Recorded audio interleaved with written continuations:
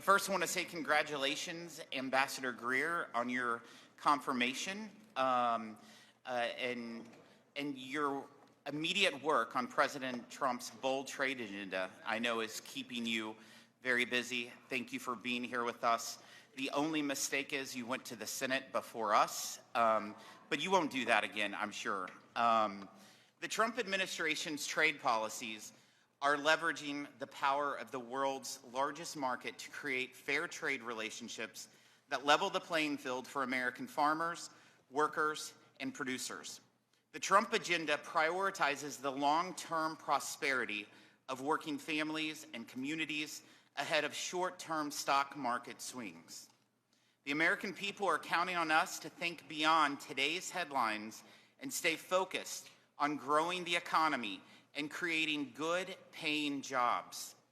Prior to President Trump's reciprocal tariff action, an estimated 2/3 of the 600,000 products exported by American companies paid higher tariffs than foreign trading partners paid on similar exports to the U.S. Thailand charges a 50% tariff on U.S. beef. Japan charges a 700% tariff on U.S. rice. Australia effectively blocks the sale of U.S. beef while we imported $3 billion from them just last year alone.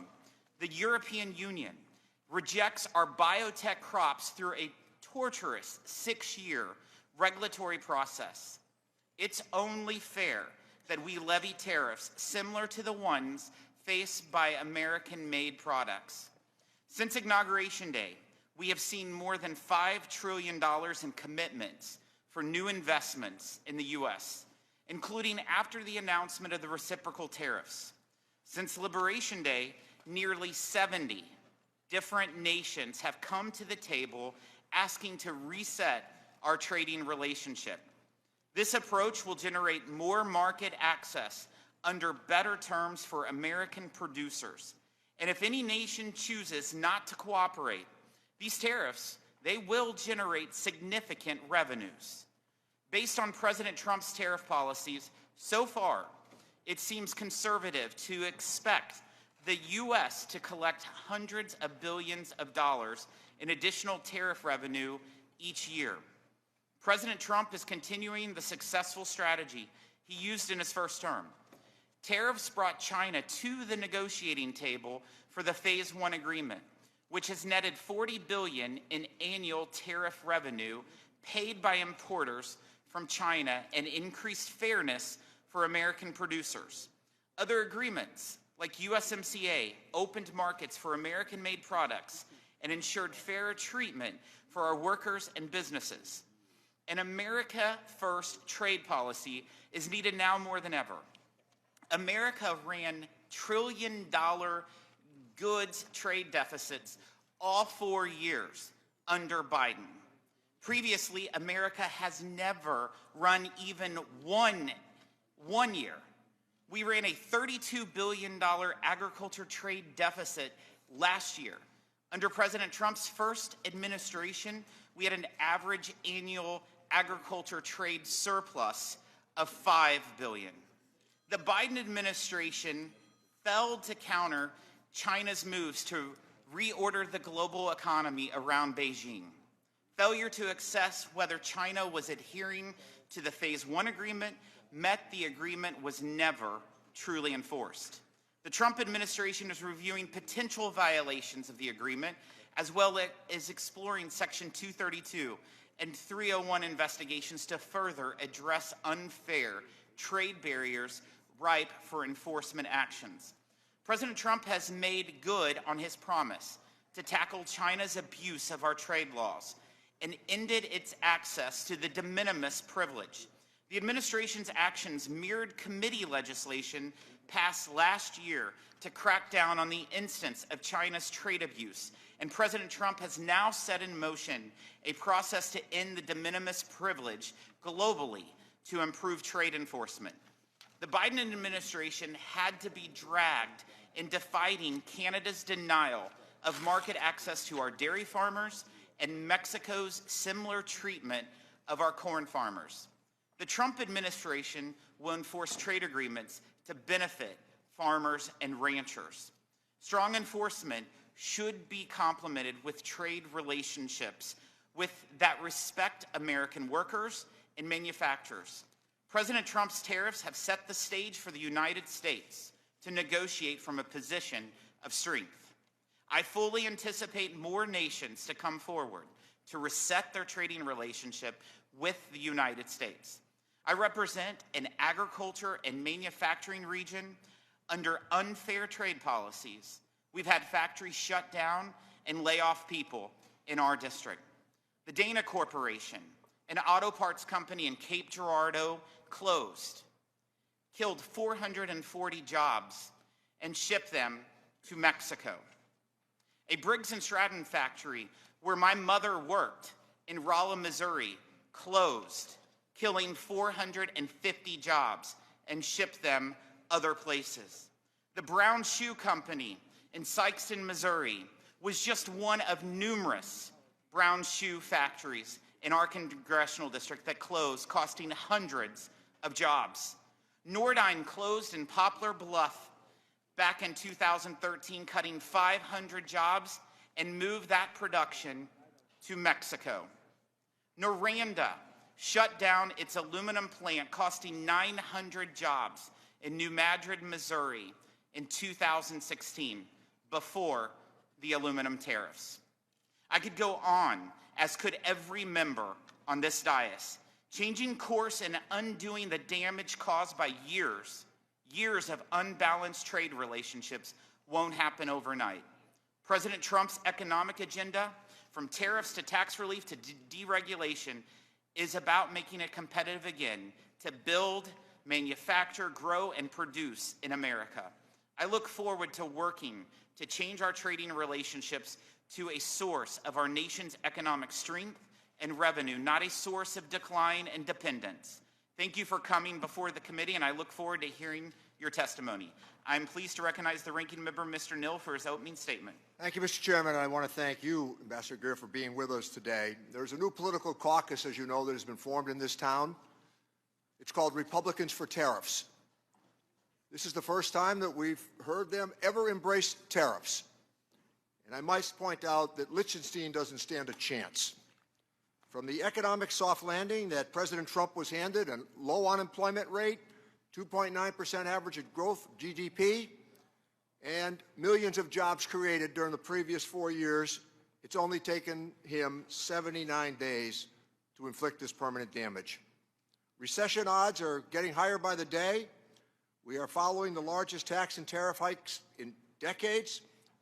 The average family will confront about $3,800 in new costs.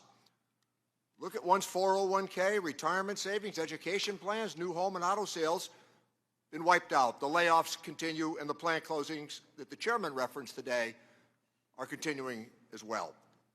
Trillions of dollars have been lost just in the last week.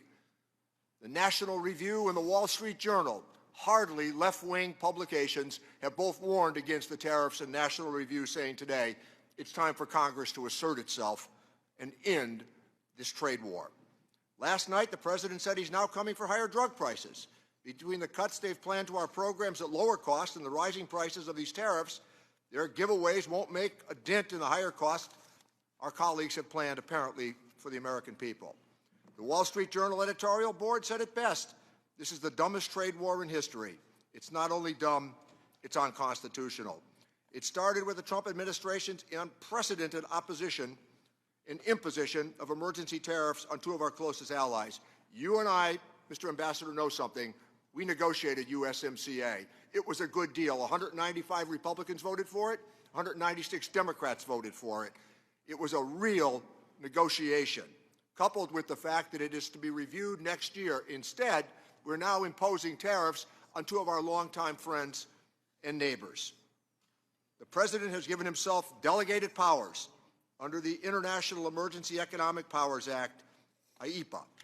It's not a blank check for this president or any president to utilize without congressional assent. On April 2nd, he stretched it even further to self-delegate more emergency powers. Now he's defying economics and attempting to convince people that the trade deficit that we've had for the last 50 years is suddenly an unusual and extraordinary emergency. I've had the highest regard for USTRs. I've worked with all of them during my time on this committee. I know what they really think. But whether we or you think that this trade deficit is a concern or not, most serious economists say it is. It's clear that it does not meet the definition of an emergency statute. Republicans in Congress are missing in action, afraid to speak up, knowing that they've never embraced tariffs as an economic suggestion. I could never have imagined witnessing this as our Republican colleagues act as though nothing is happening. The Constitution clearly vests trade authority in Congress, and the powers that have been delegated to the President and USTR over the years remain paramount. But the constitutional arrangement has always been based on trust and adherence to the law, and we've had a lot of trust with USTR over the years. That trust is now fractured and on the verge of being permanently broken. I've heard your defense of tariffs, and I expect we'll hear more today. We don't object to all tariffs. Targeting tariffs, the threat of tariffs, it frequently can bring about an outcome that is negotiated and desirable. But to raise prices on the American family and to kill our own exports is unacceptable. Starting a trade war with every other country at the same time is bad strategy, and driving away allies that have stood with us for decades. None of us on this side of the dais understand it. The courts will often see these trumped-up emergencies for the pretext that they are, and eventually will declare many of them to be illegal. Trade policy should return to serving America's interests and being consistent with the law and, indeed, our Constitution. The people cannot afford more amateur-hour undertakings.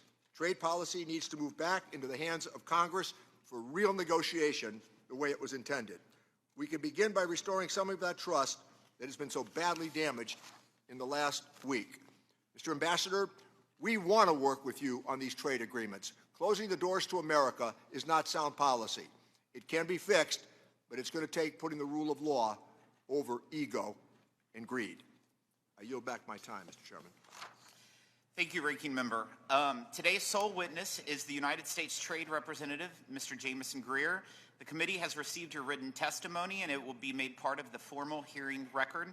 Ambassador Greer, you have 5 minutes to deliver your remarks, and you may begin when you are ready. Chairman Smith, Ranking Member Neal, and members of the committee, thank you for taking the time today for this hearing. Chairman Smith, I appreciate your opening statement and the details of some of the effects that prior trade policy has had in your district. And Mr. Neal, I appreciate the work we've done in the past and your willingness to continue working with us. Last Wednesday, President Trump declared a national emergency in response to the large and persistent trade deficit that has built up in recent years. This deficit is driven in part by non-reciprocal tariffs, trading barriers, and other economic policies pursued by our foreign trading partners. President Trump imposed tariffs to address this emergency. These measures are aimed squarely at achieving reciprocity and reducing our massive trade deficit. This national emergency declaration and tariff action is the most significant change in U.S. trade policy since we allowed China, unfortunately, to join the World Trade Organization. The American working class, in particular, has suffered concentrated losses from the so-called China shock and other adverse effects of past trade policy and the conditions that give rise to our massive trade deficit. The United States has lost 5 million manufacturing jobs and 90,000 factories since 1994. President Biden left us with a $1.2 trillion trade deficit in goods, the largest of any country in the history of the world. The United States' share of world manufacturing output declined from 28% in 2001 to 17% last year. In the fourth quarter of 2024, U.S. manufacturing as a share of gross domestic product was the lowest it had been in 20 years. During COVID, we were unable to procure semiconductors to build our cars or materials for pharmaceuticals and personal protective equipment.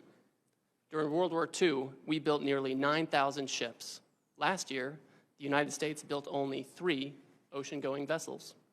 Our agricultural trade balance, which historically resulted in trade surpluses for our farmers, was in deficit the last 2 years of the Biden administration and likely will take some time to recover. These are all serious indicators of an economic and national security emergency. One important driver of these negative trends has been unfair, unbalanced, and non-reciprocal trade.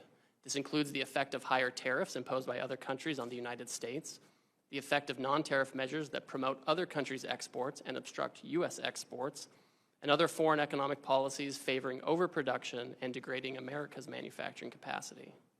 This lack of reciprocity is an important driver of our global trade deficit and with particular countries. For example, the European Union can sell us all the shellfish they want, but the EU bans shellfish from 48 states. The result is a huge trade deficit in shellfish with the EU. We charge only a 2.5% tariff on ethanol, but Brazil charges us an 18% tariff. The result is we have a huge trade deficit in ethanol with Brazil. Our average tariff on agricultural goods is 5%, but India's average tariff is 39%. You get the picture. Our trade deficit, driven by these non-reciprocal conditions, is a manifestation of the loss of the nation's ability to make, to grow, and to build. And it's dangerous. And the President recognizes the urgency of the moment. On the very first day of his second term, President Trump issued a comprehensive memorandum setting out his trade policy direction. And over the past 10 weeks, he has executed on nearly all of these priorities. He has tightened tariffs on steel and aluminum, imposed new measures on auto and auto parts not made in the United States by American workers. On April 2nd, he declared his national emergency and imposed the reciprocal tariffs. The President's strategy is already bearing fruit. Over the past few weeks, a planned layoff for an auto production shift in Tennessee has been suspended. That shift continues to operate. Another automaker is hiring additional employees and expanding overtime to increase auto production in the United States. Companies have announced $4 trillion in new investment in the United States. Nearly 50 countries have approached me to discuss the President's new trade policy and explore how to achieve reciprocity. Several of these countries, such as Argentina, Vietnam, and Israel, have suggested they will reduce their tariffs and non-tariff barriers. These obviously are welcome moves. Our large and persistent trade deficit has been over 30 years in the making, and it will not be resolved overnight, but all of this is certainly in the right direction. We must move away from an economy based solely on the financial sector and government spending, and we must become an economy based on producing real goods and services by American workers in our communities here. This adjustment may be challenging at times. This is a moment of drastic and overdue change, but I'm confident that the American people will rise to the occasion as they've done before. I trust them. I trust that they can do this. I appreciate this committee's interest in President Trump's trade agenda, though we may not agree on everything and may have some severe disagreements at times. It's my hope that our shared interest in doing what's right for the country will allow us to collaborate in the coming weeks and months. Thank you again for your time, and I look forward to our conversation. Thank you, Ambassador. We'll now proceed to the question and answer session. I'll start with the Vice Chair of our committee, Mr. Buchanan. Thank you, Ambassador. Thanks for being here. USMCA did an incredible job, and we had a good chance to get to know you there, and we miss Bob Lighthizer as well in that process. But let me just say, being on the committee and being on trade for 10 or 14 years, whatever, we always seem like we come up short everywhere, even with our friends. Like Japan, I like Japan. I've done business with Japan, still do some business with my kids with Japan. But you look at the trade deficit, they're monstrous. And you look at the number you just said, $1.2 trillion in terms of trade deficit. What are we going to do to change it? And I look back over 10, 12 years, Congress is dysfunctional as it relates to trade. We've done one trade deal. Maybe you might argue there was some supplements that were added. But we're not in the business. We're not engaged, and in terms of what's going forward. Now there's this discussion about doing some trade deals. What does that mean? What is that process? Because the process I went through on a couple of trade deals is onerous, and it takes time and effort, a lot of effort by a lot of people to get one deal done, let alone, trying to, let's say someone said there's 50 deals out there, people have an interest. What does that mean? And what's the process for that? So I guess I'm just tired as Americans losing. And like I said, I do business in Japan and other places, but I just hate to see we're always coming up short on most of these deals. And I look at our local area in Sarasota and Florida, in that region, and I look at tomatoes and vegetables, we're 600% surge, 600% the surge on us. And we come up, and we've talked about that. We worked on that, last couple of 3-4 years. And it's there. Everywhere you look, we're short. And now here we are today. And where is this all going, the process? And what's your thoughts about how do we get To me, idea of trade is, at the end of the day, it's somewhat fair. Somewhat fair. It doesn't have to be perfect. Some countries, maybe you might give them a smaller country, work with them a little bit more. A lot of countries in Africa, it's one thing, try to give them some advantage. But these bigger countries, they're killing us. And they've been doing it on a long-term basis. So as the ambassador moving forward on trade, what's your thoughts? Well, Mr. Buchanan, thank you. I think that's the right way to be thinking about this.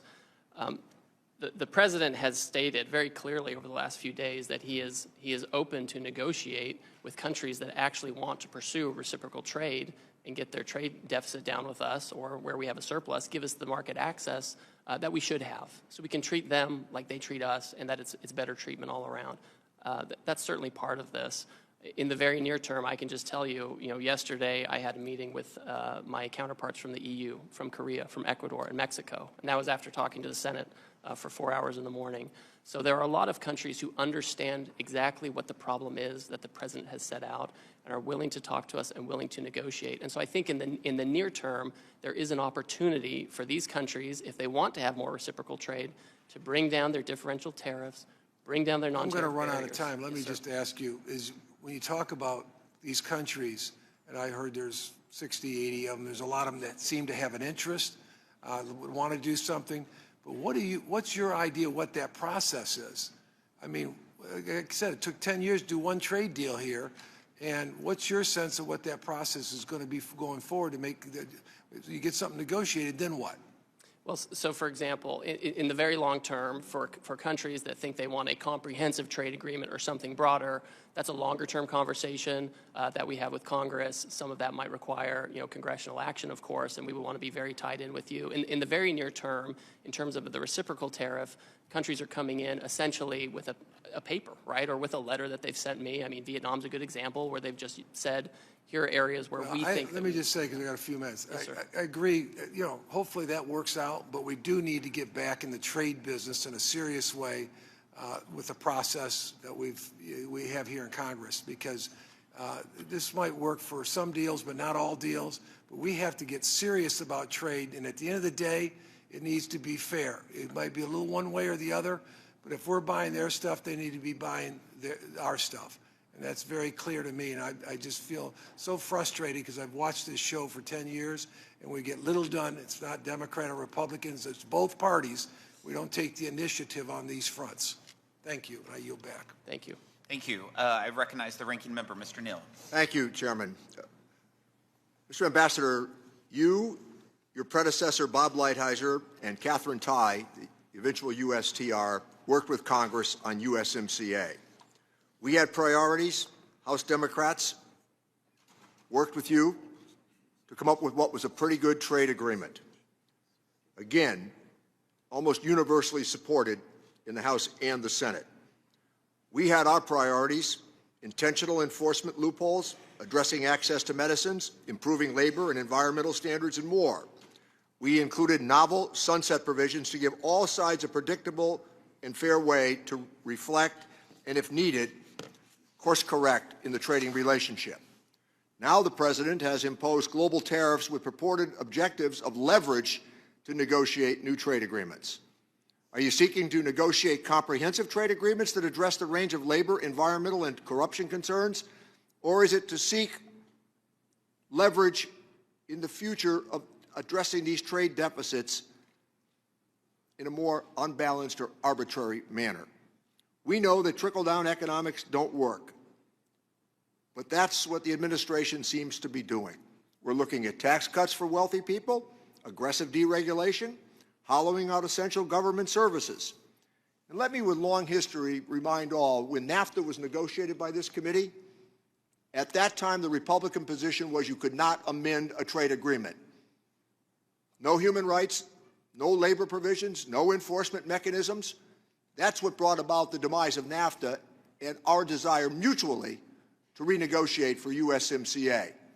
So this idea that this all started in January, on January 20th, is simply not true. These agreements are not going to be worth the paper they're written on if we can say with a review of USMCA coming up next year that we're going to impose these tariffs in an arbitrary manner right now, leading to layoffs and plant closures because of them. My office is being inundated with calls about people and their 401k plans. They don't know what to expect. Trillions of dollars of market value being lost even as we meet. I understand the desire to address the issue of trade imbalances. It's important for all of us. But some of the suggestions have been clearly exaggerated as we've gone forward, hyperbolic to be sure. We need to go back to what we did, Mr. Ambassador, with USMCA, with a real solid negotiation that led to a desirable outcome. With that, I yield back my time, Mr. Chairman. Thank you. The Trade Subcommittee Chairman, Mr. Smith. Thank you, Mr. Chairman. Thank you, Ambassador, for availing yourself here today on such important matters, and especially given the context, the broader context of timing. I think I don't have to tell you these are important issues, and I am grateful for your service and certainly your intent and desire to move our country forward in many ways. I would say there's no such thing as stagnation in trade. We're either gaining ground or we're losing ground. And I think over the last 4 years, we lost a lot of ground. And during President Trump's first term, though, we made astounding progress through the negotiation of USMCA, the China Phase 1 agreement, U.S.-Japan trade agreement. These efforts unlocked new markets, strengthened supply chains, and empowered cooperation with important partners. Over the last 4 years, however, the Biden administration's trade agenda veered from slow-walked complacency to non-binding frameworks. Let me be very clear. The world was watching then, as it is now, and it was watching as digital trade barriers, which disproportionately impact American companies, were built while USTR actively withdrew from digital trade negotiations at the WTO and in the Indo-Pacific. The world was also watching as a growing number of countries blocked market access for American agriculture with no scientific basis, and as the previous administration let negotiations with the UK and Kenya simply fade away. This was particularly concerning given Kenya stood to set an example for other AGOA beneficiaries which are capable of negotiating their own bilateral reciprocal agreements. Consumers, producers, manufacturers, service providers, and our partners expected more. I'm encouraged by the growing list of countries seeking trade negotiations with the United States, including the UK, India, Japan, and South Korea. I am encouraged to also have you as USTR leading these discussions. It's clear President Trump has the world's attention, and it is up to his negotiators to ensure any agreements reached tear down the barriers affecting America's farmers, ranchers, and workers. While I do not expect perfection in the short term, we must find common sense solutions which level the playing field for our exporters, ensuring they receive fair treatment we have offered foreign partners, often unreciprocated, for too long. Over the last few months, our Trade Subcommittee has clearly outlined its priorities for trade enforcement and negotiations, I might add in a bipartisan fashion, and I hope you will look to the subcommittee's work to inform your agenda moving forward. I expect strong collaboration between USTR and Congress to create durable change in our trading relationships. During President Trump's first term, he teed up the agreements with the United Kingdom and Kenya. I am eager for these agreements to be brought to fruition. Ambassador Greer, could you elaborate on your engagement with these countries, Kenya and UK? How would you say you are ensuring our partners understand what progress is needed? Thank you, Congressman. Over the past month, I've had a number of conversations with my counterpart in the United Kingdom. We've talked about non-tariff barriers in the UK. We've talked about ways to collaborate on technology. We've met frequently in person. We've had phone calls. We've had virtual meetings, and we've discussed how to move the relationship forward on an economic basis. I've certainly expressed my concern that the UK has barriers, especially in the ag space, that are very important for us. So that's been made clear to them. But those discussions are on a good footing. With Kenya, I also had my counterpart, the trade minister from Kenya, in town last week, and we sat down in my office. We had a good talk, and he understands our concerns, but he also understands the need to move forward. It was a very fruitful conversation. I look forward to speaking with him again. He wants to work with us. They want to have some kind of agreement with us. Okay, thank you. I want to say that USTR is a very lean, agile, and effective agency. Simultaneous negotiations with 50-plus countries would require significant bandwidth and expertise, as I'm sure you're aware. The chief IP negotiator, a role which has never been filled, and the chief ag negotiator are positions that Congress created in statute to ensure relevant issues important to the American people are addressed. When would you anticipate the President will nominate these positions, to fill these positions? And in the meantime, how is USTR responding to the influx of requests and prioritizing negotiations? So, Congressman, we have a couple of my deputies who have already been announced, and they're doing their rounds on the Hill or about to. We have an ag negotiator and a second deputy who are pending announcements. We're very close on that, so we're happy about that. In the meantime, the nature of these negotiations, the other countries know what the trade barriers are that we're talking about, and we're moving very quickly. We're meeting every day with several trade ministers from other countries. The crack staff at USTR is working very hard as well to put together what would make sense in terms of near-term agreements with respect to the reciprocal trade. Thank you. I think it's important to note that oftentimes, even if we have a trade agreement with a friendly country, for example, we still need to stay on top of these things, whether it's investor protections in Mexico or beef in Australia, with the expectation of a level playing field. So thank you again for being here. Look forward to the discussion. Thank you. Mr. Doggett. Thank you, Ambassador. I have a number of yes-no answers, and if you feel you cannot answer them yes or no, just say you cannot, and I'll move on to the next question. The first of these, yes or no, the Trump tariffs will soon be levied on pharmaceuticals from abroad. I'd like to discuss that in more detail with you, sir.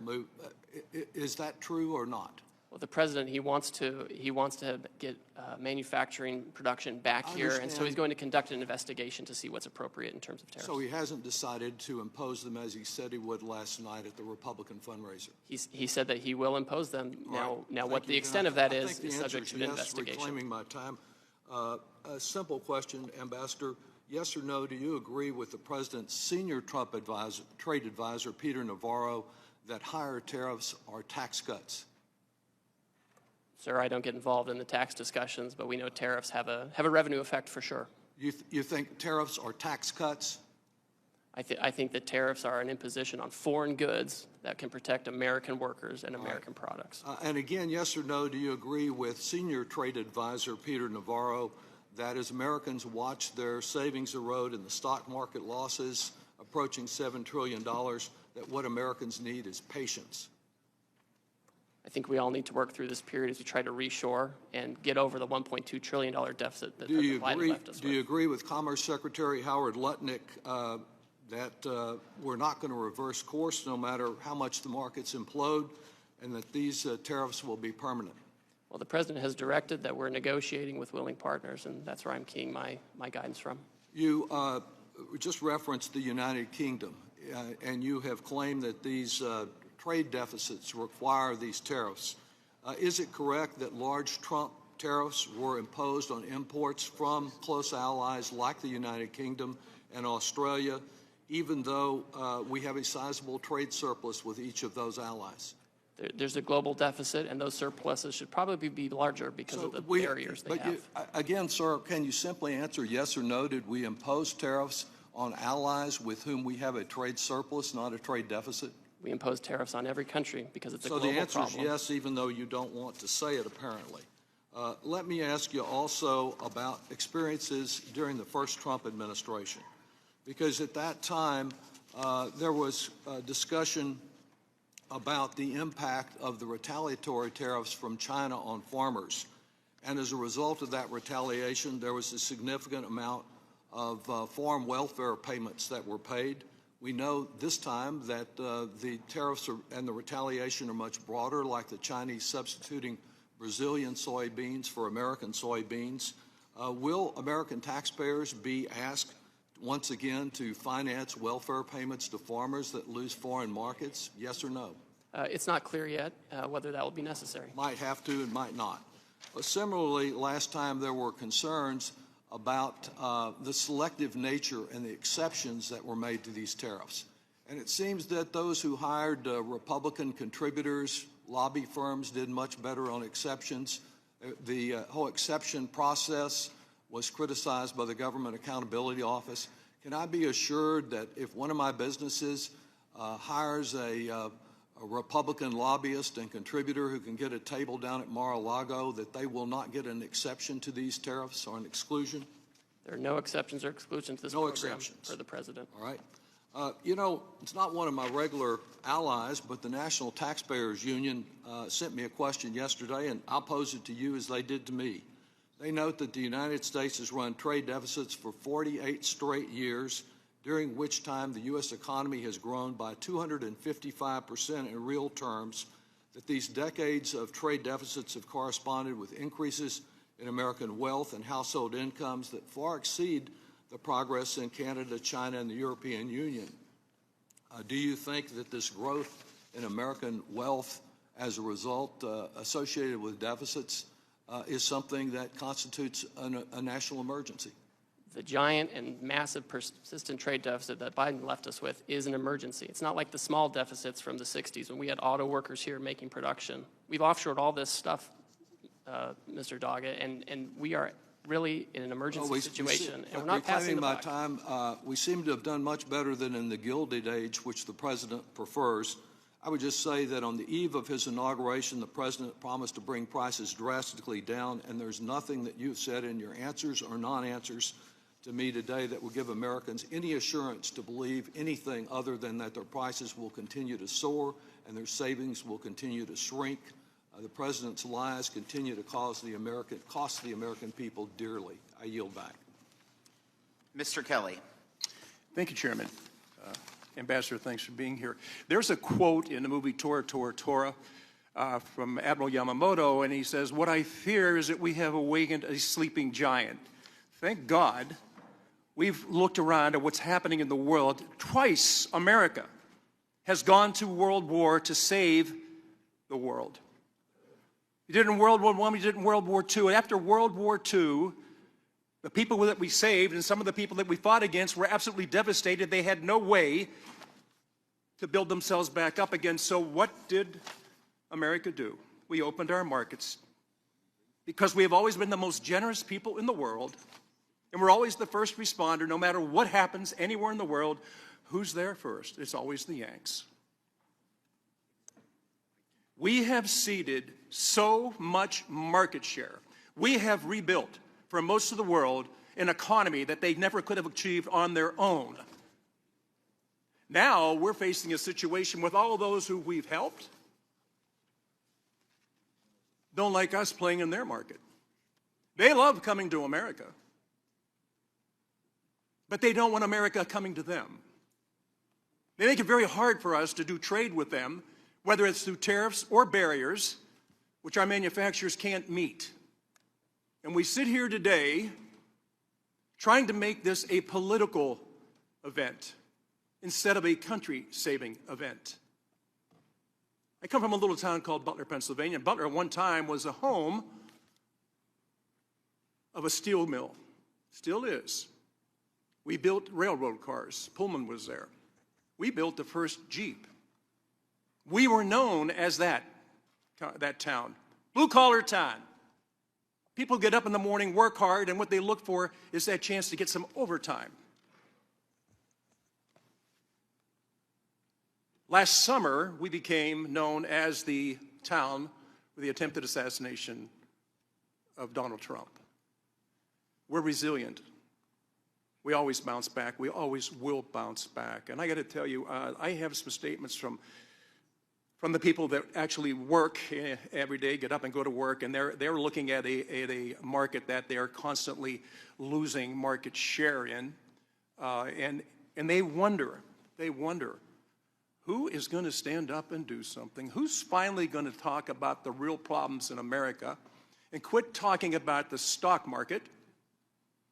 Stop talking about all these other things, because I've watched it go up, I've watched it go down, I've watched it go sideways, I watched it where some people say, I don't like to play in that because I don't understand how it works. Here's the one thing I do know, and you know it too. It's all about work.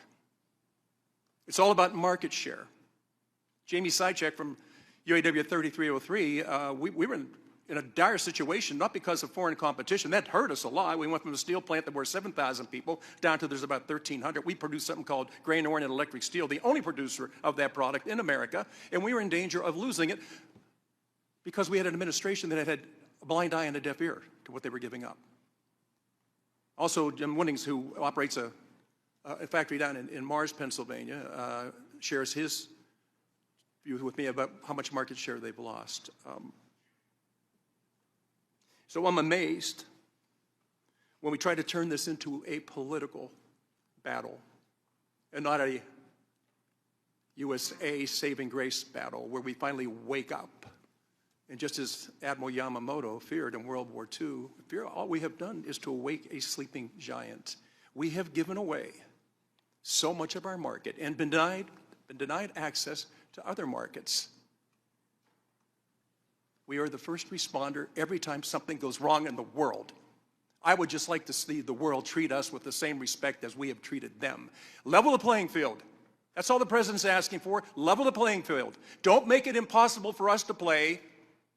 Don't tell us, yes, you can come here as long as you meet these standards, knowing that the standards they've set we can't meet. Yet we still allow them to come in. I sell Chevrolets. I sell Hyundais. I sell Kias. I sell Toyotas. And I sell Mitsubishis. People say, why is it that you have to do that? I said, to make payroll. Most of these companies have factories in the United States, and they have come here to help build, not to tear down with American workers. I really applaud what you're doing. I applaud the President of the United States for having the backbone to stand up and fulfill a pledge that others have made before him. They've stood on the floor of the Congress and talked about this and railed about what's happening to our markets and done not a damn thing about it. He stands up into a stiff wind and says, it's going to hurt for a while until we get back to where we need to be. It's always should be America first, and anybody that doesn't think that way, please tell me what the hell country you think you're going to take your wife and your kids to and your grandkids to. There is no other place in the world like America, and we have been so generous and so welcoming, and as I said earlier, we've saved the world twice. Now it's time for us to say to the world, if you want us to be the first responder, you can't keep stealing our market and not allowing us to play in yours. Ambassador, you've got a hell of a task in front of you. The biggest task you have is this has become a political agenda and not as saving the United States of America. America first, please, for everybody. I am red, white, and blue. I could care less whether you're a Republican or a Democrat. Just wake up and understand that we cannot stand to lose any more market share, and we better be tough on this one, or we turn our backs on the future. And I've got 10 grandchildren that are relying on me to stand up, and hopefully other members of this committee will do the same thing. This is not about tearing Trump down. This is about building America up. Thank you. Okay. Mr. Thompson. Thank you, Mr. Chairman. Mr. Ambassador, thank you for being here. I believe in our great country. I love our country. I put a uniform on and served in combat for our great country. And I'm not here to talk about politics. I'm here to talk about policy, trade policy today. And both the chairman and the ranking member talked about the USMCA. I was honored and privileged to be on that negotiating team when we negotiated that bill. It was signed into law by President Trump in 2019. And at the time, the president said it's the best trade deal ever. And I'd like to submit this article into the record explaining what he said. Without objection. Now the president is shredding that deal, creating chaos in the world economy. The numbers speak for themselves. $3,800 higher prices for American consumers, 900 laid off U.S. auto workers, trillions in lost retirement savings, tens of billions in lost agricultural sales for farmers. The Trump administration says that the tariff taxes will raise $6 trillion over 10 years, which would be the biggest tax increase in our history. The message coming out of the administration isn't at all coherent. I'm having trouble, my constituents are having trouble understanding this. He puts a tariff on some 180 other countries, no tariff on Russia or Belarus or North Korea, and he's putting tariffs on UK, Ukraine, France, an island that only has penguins on it, but not a country that is clearly working against us and we have a trade deficit with. It's confusing in every instance. He says that tariffs are here to stay, to support domestic manufacturing and to raise revenue to pay for tax giveaways to people who really don't need that tax giveaway help. And at the same time, he's saying that tariffs are part of a negotiation to secure better trade conditions and that this will be over soon. I'd like to know which it is, because it's not coherent at all, and I'd like to submit for the record documentation of his confusing priorities. And Mr. Ambassador, I'm at a loss to what I tell my constituents. As Mr. Neal said about his constituents calling, my phone's ringing off the hook. I'm getting emails every day. I see people on the street, they're asking. They want to know, a $6 trillion tax on the U.S. economy? What do you tell people when they ask that question? $3,800 higher prices for the average American family? What do I tell my constituents when they ask that question? The major agriculture, I have an ag district. My major agricultural producer just lost all access to the #1 foreign market to which they export their product. Not only has Canada closed the market, Canada has taken every U.S. product that my constituents send there off the shelves and off their web pages. And what do I tell them when they say, I've been working decades to build that market share and it's all gone that quick? What do you tell them? What do I tell my constituents who say, I have a container that it's already paid for of products coming in, and I will not be able to afford the tariff when that container lands? What do I tell my constituents who say we've lost trillions of dollars in our 401ks? How do I make that up? What do I tell my constituents when they say my kids are getting ready to go to college and my 529 is in the dumps? How am I going to pay for my kids' education? Wait, things are going to get better? Their kids are going to school now. They can't wait for stuff to get better. And pharmaceuticals, we had a hearing in the subcommittee yesterday on pharmaceuticals. And this tariff war is pricing pharmaceutical consumers out of the market. A 25% tax or tariff on pharmaceuticals? How are my constituents going to be able to afford their medications? This doesn't make any sense. This is an unprovoked tariff war that's costing us a lot of money with no confusing answer as to what we're doing, where we're going, or when we're going to get there. I yield back. Mr. Schweikert. Thank you, Mr. Chairman. Mr. Ambassador, just so I can clear my head, what's our trade balance with North Korea? I don't think we have any trade. There's an embargo. A lot of those countries have embargoes and already. that's so the rhetorical thing of you didn't tariff these countries, that we don't trade with them. You know, but there's the problem is, you know, sometimes our rhetoric doesn't have any basis in fact. Mr. Ambassador, the folks sitting behind you, is this your team? This is our congressional staff who's been up meeting with all your Okay, so that's congressional staff. Where I do have a concern, let's say both the left and the right, we agree we want to move as much robustness back to the United States. You know, whether it be a manufacturing renaissance, whether it be in the service industry, those things. Okay. When you're doing your formulas, when you're advising the White House, others, do you spend some time on infrastructure issues? One of my personal fixations is pharmaceutical manufacturing, just looking at the steps in these things. We actually had testimony in this room 2 years ago. And it was, part of the discussion was, okay, we'd like to make precursor inputs into, you know, small molecule drugs, except it produces some really nasty, toxic byproducts. And the United States doesn't have mitigation. We don't have ultra high temperature incineration, those things. So you want to build a policy to re-domicile pharmaceutical manufacturing in the United States.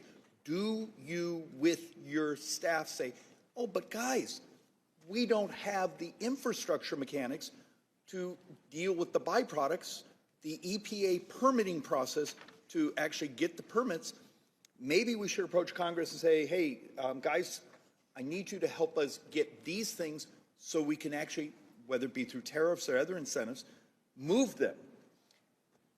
Do you spend time analyzing the infrastructure realities we have to actually be able to produce these products? So, yes, Congressman, absolutely. And when we talk about trade policy, which is in the news today because of the President's recent action, we're also talking about favorable tax policy, which is important for pharmaceutical production. We talk about permitting and environmental policy.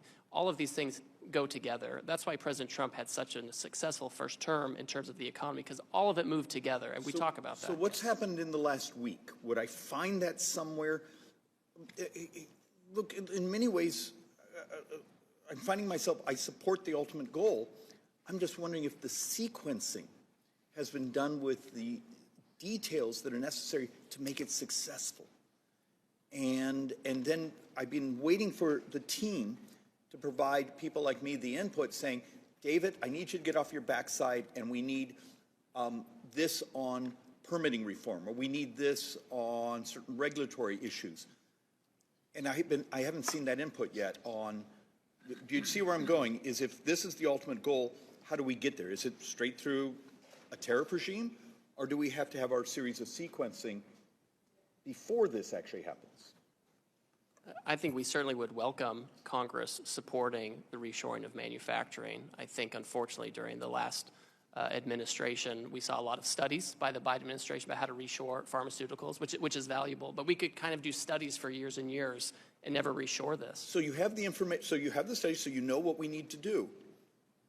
And the president can do what he can do, right? He doesn't have the power of the purse, but he can create incentives to drive people This back, is beyond manufacture incentives. here. Even the infrastructure mitigation, you know, it's not enough if to say the company wants to get it back here in our country. They can't get the permit.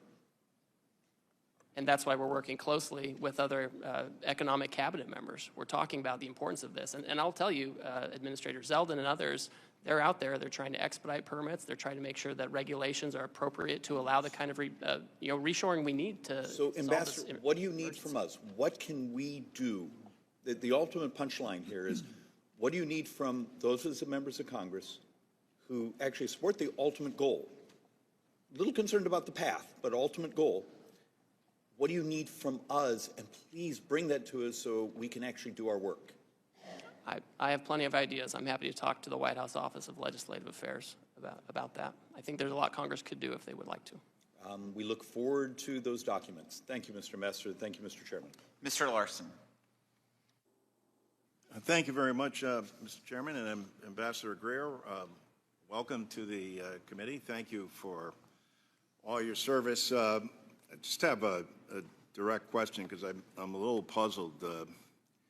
Being a great James Bond fan, I was kind of wondering what this whole deal is to Russia with love, and why, you know, as has been pointed out, that on April the 2nd, the president excluded Russia, Belarus, Cuba, and North Korea from the new global tariff. The Treasury sector said Russia wasn't on the list because they already imposed sanctions to prevent most U.S.-Russia trade, making higher tariffs unnecessary.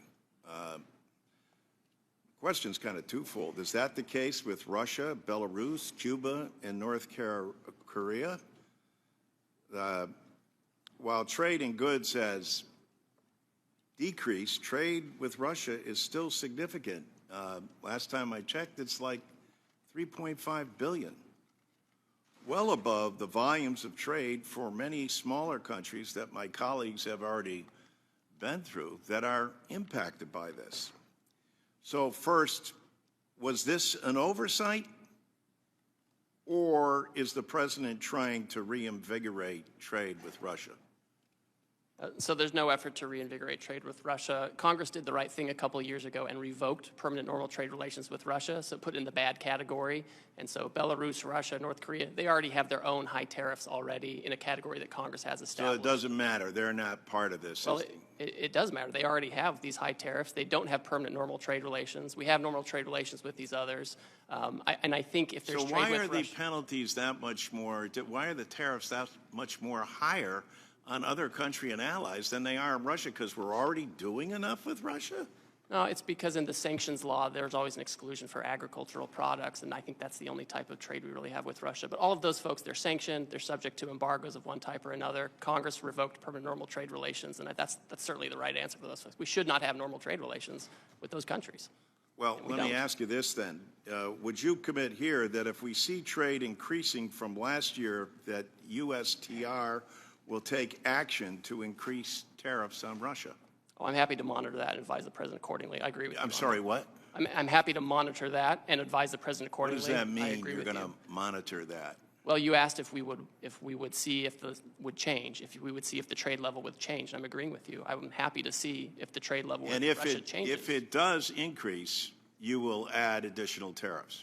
Well, it's the president's choice, but I'll advise him, and I'll say this is affecting the trade deficit. We And should consider this. so for sure. does that mean you would advise him to raise the tariffs with Russia? Well, I don't typically give out my advice to the president out in public, but I agree Well, with I'm you sure that the it's something American to watch. people would love to know, and as would members of Congress. I mean, you gotta kind of admit it is just if you casually follow the news, you're not a member of this committee, and the relationship with Russia is kind of bizarre in terms of what it is between President Trump and President Putin, and why this relationship exists. So you could imagine.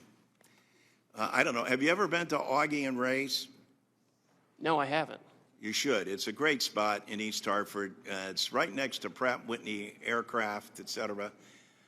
And they're deeply concerned about this, and they always say, "Hey, what's going on with Russia and what's going on with the president and Putin?" So I'm going to be able to tell them, "Don't worry.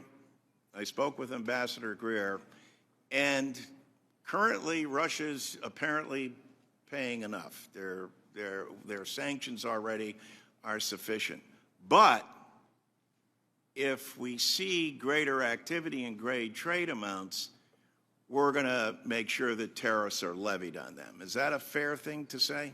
Well, on the last part, I can't make the president's decision for him, right? I mean, But Russia, you would these are bad recommend actors. that you would increase tariffs on them. Well, I'm not going to disclose my recommendations. So to the we're not going to president. recommend, we're not going to do say, see, at Augie and Ray's, they would say, "Hey, come on, you're BSing us now. We know what's going on here." But with that, thank you, Ambassador, and appreciate your time. I yield back. Mr. LaHood. Thank you, Mr. Chairman. Ambassador Greer, welcome back. Thank you for your prior service under the last Trump administration and all the work you put in on USMCA, and happy to see you in this new position.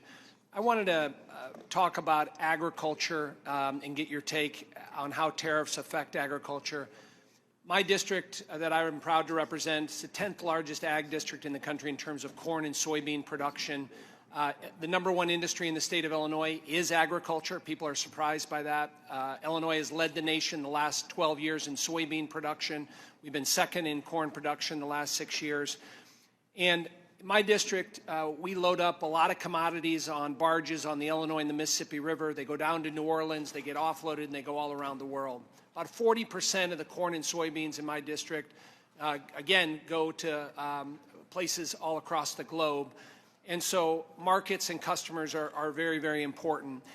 And I will just say at the outset that I appreciate what President Trump is doing in terms of addressing long-standing trade deficits and bringing down barriers to trade, and also your commitment for looking for new trade deals and entering negotiations to address tariff and non-tariffs across the globe. But as I talk to my farmers, there's a lot of anxiety, a lot of stress, a lot of uncertainty, because when we get into a trade war, usually the first pawn in the trade war is agriculture. And as we look at the timeline and chronology moving forward, Ambassador Greer, what would you tell my farmers in terms of that uncertainty and anxiety that they're feeling right now? Well, the first thing to note is that almost all countries have announced that they're not going to retaliate against the United States. Obviously, we have China that has made its own choice. They've always given us a hard time. They've always limited our access over there, and they're doubling down on that path. It's an issue of Chinese agency. Indonesia, India, so many other countries have affirmatively said we're not retaliating. And those are actually many of the countries that are coming to us and saying we're willing to take down our tariffs. Vietnam unilaterally decided to reduce its tariffs on apples, cherries, certain corn products, ethanol, et cetera. So we're already seeing the kind of movement we would expect, and that's something that I think is an important message to our farmers. Thank you for that. I want to switch topics to digital trade.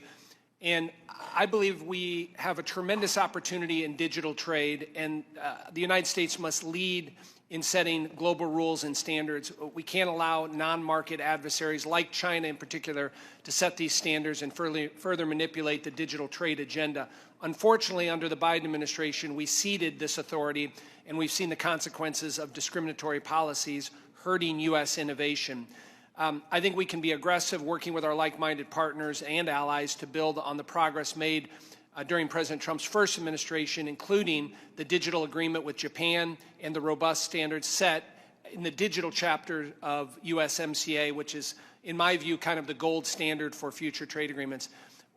What can you say today, Ambassador Greer, on how you view the expanding U.S. leadership in digital trade moving forward in this administration? Well, I think it's a huge comparative advantage that we have. Our digital commerce companies and digital trade companies are the most competitive in the world. And they're competing with ones from China. And in that competition, we have to win. And if I have other countries discriminating against our champions, that's bad for America, it's bad for our companies and workers, and it's bad for the world. And I know we're having a national conversation, politically on how to regulate, digital tech, et cetera. But in no case can we allow discrimination to undermine our competitive advantage here. Thank you, Ambassador Greer. I yield back. Thank you. I now recognize Mr. Davis for 5 minutes. Thank you, Mr. Chairman, and thank you, Ambassador. It is important that the executive administration respect and recognize that Congress has authority over trade agreements, and its purpose is to guide and/or direct the administration on the content of that agreement. Unfortunately, what we have seen from the Trump-Musk administration in the trade and tariff space over the past month has been anything but comprehensive, well-balanced, and measured.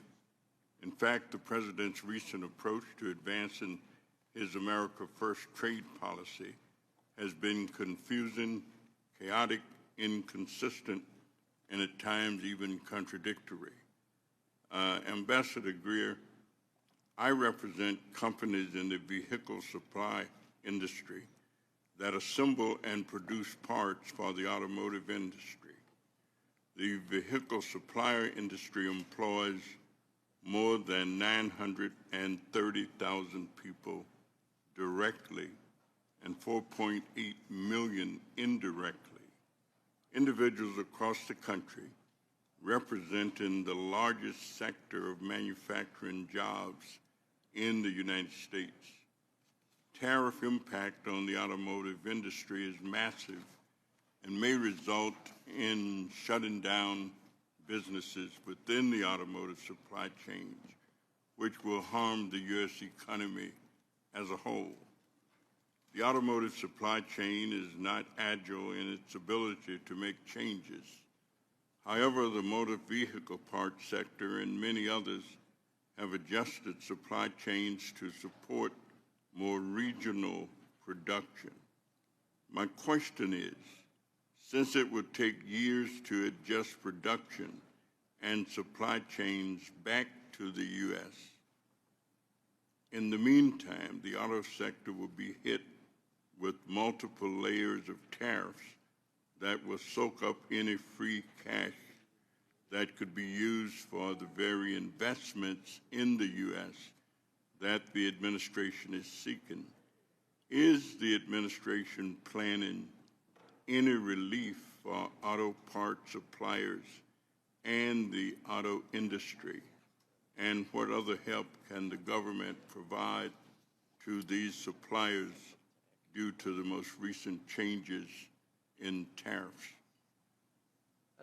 So, Congressman, the autos action is under the Department of Commerce, but I'll just make two brief points. First of all, right now, if the parts comply with USMCA rules of origin, the agreement we all agreed to 5 years ago, they continue to come across duty-free. So that's a good development. And second, the United Auto Workers are huge supporters of the action on autos and auto parts. And they put out a long statement supporting this long overdue issue. We have Chinese vehicles flooding global markets. The only reason they're not in this market is because President Trump put a tariff on Chinese automobiles in 2018, and the Biden administration kept them and put them in place. It's really critical that we protect our auto industry, and the auto workers understand that. We've accounted for parts that have U.S. content and content from Canada and Mexico, and we have to be very deliberate about doing this to save this industry. Thank you. And let me ask you, have you conducted an analysis on the net impact of tariffs across different sectors of the economy? And what steps is your office taking to mitigate negative employment effects? So with respect to, we have a lot of historical data about tariffs. For example, the International Trade Commission, they put out a report following the Trump first-term tariffs, and they found that there were positive effects on domestic production in terms of employment and better profits for domestic production. We know in the first term, when we put tariffs in place, inflation went down, unemployment went down, and real median household income went up. We expect that with good energy policy, good trade policy, good tax policy, good permitting regulatory processes, this can all rise together to again lead to an increase in real median household income for Americans. Thank you. Thank you very much, Mr. Chairman, and I yield back. The gentleman yields back and now recognize Mr. Estes for 5 minutes. Well, thank you, Mr. Chairman, and thank you, Ambassador Greer, for joining us today and taking time out of your schedule to meet with us. Ambassador, I just welcome you again to the Ways and Means Committee, which has the sole jurisdiction for trade issues in the House.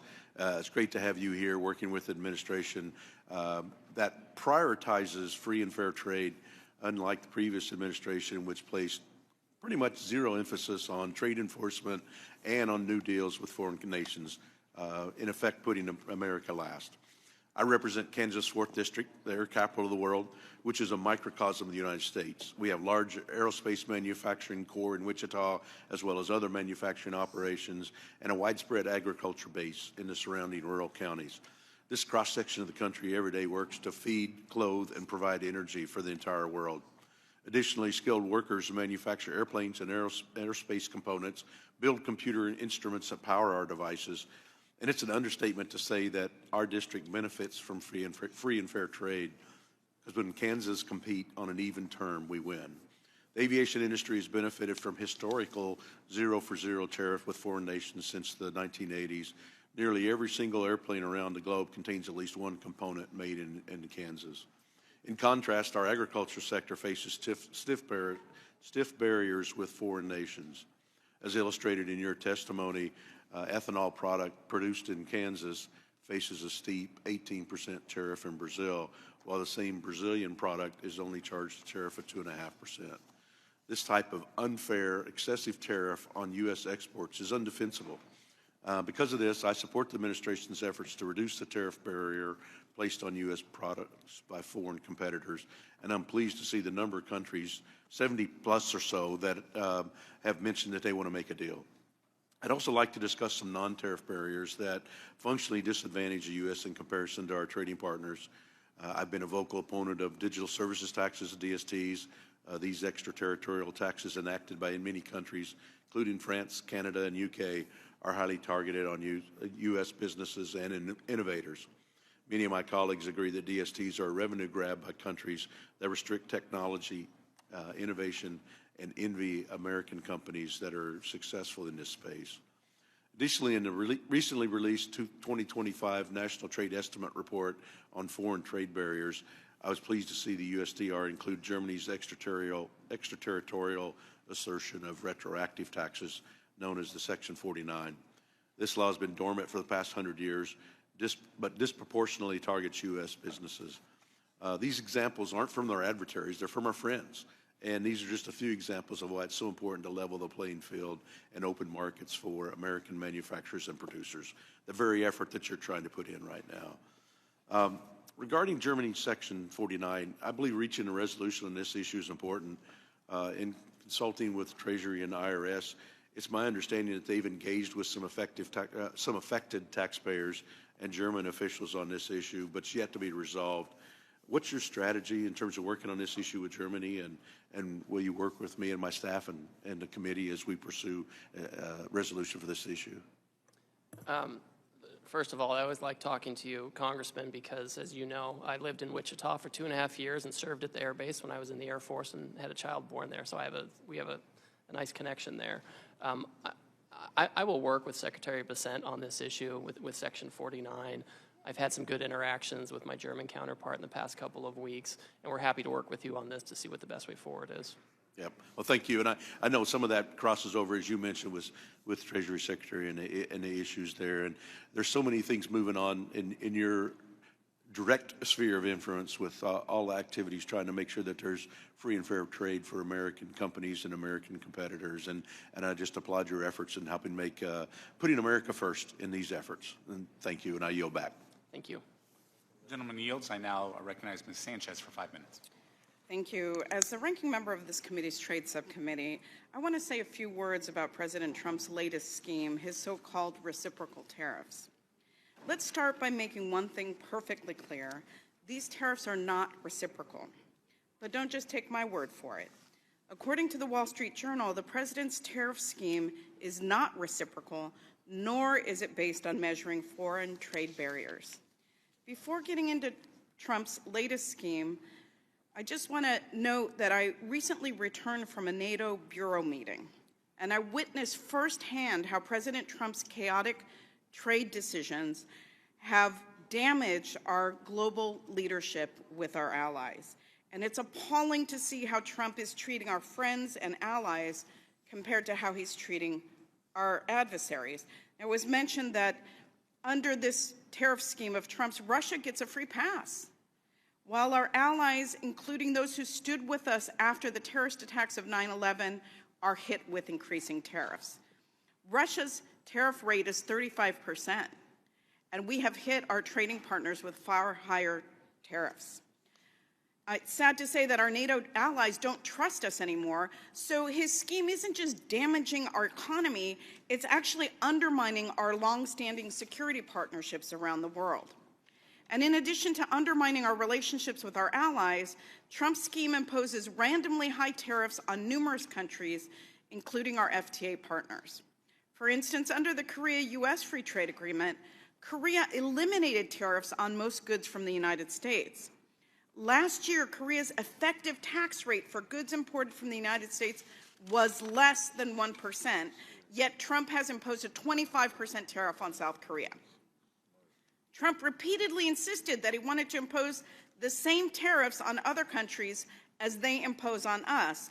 And I want to read a quote from the president, quoting him, "On trade, I have decided for purposes of fairness that I will charge a reciprocal tariff, meaning whatever countries charge the United States of America, we will charge them no more and no less." But as we now know, that is not true. That is completely false. And because it isn't true, the Trump administration came up with a fake formula to justify this tariff scheme.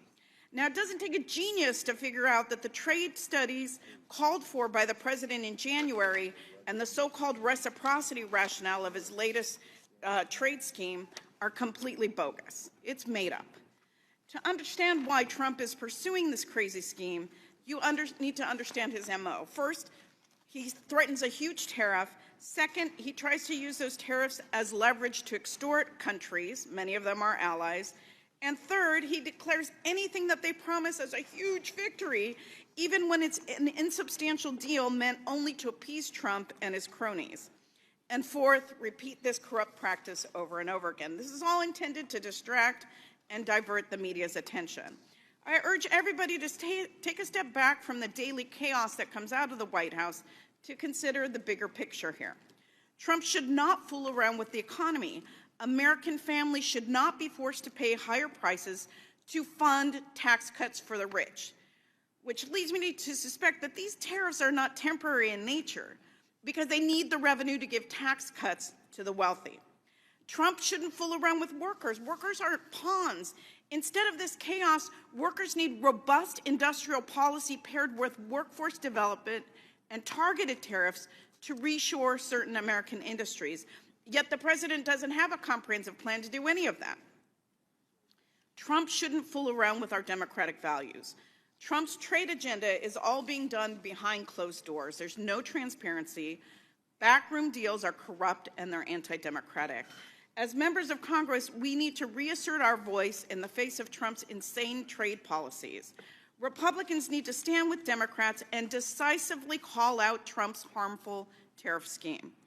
As I said in our previous hearing, House Democrats are open to new trade agreements with partners that are committed to advancing workers' rights, protecting the environment, defending human rights, and safeguarding our intellectual property. Unfortunately, the president's corrupt tariff scheme is trampling on our Constitution by sidelining Congress's jurisdiction over trade. Let this administration's record in trade policy and elsewhere serve as a grave warning, and there is no denying that this president and his cronies are rapidly working to consolidate power. With that, Trade Representative Greer, I have a couple of questions for you. In the April 2nd announcement, did the president issue tariffs on the European Union, Japan, and South Korea? Yes. Yes, every country. Okay, I don't need an explanation. I just need a yes or no answer. Did the president issue any new tariffs on Russia, Cuba, North Korea, or Belarus? They already have sanctions embargoes, so no. No, the question was yes or no. I recently read news reports indicating that you are the new head of the Office of Special Counsel. Is that correct? I'm the acting head, that's correct. And you currently serve as USTR. With the trade wars, don't you think that your time should be focused exclusively on trade? And isn't it a gross conflict of interest to be the body that oversees your own agency and position? Oh, I certainly would recuse myself if there was an issue involving Well, me I and think my it's ridiculous agency. that you hold both, and I urge you to resign as special counsel. It makes no sense for you to have oversight Member's over time has yourself. That's expired. not true oversight. And with that, I yield back. Member's time has expired. I now recognize Mr. Smucker for 5 minutes. Thank you. Excuse me. Thank you, Mr. Chairman. Hello, Ambassador. I want to thank you for the work that you're doing, for the change that you're working to bring about. And I also want to point out the differences that we've seen in the past 4 years of the Biden administration compared to the 4 years of the Trump administration, specifically in regards to trade. I think Democrats and Republicans alike were very unhappy with the past administration's approach to trade, basically, which was to do nothing to try to generate new agreements and to not do nothing to try to open markets up for American manufacturers, to do nothing to try to bring jobs back to America. And that's just in such stark contrast to what we saw during the previous Trump administration. He had a bold and effective approach to trade, one that really delivered prosperity and brought our trading partners to the table. So we appreciate the work that the president did during his previous administration. We appreciate the work that he's doing and that you're doing on trade. It's a refreshing change to what we've seen over the past 4 years. And we trust the president to get this right again. We believe that we're seeing already the impact when you have tens, I don't know how many we're up to now, but countries coming to the table that have for a long time had tariffs in place for our goods, but we weren't doing the same. And so the idea of reciprocal trade, I think, is a great one that I can tell you the American people in my district, business owners in my district, very much support, and they support the goals of this administration to bring back manufacturing jobs to the country, to bring back that investment in the country, and then to open up markets to our great American businesses. So I will So I will also say this, many of those business owners who love what the president is trying to accomplish are feeling a little consternation. They're concerned about what this, how we're going to achieve what the intent is here. They still believe in what the president is doing, as I think every, at least Republican member here, agrees with that. But I just want to give you an opportunity, if you don't mind, to just sort of expand maybe on some of the things that you've said previously, but with that sort of audience in mind. What would you say to, for instance, a copper manufacturer in my district who you and I have spoken about previously, but this is impacting their business in a big way? And what would you say to other businesses who are in a similar situation? And maybe if you could just paint a picture of what success will look like here, again, in the context of the successes that we've seen with USMCA negotiated under previous administration and all that, but take us out a few months, take us out a few years. What is the end goal here? I think I know what that is, but I'd love to give you a chance just to expand on that. What will success look like? How will that help every American business? Thank you. Thank you, Congressman. I think we'll find that American businesses are much more competitive when they have open markets overseas. People talk about the high cost of doing business in America and manufacturing in America and growing in America. But when we cannot access foreign markets or we face barriers overseas, and not just tariffs, but also all the non-tariff barriers that we've outlined in this 400-page book, that increased costs. And it makes it difficult to be competitive globally and even domestically. At the same time, we have foreign producers who receive subsidies. They have countries where economic policies depress domestic demand. They make more stuff than they can consume. They send it here. And so I think what we're going to see in the near term, we're going to see a handful of partners who open their markets more to us, and it makes it much easier and much more competitive economically to have manufacturing here, to grow products here, to process them here, and export them to the rest of the world. So it's a virtuous cycle that you create when you create a situation where you have open markets, you create broader economic policies, whether it's good tax policy, good energy policy, to give you the tailwind you need. We have to reshore manufacturing. This is an important way to do it. We can have tariff protection as we get rid of the trade deficit, reshore manufacturing, and as other countries open their markets, they can potentially have a different arrangement that helps us as we try to have reciprocal trade and get rid of the deficit and get back to being a producing economy. That's where we need to be. Well, thank you again for your work. I'm out of time, but appreciate your work, and we're with you. Thanks. Thank you. I now recognize Ms. Sewell for 5 minutes. Thank you, Mr. Chairman. Welcome, Ambassador. It was a pleasure working with you on USMCA, and for what it's worth, I still believe that USMCA is a gold standard for our trade agreements that we make. It was done so with Congress and the executive, and that should be the standard.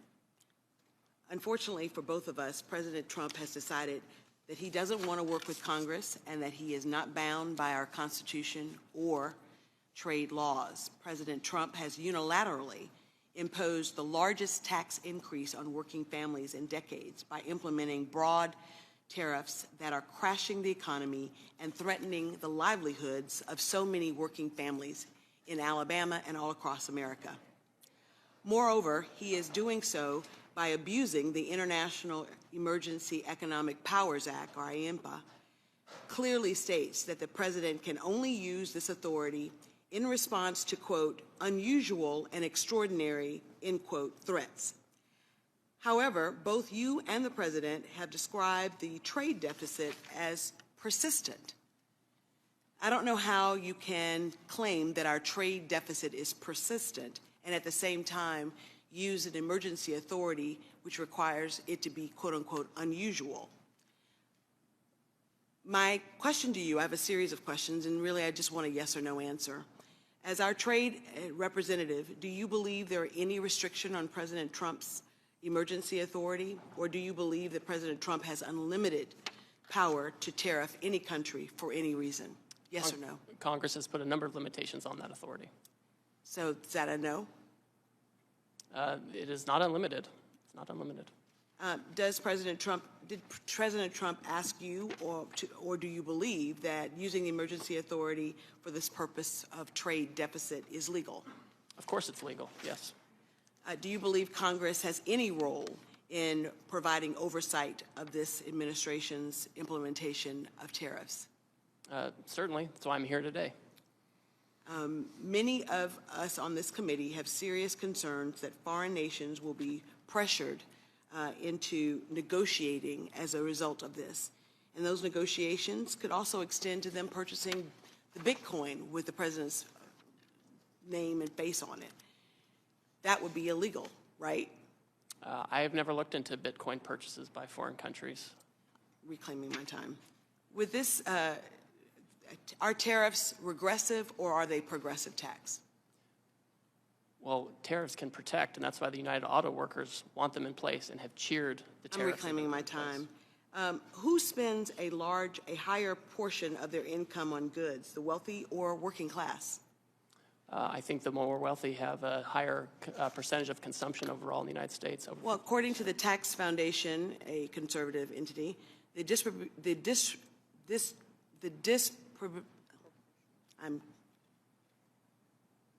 how things are distributed are more regressive and put a higher burden on lower income households more than higher income households. The top 10% of incomes account for about 50% of consumption. They do. And so I think for what I'm getting at, Mr. Ambassador, is that my Alabama constituents are very, very worried.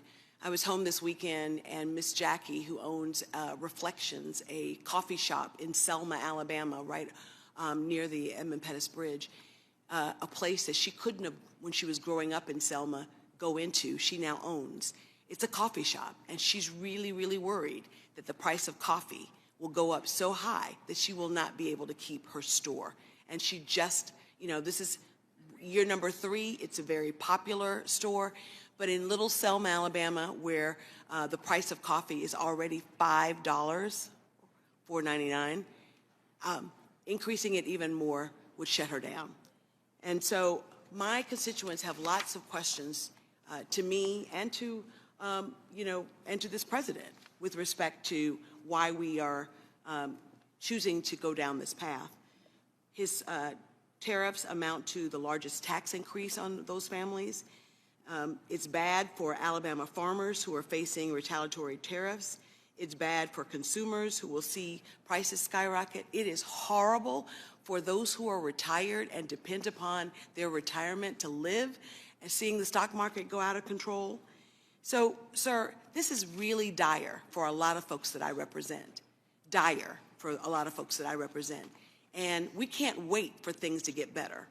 And so I really urge you and the president to think about the least of these, the most vulnerable in our society, and how they're going to weather the storm. And to my Republican colleagues here on this committee, I hope that you will push back on these escalating, sweeping tariffs that have done so much damage to our economy. Thank you, and I go back. Member's time has expired. I now recognize Mr. Hearn for 5 minutes.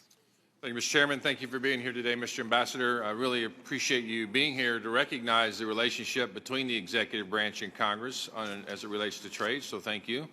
Over the last 4 years, trade has been neglected at best, and it's the long past time for a real trade agenda and a president who wants to strengthen America, not cede its interests to foreign governments. As a matter of fact, the American people elected President Trump in November under the premise that he would rebalance trade with our allies and others around the world to bring manufacturing back to the United States, to create high-paying jobs in America, make things in America. And as you just alluded to, it's been applauded by many people, including our great auto workers, as they talk about reconstituting those manufacturing jobs where they're needed most. You mentioned in your testimony that Israel is one of the countries looking to negotiate, and to my knowledge, they were the first to remove all tariffs for the United States. It is heartening to hear that our allies are coming to the table and taking quick action to remove trade barriers with the United States. Last Congress, I introduced a resolution in support of the free trade agreement we have with Israel as a way to support one of our greatest allies as they face an existential threat from Iran and its terror proxies. I appreciate President Trump's strong support of Israel, and I hope that this first step by Israel to move to a zero-tariff policy will lead the way to an even stronger trade and economic relationship between our two countries. Trade policy should reflect not only economic interests, but also national security and ideological alignment. Strengthening relationships with allies who share American values is essential to reducing reliance on adversarial nations. Mr. Ambassador, how can we ensure our trade policies prioritize strategic allies like Israel and Taiwan who share American values and are willing to join us in enacting common policies to counter our adversaries? Thank you, Congressman. I'm happy to report that Sunday night I had a meeting with Prime Minister Netanyahu about this very issue, and the Taiwanese have also reached out. So this is something where we're having close, high-level talks about how to move forward. I would also say, as we talk to our allies, we're encouraging them and hoping that they will align with us on things like export controls and investment screening to make sure that as we trade with them, we're trading in a way that increases our economic security and not just our economic growth. We know calculations are going on and into the reciprocal tariffs, include more than just tariffs other countries place on the United States. And as you're undergoing negotiation with our allies, is the President and your office taking into consideration things like export controls, as you just mentioned, foreign military sales, foreign direct investment as it relates to their relationship with the United States? So we certainly consider those things and appreciate them. Remember, with foreign direct investment, because they export so much to us, they have all these hard dollars, and the best place to put them is here. And so that's kind of a natural outgrowth. We are very focused on making sure that we have a trading goods that is fair and make sure that we're not getting dumped on or have overcapacity overflowing into the U.S. and that we have export market opportunities. But we certainly are encouraged by and the $4 trillion in new investment that's been announced by foreign companies. Are military sales included in that? So that's a good question. We've thought about that. When you look at the trade numbers, I think foreign military sales, official ones, don't normally show up in those trade numbers. But I know that's been raised by several of our allies, and of course we want our technology to be the technology that allies are using. The last 4 years under former President Biden, USTR failed to adequately address discriminatory extraterritorial taxes and digital trade barriers harming American companies. Last year, I raised concerns with Ambassador Tai when USTR failed to include digital trade barriers in the 2024 National Trade Estimate, the NTE, report on foreign trade barriers. The Internet and digital technologies have revolutionized commerce, enabling businesses of all sizes to access global markets and consumers like never before. However, this potential is being undermined by the rise of digital trade barriers imposed by some of our trading partners. Those barriers come in various forms, from data localization requirements to discriminatory regulations and censorship measures. That not only stifles innovation and economic growth, but also undermines the competitiveness of American business in the digital age. In 2023, the U.S. exports of digitally enabled services accounted for 64% of all U.S. exports, and the U.S. had nearly $300 billion in digital trade surplus. Will you make it a priority to, unlike the last administration, to address this digital trade barrier? Yes, we're focused on this. We're not political or choosing sectors we like or don't like. And we've recorded in the trade estimate this year different digital trade barriers.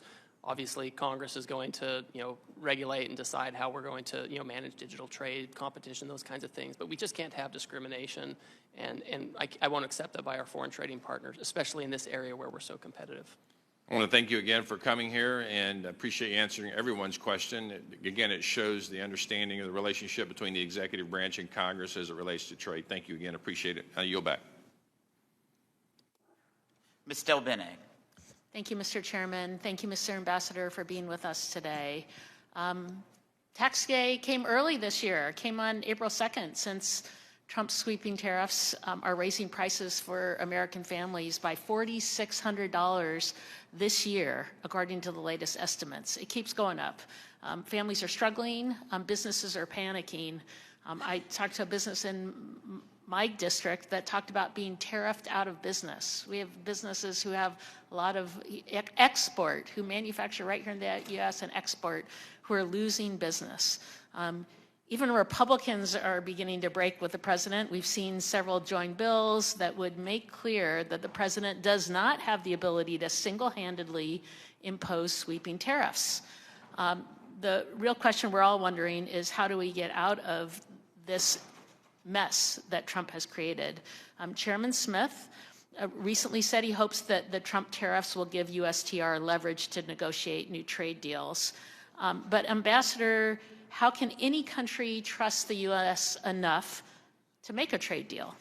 Given that Trump has thrown out existing trade deals like Australia or South Korea, or even USMCA, which he negotiated and Congress enacted, how are people going to trust us when arbitrarily these deals are being thrown out? Congresswoman, thank you. The United States remains the consumer market of choice for everybody. And I hear some of these Wall Street analysts, predicting, imminent catastrophe. And that's just, when we look back at Trump 1, we put tariffs on China and we reinvigorated NAFTA to be USMCA, we saw real household medium income go up. We saw inflation go down, unemployment go down. And the countries are coming to us every day. We're having several meetings with them every day to do these deals. So they're not showing hesitance. It's quite the opposite. But if we have a deal that's being blown up, then you can say you're negotiating a deal. 2 seconds later, you can throw it out. What kind of deal is that? Are these deals that you're supposedly negotiating, are they going to come to Congress for a vote like USMCA did? These are deals, so first of all, if we did a comprehensive free trade agreement, of course we would come to Congress, et cetera, and we will certainly keep Congress up to speed on any kind of any deal that you do. Are you going to bring that to Congress for a vote? We'll do what the law requires. Some of it's consultation, some requires a vote, so we'll follow the law on that front. But the countries are coming, right? If they were hesitant, they wouldn't be knocking down our But door. I don't understand what the countries are coming to do. You put tariffs in place, sweeping tariffs with no specifics in terms of what the goals are, no plans, and then you say countries are coming to what? To individually negotiate with President Trump, and it's his whim what's acceptable or not acceptable? So, for example, I get a letter from the Vietnamese, which I received recently, and it outlined a number of tariff lines where they want to reduce their tariffs and non-tariff barriers that they want to remove, and they want to engage with us on reciprocal trade. But what are the objectives of the negotiation? You didn't lay those out. The plan, there's no plan that was laid out by the president. I've seen no plan from USTR on what the goal of the tariffs are. We're damaging companies. We've thrown out existing trade deals that we already have, and now you say there's a negotiation with no clear goal what that negotiation is or whether or not Congress is going to have a vote on a potential deal? So we have a 20-page order laying out the basis for the order and the emergency we're facing, which is the trade deficit that President Biden left us with, the offshoring that it represents, the non-tariff barriers that it represents, and we're looking to eliminate that. And a tariff is a way to do that. And if a country has an alternative method that they think will help us meet those goals, we're happy to entertain. Can we talk about the emergency powers of the emergency power statute that Trump invoked, IEPA, to impose his tariff? It states the president in every possible instance shall consult with Congress before exercising any powers. That didn't happen. Our staff came, our USTR staff came up to Congress and did consult. I've had with who? With what members? calls With and what meetings. members of Congress did you consult with? I'm a member of the Ways and Means Committee. I'm a member of the Trade Subcommittee.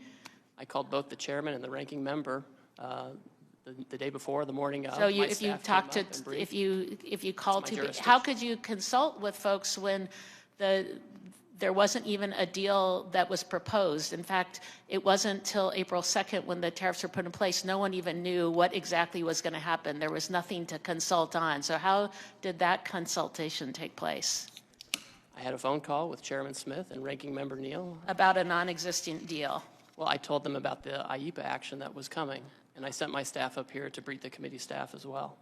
So I argue now we did not have that consultation. Here we are. There was no plan in place. There's no plan in place going forward. The American people are hurting, and now in the rule vote that we're going to have just after we are done with this hearing, Republicans are already putting in a provision to make sure that they don't have to vote on the tariffs that are in place. Congress should have a role here. It's terrible that my colleagues on the other side of the aisle aren't willing to have a vote too. Thank you, Mr. Chairman. I yield back. Ms. Miller. Thank you, Chairman Smith.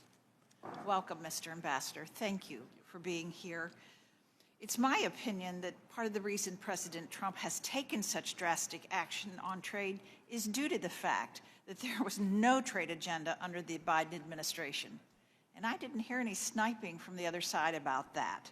The past administration's failure to engage in meaningful conversations with our trade partners opened the door for countries to run afoul of the World Trade Organization tariff agreements and to impose excessive non-tariff barriers. These countries have had no incentive to negotiate, and they've been massively benefiting from the system as it is. For example, in my state, the hardwood companies have been pummeled by China, dumping their hardwood in the American market. China gained at our expense while we were asleep at the wheel. Thankfully, that is not the policy of the United States today. Due to President Trump's swift action, more than 70 countries are knocking down our door, ready to negotiate a trade deal. Today, I want to focus on the future of our trade agenda. Looking to the very near future, the administration is required by statute to undertake the United States-Mexico-Canada Agreement review process in 2026. I can't understate the importance of the USMCA to my constituents. The growth in the manufacturing sector, spurred on by our cooperation with Canada and Mexico, has helped sustain thousands of jobs in my district. I'm well aware that this agreement is not perfect, and we are fortunate to have the review process in place in order to make the necessary improvements. Ambassador Greer, what commitments can you make to us today in regard to the USMCA review? Specifically, how will you use this opportunity to advance President Trump's goals of promoting domestic manufacturing, and how will you engage with Congress to facilitate this process? Thank you, Congresswoman. And I'll just note that goods coming from Canada and Mexico right now that comply with the rules of the agreement continue to enter duty-free. This is an important agreement. I met with my Mexican counterpart last night. I have worked in the works. I have a meeting with my Canadian counterparts, and we expect that we will initiate the public consultation process that's required by the statute at some point at the time required. I think with the USMCA, it's important that Canada and Mexico not be used as an export platform for third countries. That's not what we want. USMCA should be an agreement that promotes manufacturing in America, and that we can rely on our partners to the north and south if needed. But it can't be a situation where countries can just come in, China or Vietnam or somebody, build a factory in Mexico, assemble it with parts from there, and send it across, and get the benefit of an agreement where they've taken no obligations. So I want to make sure that it truly is an agreement that helps America first. Thank you. I've greatly appreciated your leadership in protecting American digital companies abroad. You and I are in agreement about the dangers of South Korea's anti-competitive policies towards American digital companies. I intend to reintroduce legislation that seeks to ensure that American companies are not being harmed by one of our closest allies, while Chinese companies are left unscathed. The digital trade sector is rapidly growing, and it's important that we do not lose market share to China in this critical field.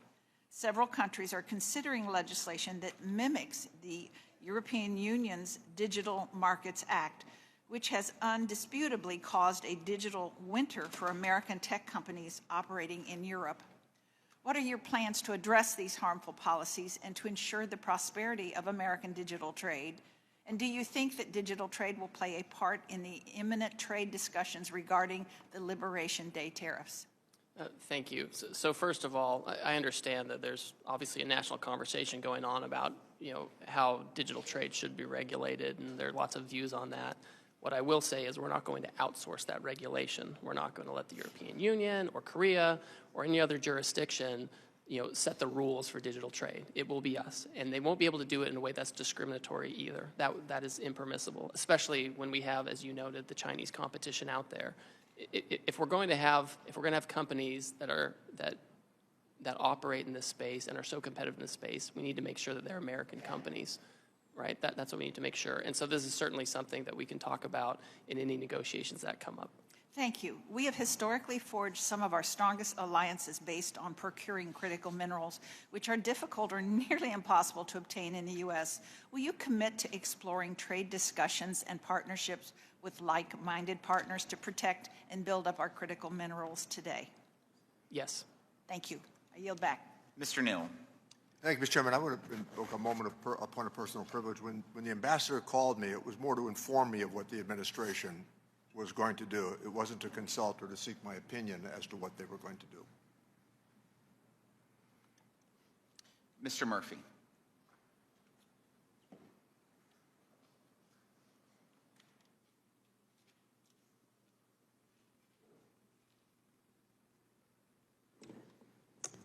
Thank you, Mr. Chairman. I just want to show a slide to everybody documenting where we are with the United States and the U.S. trade deficit. I think this really shows why this is an emergency. If you look at where we are with manufacturing goods, that's in the red column here. If you look at what has happened to the manufacturing capacity of the United States, we have plummeted, absolutely plummeted down. Here in 2022, we have such a trade deficit with manufactured goods. This is critical. This is why the President has said this is an emergency. The same thing with fuels and other total goods. We have plummeted in this nation's capacity to actually produce things. So yes, this is an emergency, and this is by all means altogether the right thing to do. If we do not reverse this trend, again, going with the absolute calamitous effect of how we are hurtling towards a sovereign debt crisis, this nation does not exist. And yes, there is short-term problems, without a doubt. But it's the same thing by taking medicine you don't want to take. If we don't help the body by intervening and doing what is critically important for this nation, nothing else matters. So this is why how manufacturing has plummeted, and this is why we are in a state of emergency. Thank you. Thanks just for that moment. I want to briefly say something before I begin my remarks. I've gone down in many times to Haiti. We talked about this before and done a lot of mission work down there. Unfortunately, the Hope Help program is set to expire in September. I hope some work is being done in reauthorizing this program. We're trying to nearshore, onshore. We want to stabilize our Caribbean nations, our Central American nations, and Haiti has fallen into such decay right now. It makes Somalia look like Wonderland. We really need to help these nations stabilize in our hemisphere. It helps everybody. So I hope that is just going to be on your radar. H.R. 1625, the Help Extension Act. Just to shift gears again, I want to talk a little bit about de minimis. The legislation, H.R. 79, the End China's De Minimis Abuse Act, did not make it to the floor. However, we're seeing that packages being abused by this loophole, literally with China, overwhelm the CBP, leading to billions of dollars of lost revenue and jobs. This has allowed Chinese companies to send so many goods into this country without paying tariffs. Can you discuss why the administration is taking on de minimis, why this is so necessary? Yes, it's essentially for all the reasons you just described. De minimis originated as a way for tourists or others to go overseas, buy souvenirs, come back, bring them in duty-free, and that persists, right? That continues. I think everyone's comfortable with that. But what we saw were foreign companies abusing the system and taking advantage of it and building a commercial case for it, their entire business on it, and that ended up undermining a lot of retailers here in the United States. And so it's important to make sure that tool is used for its original purpose and not for other countries to avoid duty payments or things like that. One of the comments were that we shouldn't be doing tariffs to our friends. Friends don't treat friends with horrible tariffs like we are being done by other countries. So I think sunlight is the best disinfectant. So we're able to see what the rest of the world has been doing to the United States. I don't think the American public understands this. And this is why I think it's just so critical that we shine the spotlight on this. Quickly, just with one thing that happened in the pandemic, I'm a physician, and we saw that our supply chain for pharmaceuticals, for health-related PPE, et cetera, is critically at risk during these things. If China were to shut off all its exports overnight, medical supply chains would be one of the industries hardest hit, and we would have American patients literally dying because they could not get medicines or other type of devices. Can you discuss how the Trump administration's trade is helping to secure our health supply chain? Yes. So first of all, we have to reshore pharmaceutical production to avoid the very situation you talked about, and we have to do it now. We can't wait for the next crisis. We can't wait for the next conflict. We have to do it now. I understand the Commerce Department will be undertaking an investigation of the pharmaceutical supply chain to assess what tools we can use. The President's talked about tariffs that might apply to certain things to incentivize reshoring, but I assume that investigation will also have other ideas as well. We have to make sure that in this tariff incident, we're not hurting American companies and hurting them over helping out foreign countries. And, going back to, Kamala's famous phrase of getting to the root causes of immigration, they did absolutely nothing to bring industry near shore, trying to prop up Caribbean nations so they won't have everybody trying to run over a border. Look, I've talked to you about Puerto Rico. I was in Puerto Rico this last week, and there's so much of an opportunity to go there and onshore in an American territory to bring back American pharmaceutical industries, so many other industries that help us with our national security. And at the bottom line, this is what we're talking about. We're talking about national security. Thank you, Mr. Ambassador. I'll yield back. Ms. Chu. Ambassador Greer, my constituents are sick with worry about the high costs that the Trump tariffs will bring them. They are barely able to afford their everyday living expenses, but now they're hearing that the average family will have to pay $4,600 a year more because of the Trump tariffs. They are hearing this will be the largest tax increase for the American people in our nation's peacetime history.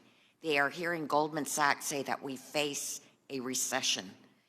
The increases will be for food items that the U.S. does not produce domestically, like cacao beans, coffee beans, tea and spices, and certain nuts.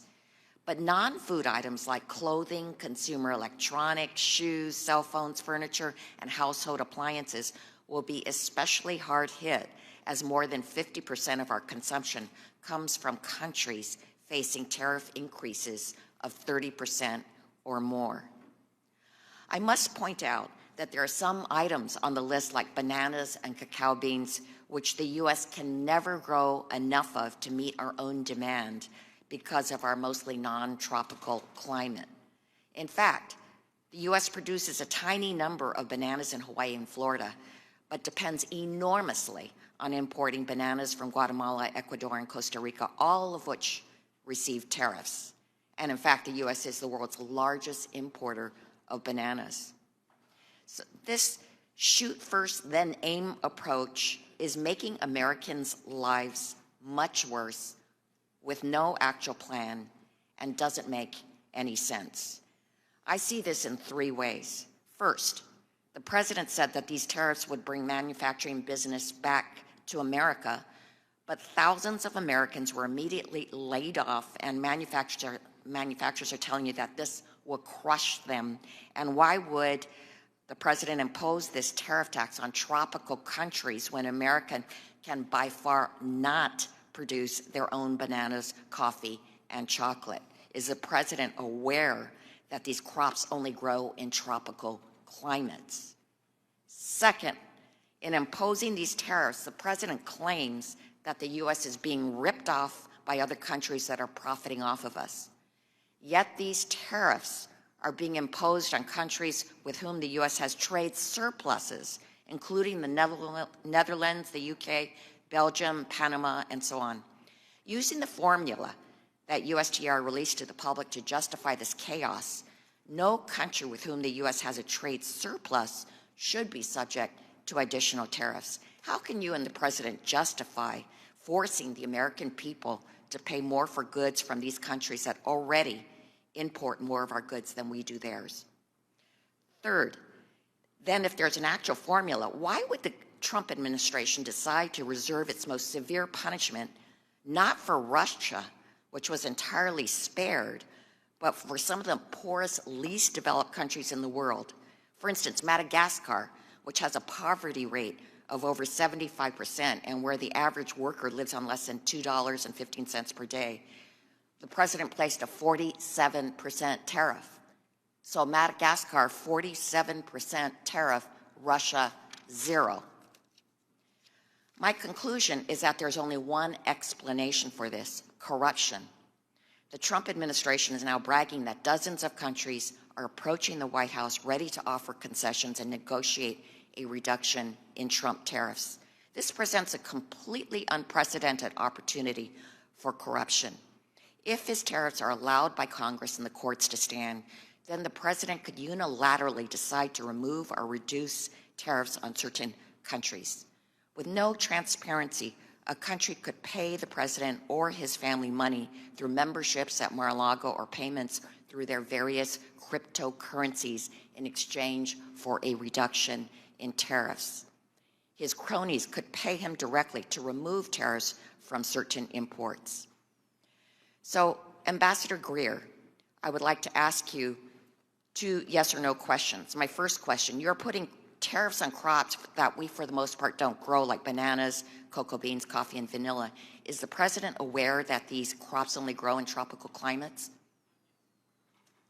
My Yes, he's second aware. question, yeah, you answered yes. Can you promise that there won't be a pay-for-play system where companies and donors make the pilgrimage to Mar-a-Lago to get exemptions? You have my promise.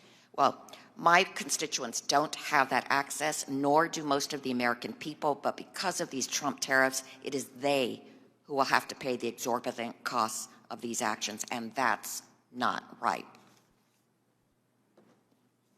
Mr. Kustoff. Thank you, Mr. Chairman, for convening today's hearing, and thank you, Ambassador Greer, for appearing today. Ambassador Greer, I represent part of Memphis, Tennessee, and most of rural West Tennessee. And in Memphis, Tennessee, last year, 2024, we had a great opportunity with Elon Musk when he made an announcement to create a historic investment in Memphis through his company XAI. And the investment will lead to the world's largest supercomputer called Colossus. So Colossus is the core infrastructure behind Grok, which is the artificial intelligence system that Mr. Musk is developing or has developed, and that I use and probably a lot of other people use.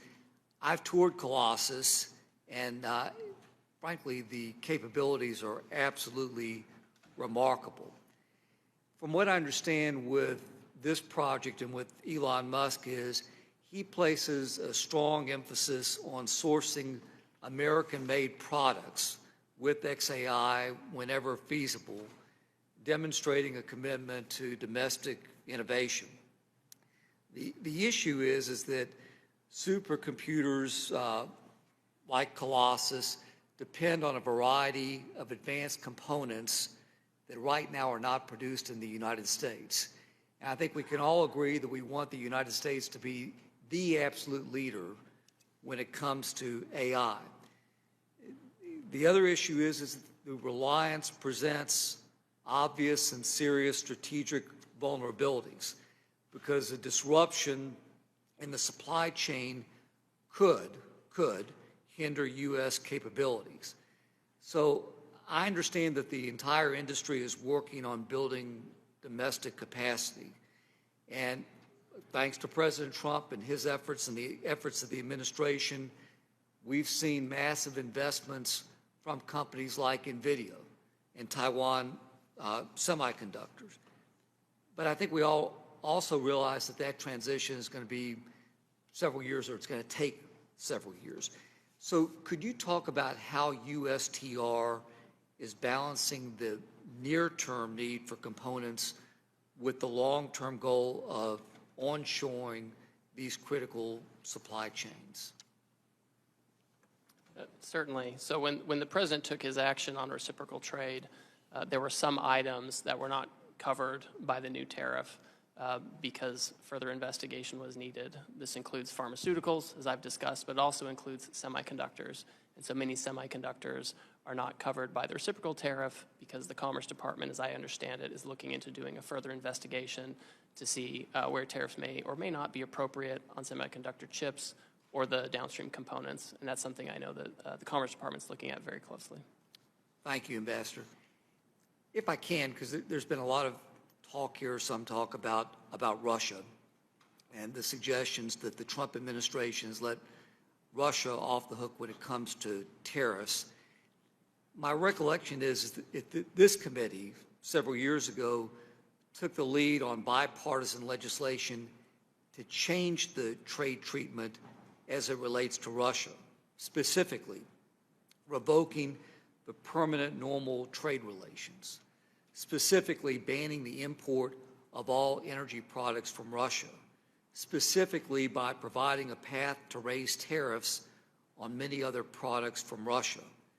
So in fairness, I know that both the Biden administration and the Trump administration have added to this legislation by imposing a wide range of sanctions on Russia, which cut off most of trade and investment.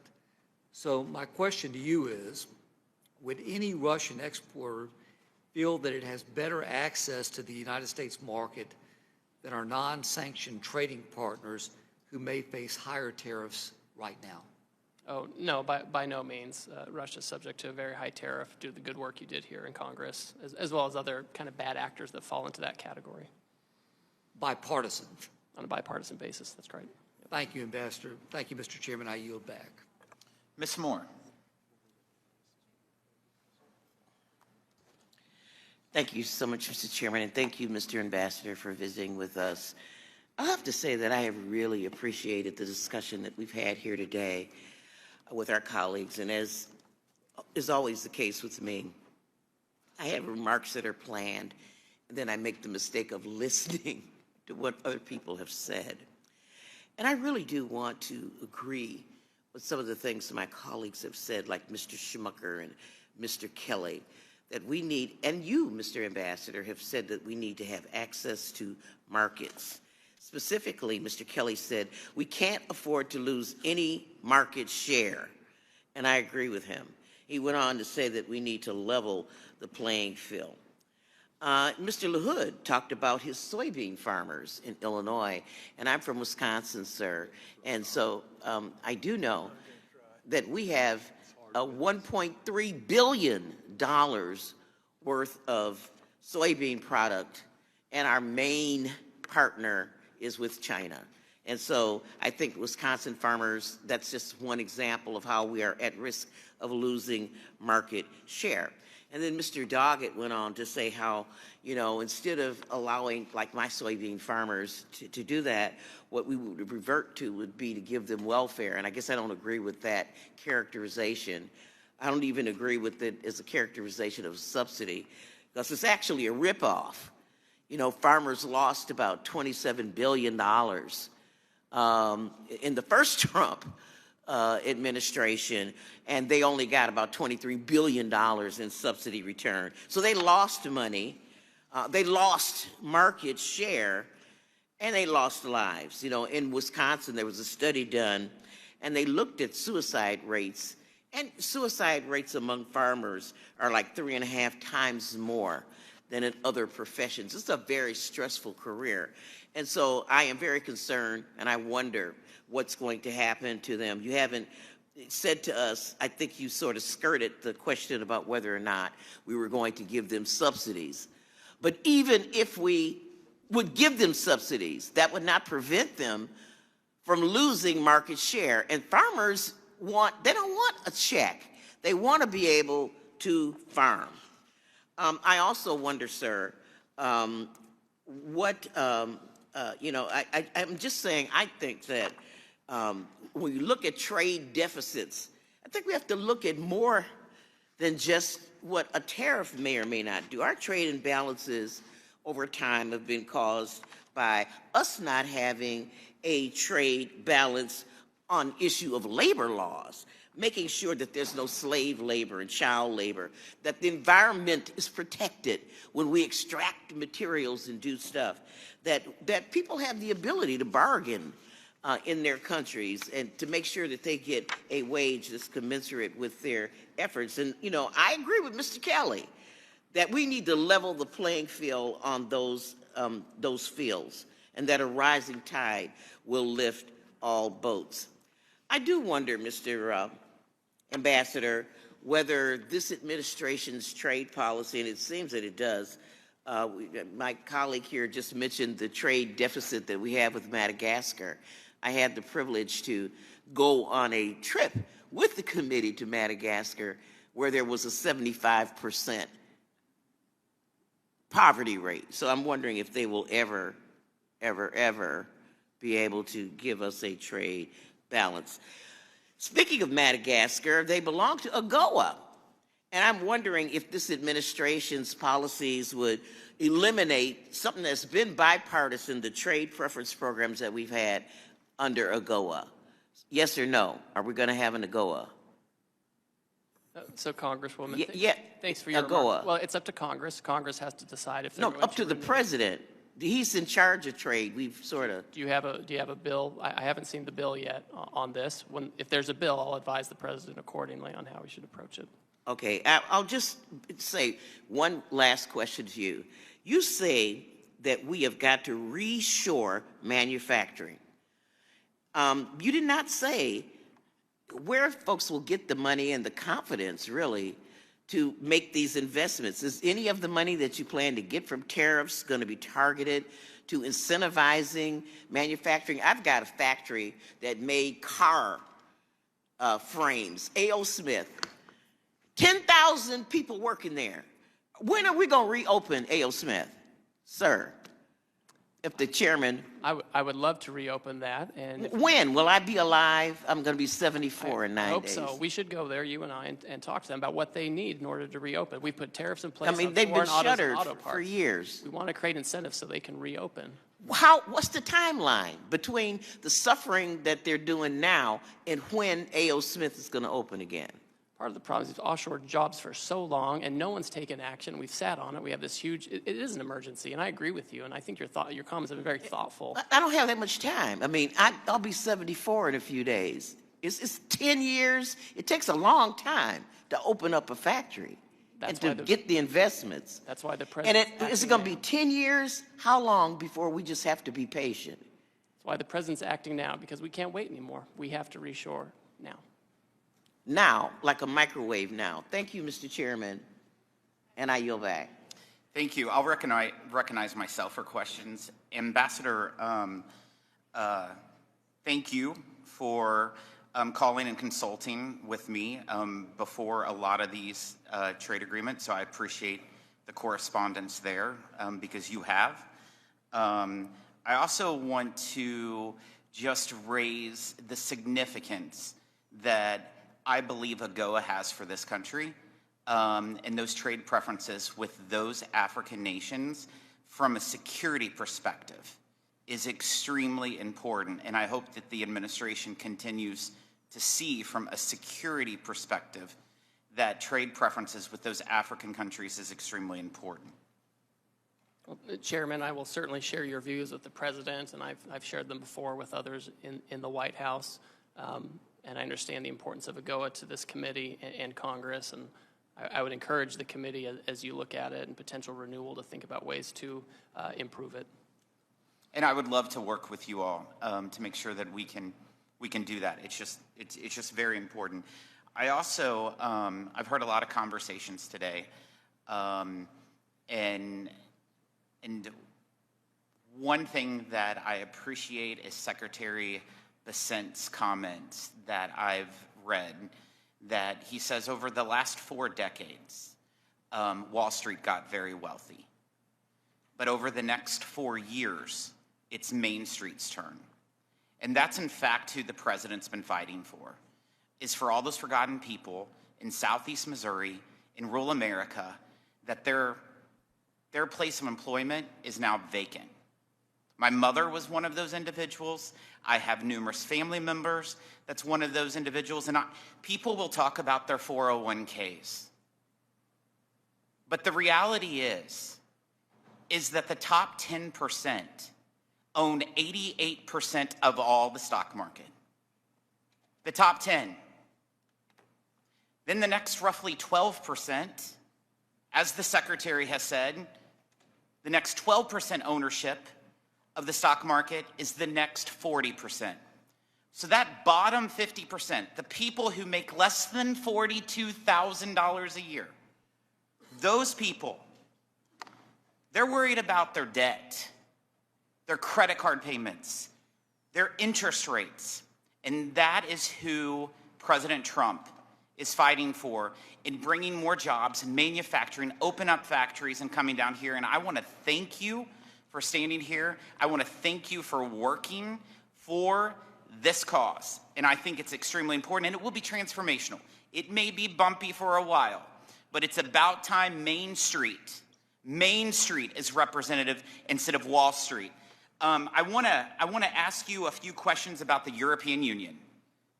As you know, I have shared my opinion about the European Union and how disappointed I am of how they've taken advantage of U.S. farmers and U.S. agricultures. I heard them say that they're willing to lower their tariffs on industrial goods. That's not good enough, Ambassador. They have to address their non-tariff barriers when it comes to agriculture goods. The country of Honduras purchases more pork than the entire European Union. And there's only 10 million people there. There's 450 million people in the European Union. And then you look at the country of Angola, one of those African countries. They purchase more chicken from us than the entire European Union. And the European Union has a GDP times 200 of that in Angola. These are trade problems. And this administration better continue to fight for the American farmer, that Missouri farmer who's been screwed for such a long time by our friends. And I want to thank the president. I want to thank you for continuing with it. I do want to ask you, do you agree that there's a serious trade problem when it comes to agriculture in the European Union? Yes, Chairman. It's fundamentally unfair. It's structurally unfair. It has been for decades, and I've been very clear with them that any kind of agreement or negotiation or anything, it has to have an ag component for all the reasons you described. Super important. Last year, I requested the International Trade Commission to complete a detailed study of the competitiveness of the U.S. rice industry, with a particular focus on the ways that unfair subsidies and other practices in other rice-producing countries harm American rice farmers by distorting markets and reducing export opportunities. The study was completed earlier this year, and I was not surprised to learn that India is one of the worst offenders. Its subsidies and particularly are particularly problematic because of the lack of transparency around some of them. Do you share my concerns with unfair practices in India and elsewhere that harm American rice farmers? And will you attempt to address these issues through any negotiations with India? Yes, I will. And as you know, Chairman, I'm from Northern California, from rice country there too, so I'm particularly sensitive to that. Appreciate it. Thank you for being here. Mr. Boyle. Thank you, Mr. Chair, and thank you, Ambassador, for being here today. 3 times in this century, 3 times in the last 25 years, we've had a recession. 2001, right after the September 11th attacks, 2008, when the housing bubble burst, and 2020 with COVID-19 pandemic. All 3 of those were caused by some external event. Now, most economists and most Wall Street firms agree that it is more likely than not we're either in a recession now or headed to one. This will be the first recession in at least 25 years directly caused by the president's policies. The last week has been an unmitigated disaster.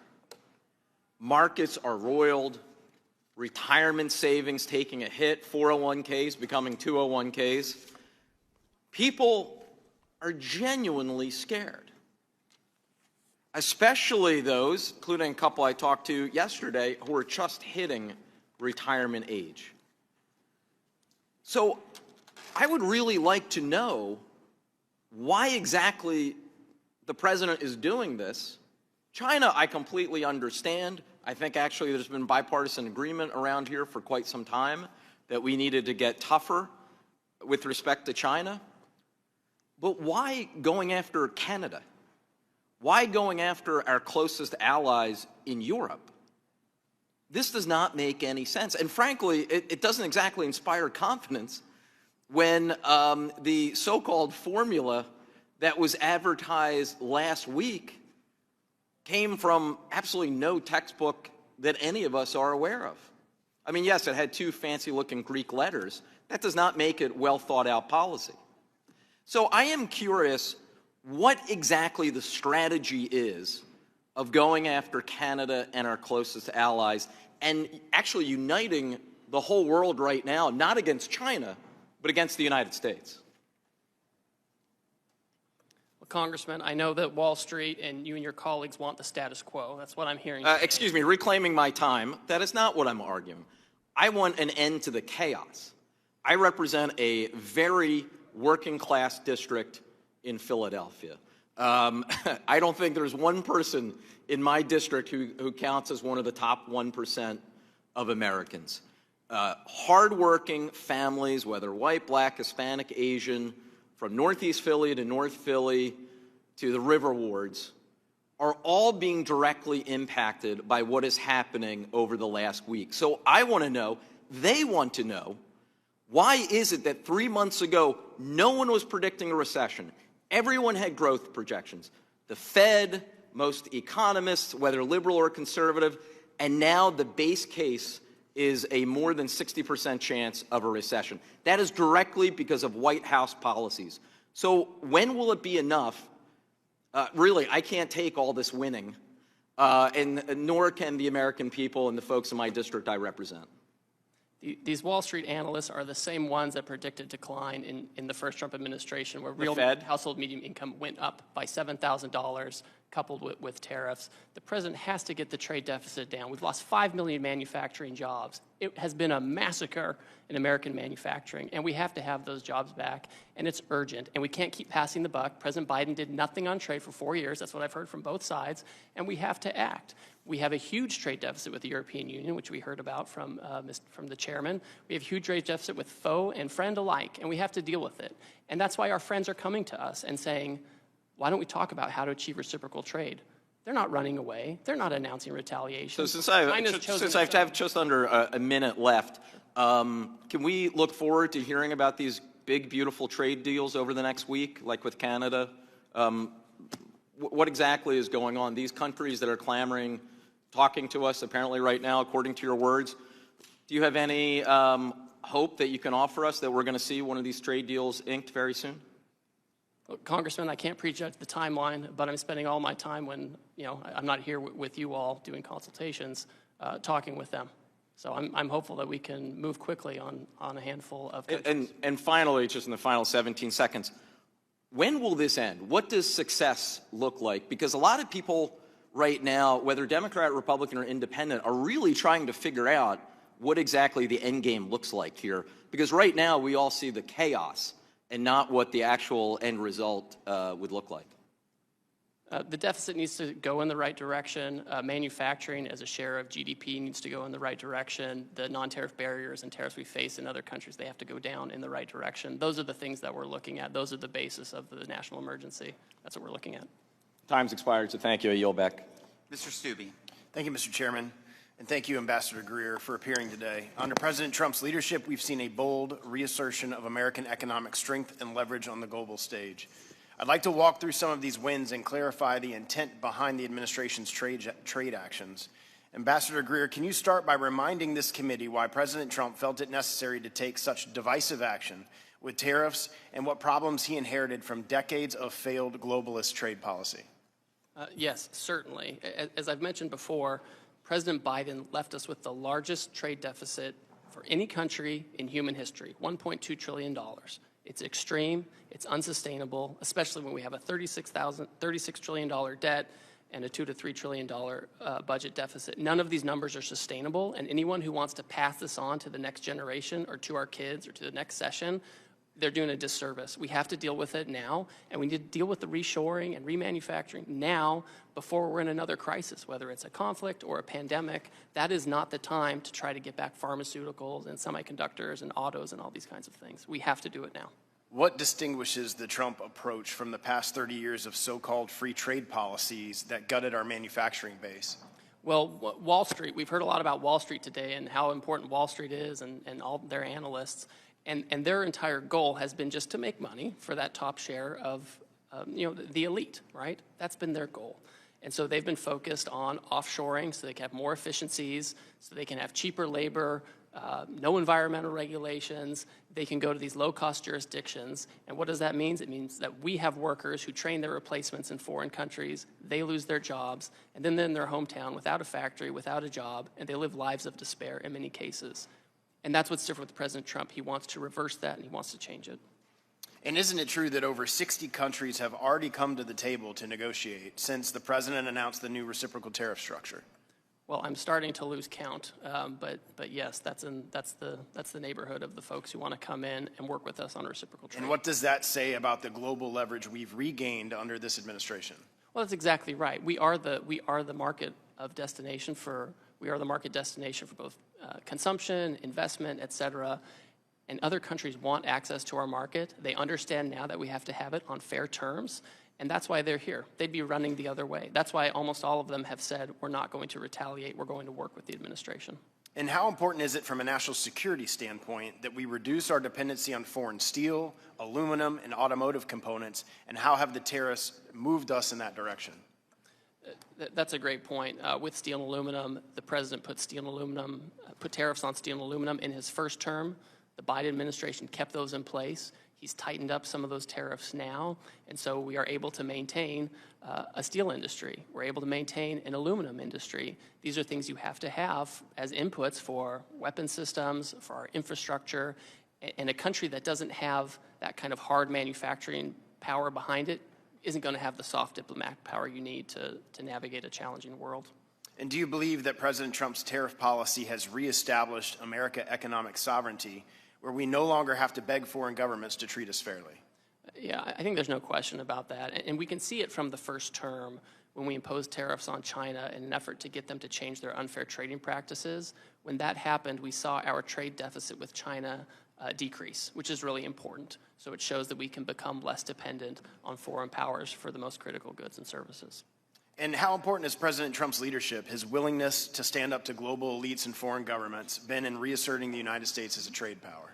Well, it's been historic. It's been historic because in the past we've had leaders and politicians who were either in the pocket of Wall Street or they had some other special interest, and he's been willing to take a stand and do hard things and show others that he's not going to cave. This is really important because if other countries think about power in a different way. Some politicians want, foreign countries to say nice things about them. That's like their end purpose in foreign policy or trade policy.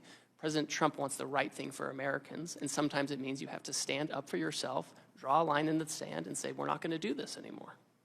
What would you say for the first time in decades, American workers have a president who fights for them, not for multinational corporations or foreign bureaucrats? That's exactly right, Congressman. That's why workers voted for him. That's why unions support the tariff actions. That's why we see, op-eds in the newspaper about union presidents wanting to work with President Trump on trade. That's why we're seeing all of that change, that realignment. And I'll end with this. What evidence have you seen that President Trump's tariffs are driving jobs back to the United States and helping to rebuild our manufacturing base? Well, for example, the auto tariffs that were imposed, we've already seen that one company is increasing employment, including temporary employment. In Indiana, we've seen in Tennessee, there was a shift that was going to go down to another country. They kept that shift in America. Everyone knows if you want certainty, if you want access, you build in America and you use American labor. Thank you. My time's expired. I recognize the acting ranking member, Ms. Moore. Thank you, Mr. Chairman. And I'd like to ask for unanimous consent to enter a letter into the record to Wisconsin Republican members of Congress from Wisconsin Governor Tony Evers, his objection to the Trump tariffs. Without objection. Thank you. Thank you. Mr. Byer.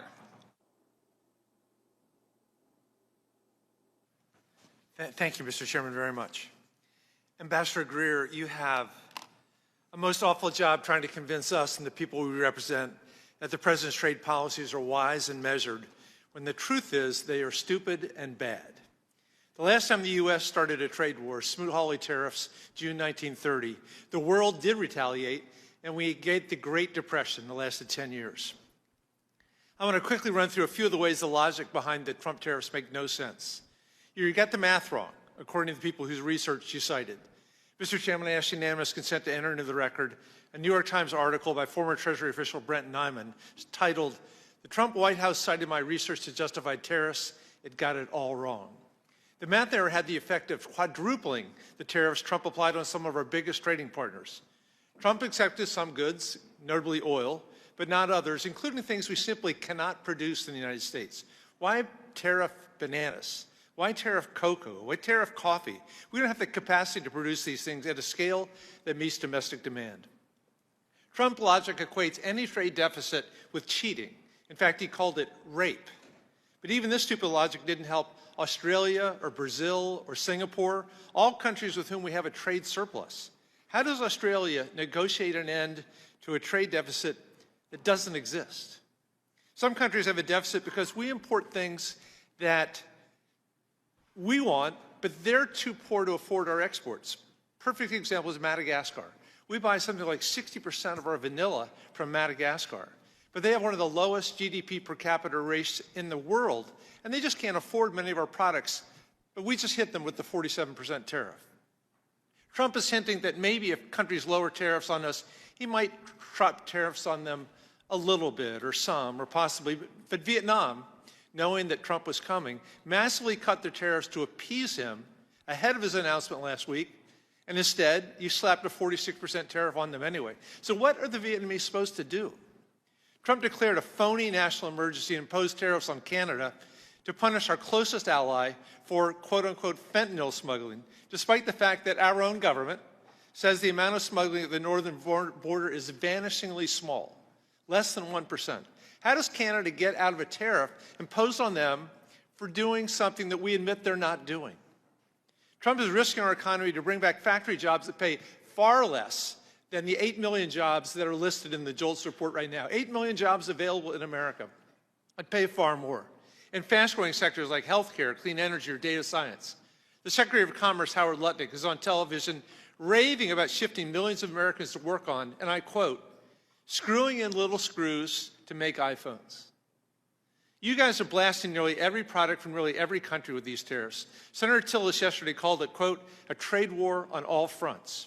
It hurts our alliances, it hurts our economy, it hurts our ability to make and keep free trade agreements, which is supposedly your job.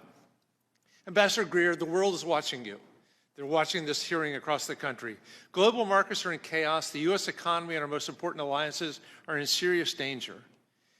I had met a couple of nights ago with a dozen ambassadors from Eastern Asia, and the conclusion of the discussion was that we are creating a unipolar Asia, an Asia led by China with America excluded.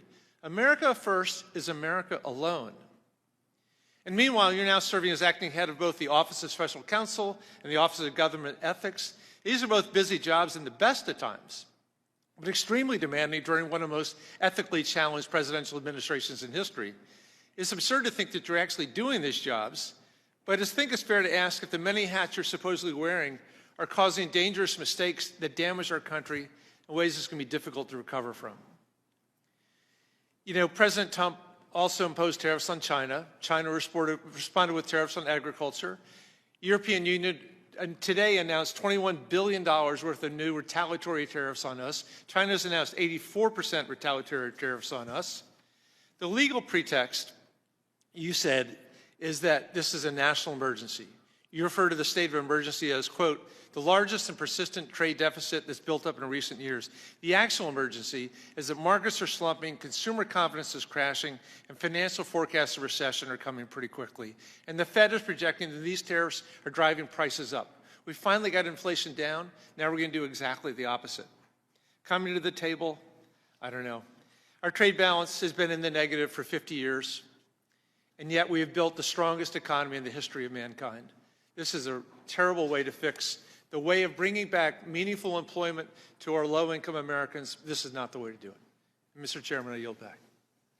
Mr. Arrington. Thank you, Mr. Chairman. I appreciate my friend's comments just to take off on treating low-income Americans.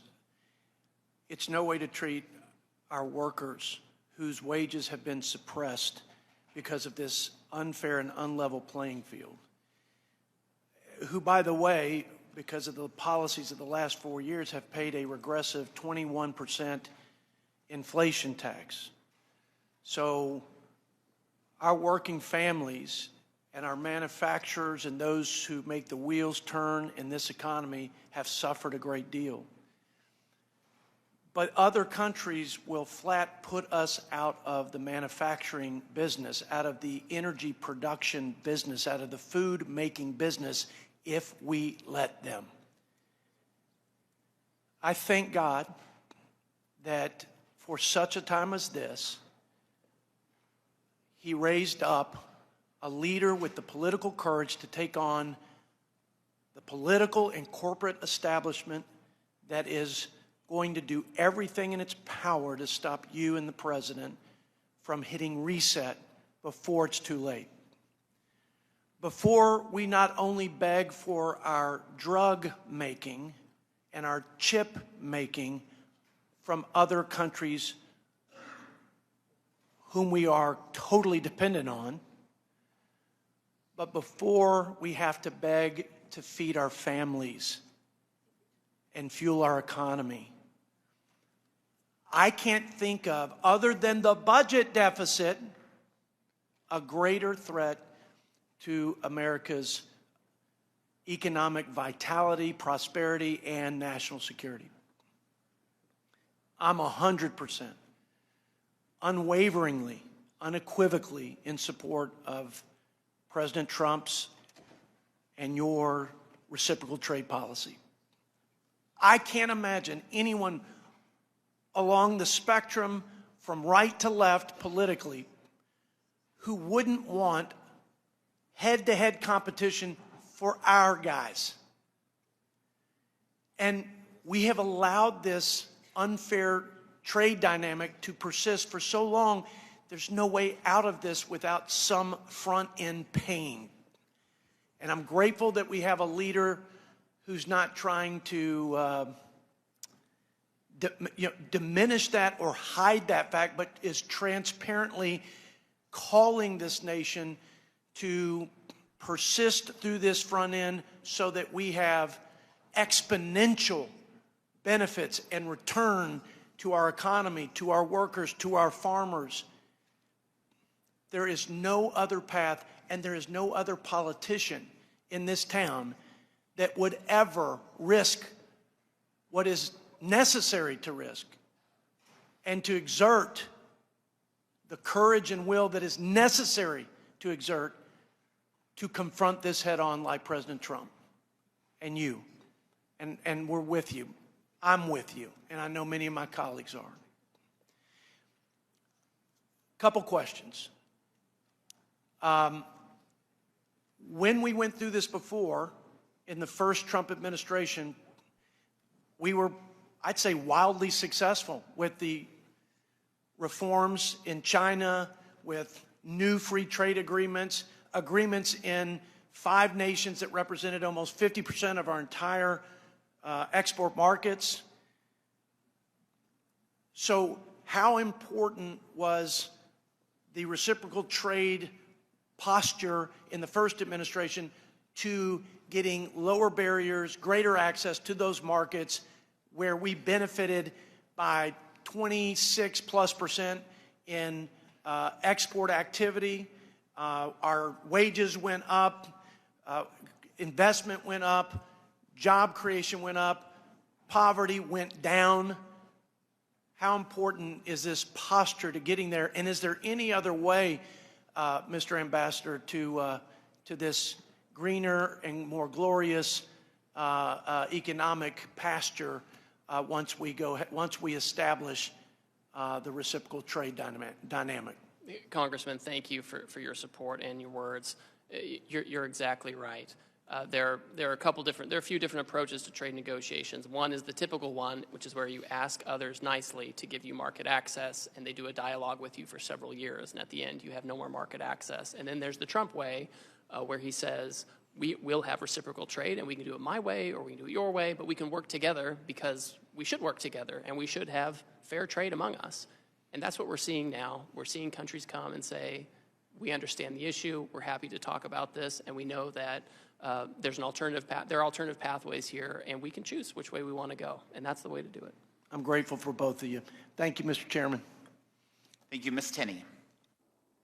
Thank you, Mr. Chairman, and thank you, Ambassador Greer, for your hard work. And I'm from upstate New York. This is the home of the Industrial Revolution, the Erie Canal Corridor, the Finger Lakes, all my region. #1 dairy district in the Northeast, #5 dairy district in the country. Third largest producing apple county is in my district. Really important when it comes to trade, and we have always been grateful for the work of President Trump and the administration for trying to understand that we've been hollowed out by China and Asia and other countries, and we want to bring those jobs back. Really important part of not just the building of New York, but the building of the entire United States and our strength leading up through to World War I, World War II, and into today. I got a couple of questions I just want to talk to you a little bit about because there are a few nuanced issues here dealing with Canada, which is my entire northern border. #1, we have an emerging and really strong Finger Lakes wine region, and many of our wineries have reached out to us. We are at the cusp of putting out some really incredible wines, groundbreaking. We have wonderful water, soil conditions, and we're producing top-level wines. A little bit about some of these markets we'd like to have opened up for us so we can trade, and we appreciate the work that the President is doing. However, one of the issues we've experienced, and we hope that you can work on, is many of our Canadian visitors are not coming to our region. We're dependent on the Canadians to come for commerce. They're a great friend to the north. And we've seen a 23% drop just since February in visitors to our wineries. And we just want to know if we can help get your assistance and help in making sure that this sort of very important yet fragile relationship that my district has with Canada, an historically strong relationship, we can continue to work to make sure that we get that kind of trade and the kind of tourism that we've been getting from our Canadian friends to the north. Certainly, and I would note that goods between Canada and the United States that follow the rules of the U.S. Mexico-Canada agreement, they continue to trade on a duty-free basis, which makes sense, right? Yeah.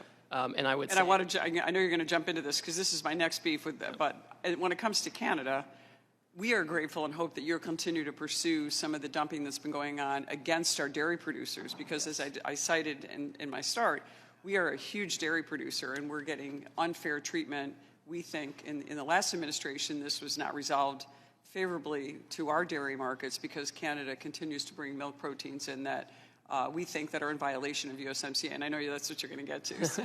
Yes, no, it's certainly on the flip side of the wineries. So, yeah, that's certainly at the top of my list. And I would point out that President Trump reported that he had a constructive call with Prime Minister Carney last week, 10 days ago or so, and I continue to work with my Canadian counterparts to make sure that that relationship is one where we can have fair trade. Yeah, we greatly appreciate it. And when it comes to apples, we just have to say we are so excited about the USTR's efforts in trying to reduce some of these market access barriers, particularly with Israel going to zero tariffs. Our apples hopefully will be sold all around the world. We're famous for them. We don't get the subsidies that some of the other states get in the state of New York. And we're hoping that we can do that, including getting our apples to India and around the world to actually grow our New York economy. So we appreciate all that the USTR is doing that. I think that we can have a great relationship in the future with Canada, and we are really pleased that you're working with the Prime Minister and working with everyone that we can to make sure that northern border is protected, but also that we're getting the trade that we're so accustomed to with our great friends from the north in Canada. And those are primary issues for us. Also want to make sure that some of our supply chains, whether I know this isn't your sphere, but when it comes to aluminum, when it comes to copper, we have some of the best manufacturers and the oldest manufacturers in the entire nation in our region, and we're dependent on Canada for those things. So when we look into the tariffs and some of the negotiation, I know there's going to be some tinkering with the tariffs as we look into the next couple of months. We just know that you and the President will work with us on making sure that we continue to keep these legacy businesses that we have across our region that were part of our nation's real boom when the Industrial Revolution was founded.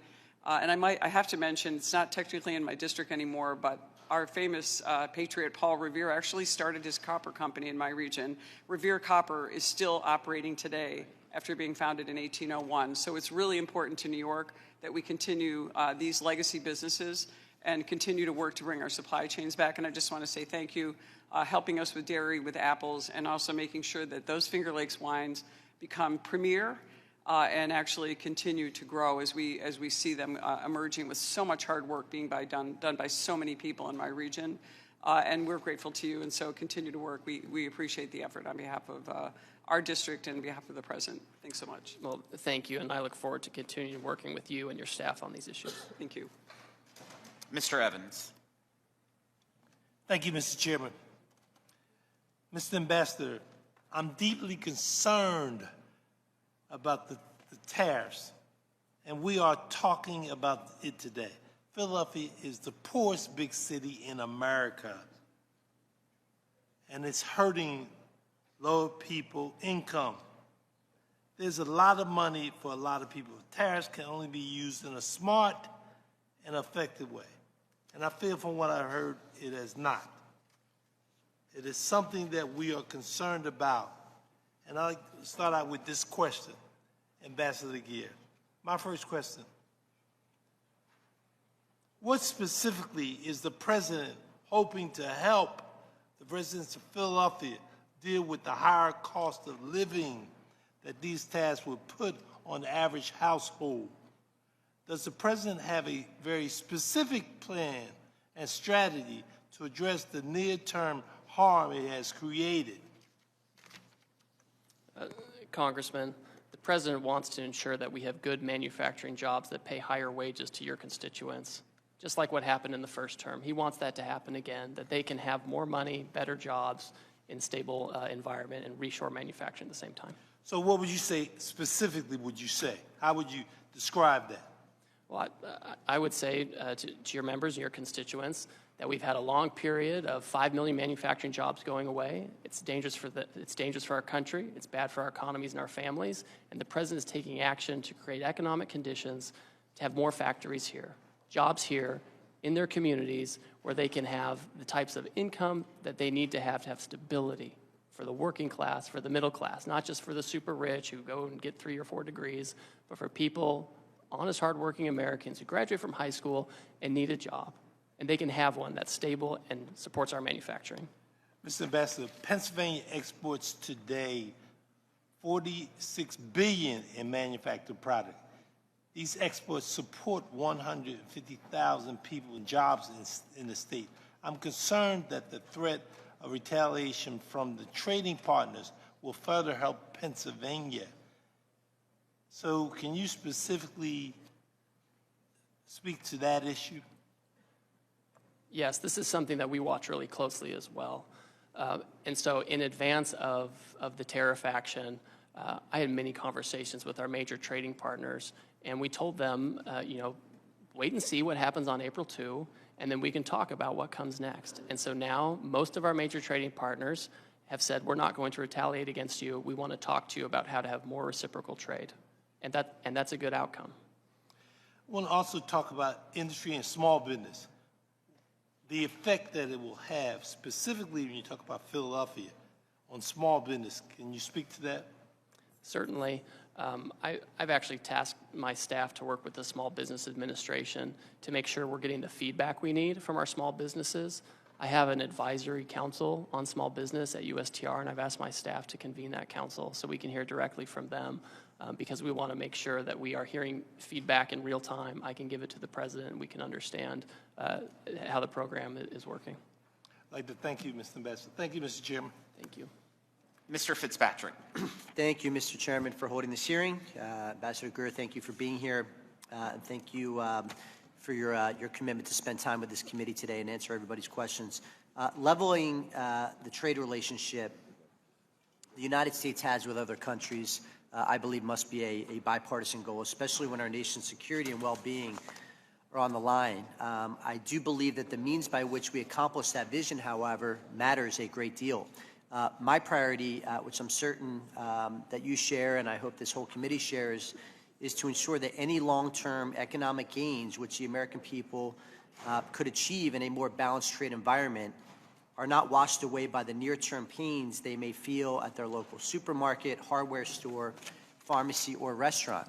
I believe it's essential that Congress and the administration come together to find that middle ground, to maximize the benefits and limit the costs of our nation's trade policy. Above all else, we must deliver greater certainty and economic stability for our consumers, our workers, and our families. I want to zoom in on medicines in particular, sir. What work do you believe can be done with our closest partners and American companies who are operating in the European Union to ensure that the cost of distinct, innovative prescription drugs and medical devices are affordable for our nation's seniors, particularly those with rare diseases or disabilities? Well, I think if we can have a supply chain that's more secure, more resilient, and more local, that's going to be something that's going to help with efficiency. This idea that we have this very fragile supply chain where we ship initial inputs from China to India, and they go elsewhere, and they get finished in another country, and they come here. That may work in a world where there's just-in-time manufacturing and where you're ignoring manufacturing jobs in the U.S. But in a world like we're seeing now, where there's conflict, there are pandemics, there are wars, that model doesn't work very well, and the costs become very high. And so if we are able to reshore large aspects of that or have it with close allies, that's going to be helpful.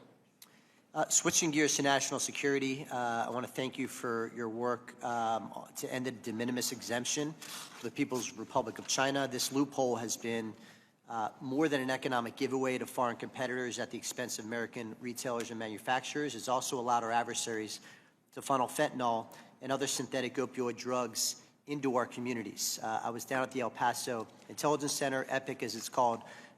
Their chief complaint, and this is coming from the Department of Homeland Security, they focus on the de minimis exception as a major vulnerability for fentanyl getting into this country. So in addition to the manufacturing issue, we had the fentanyl issue as well. As this administration evaluates how the U.S. should alter or eliminate the de minimis standard for other nations beyond the PRC, particularly those for which have credibly abused the process to the detriment of countless Americans' health and safety, what metrics do you believe should be prioritized? So de minimis it's really a customs and border protection issue. It's not my jurisdiction, but I think some of the things you've talked about, the loss of revenue, tariff evasion through use of de minimis, counterfeits coming through the de minimis program, illicit substances coming through the de minimis program. These are all the types of things that need to be captured, whether it's from China or elsewhere. I think it's a real problem, and I think Customs and Border Protection should look into that. And finally, very briefly, sir, on the USMCA, recognizing that the agreement is facing a sunset review process that needs to be completed by July of 2026, can you share any details about how you anticipate that review will be conducted? Certainly. There are a few parts to this. First of all, there's a public consultation process that's set out in the statute that USTR will follow the law. There's a congressional consultation process, which of course will follow. When I think about ways to enhance USMCA or our relationships with our trading partners, one thing that I'm very focused on is making sure that other trading partners don't benefit from the agreement without agreeing to the obligations of the agreement. I'm thinking of China or other Asian countries that want to use Canada and Mexico as an export base into the United States and benefit from the USMCA. I don't think that's the right approach. We need to change that. Just one follow-up. Will USMCA qualifying trade, which was not covered under the April 2nd tariffs, continue to be excluded in advance of this review to ensure certainty for our manufacturers? That is currently the status right now, and again, I'm not on the Homeland Security front here, but I understand that Canada and Mexico have been working with the administration on those issues, and so for now, that status continues. Thank you. I yield back, Mr. Chairman.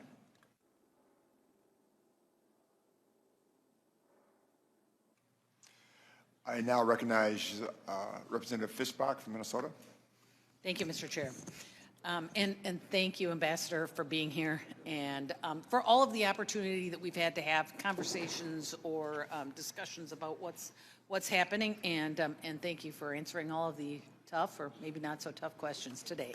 So I appreciate it.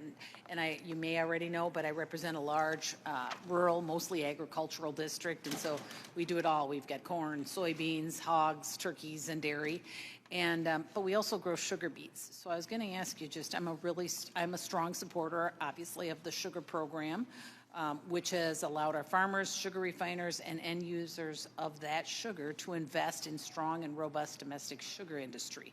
So my first question, very quickly, will you commit to working with myself and other members to protect the sugar program and to promote the domestic industry? Definitely. Happy to do that. Thank you very much. I appreciate that. And many of the other farmers in my district rely on exporting their products around the globe. While China is a major customer of U.S. agriculture, farmers are constantly searching for new market access and expanding market access in other countries. We've seen reports of numerous nations coming to the table, and I think it's over 50 now, with President Trump to negotiate new trade agreements. What are the opportunities in these negotiations to increase access for American farmers? Certainly, as I think was mentioned earlier, perhaps by Congresswoman Tenney, Israel has come, and we've had a trade agreement with them for a long time. People are surprised to find out that despite the trade agreement, they still have tariffs on some of our agricultural goods. And so they've offered that that's something that they're willing to look at.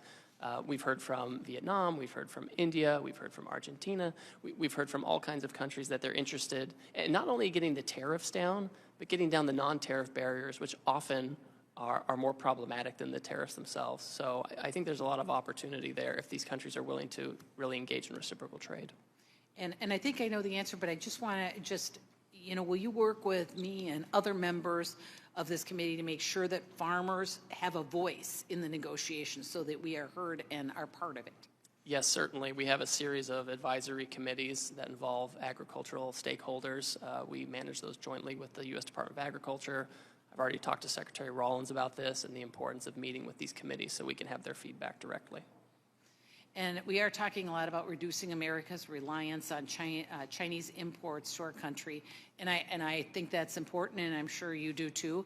I think we learned a lot during COVID and over the last few years. But I think it's also important that we give farmers the opportunity to reduce their reliance on exports to China by providing them with new markets. And I know that we just kind of are talking about that, but I think it's important that we say it over and over and that we make sure that we include those farmers and that we are looking for new markets, because that is what they want to produce.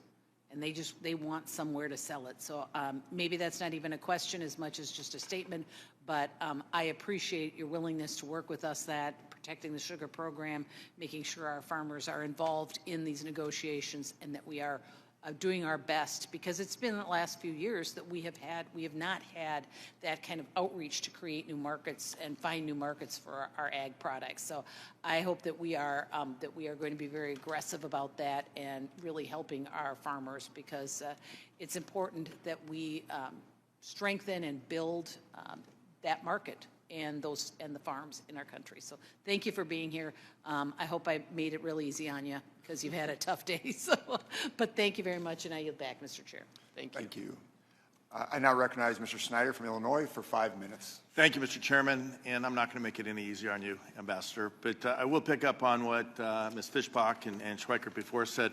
Ambassador Greer, yes or no, didn't Israel zero out all tariffs on U.S. products before President Trump announced his across-the-board tariffs on April 2nd? They indicate they're willing. Just yes or no? They did not do it yet. They announced they wanted to. They announced it, but yet President still imposed 17% tariffs on Israel. Ambassador Greer, what's our trade balance with the elephant and fur seals, petrels, albatrosses, and penguins living unheard in McDonald Islands? They're part of Australia's customs union. But they're separate, and I'm going to reclaim my time. The President has imposed specific tariffs on herd and McDonald Islands while not taking any action against Russia, Belarus, North Korea, or Cuba. And I don't want to disappoint my mom and my wife or have them yell at me, but Mr. Greer, I'm going to say what I think almost everyone is thinking. WTF? What's the president thinking? What did he and you think was going to happen after unilaterally declaring a global trade war? Did you expect the so-called Liberation Day to become Liquidation Week, destroying more than $10 trillion of value and moving us from an extended bull market into a self-induced bear? Did you intentionally plan to decimate Americans' retirement accounts and 529 accounts for their kids' education? Did you and the president anticipate raising prices for American families already struggling to make ends meet? Did you mean to make American businesses less, not more competitive in global markets? Was the intention, with the largest tax increase in U.S. history, to put the United States and maybe the entire global economy into a recession because of what Wall Street Journal editorial board, let me repeat this, it was the Wall Street Journal editorial board said is the dumbest trade war in history. Already, Diane Swank, the chief economist at KPMG, is saying that her baseline forecast is a recession starting this quarter. Jamie Dimon and JP Morgan have raised their probability of recession to 79%.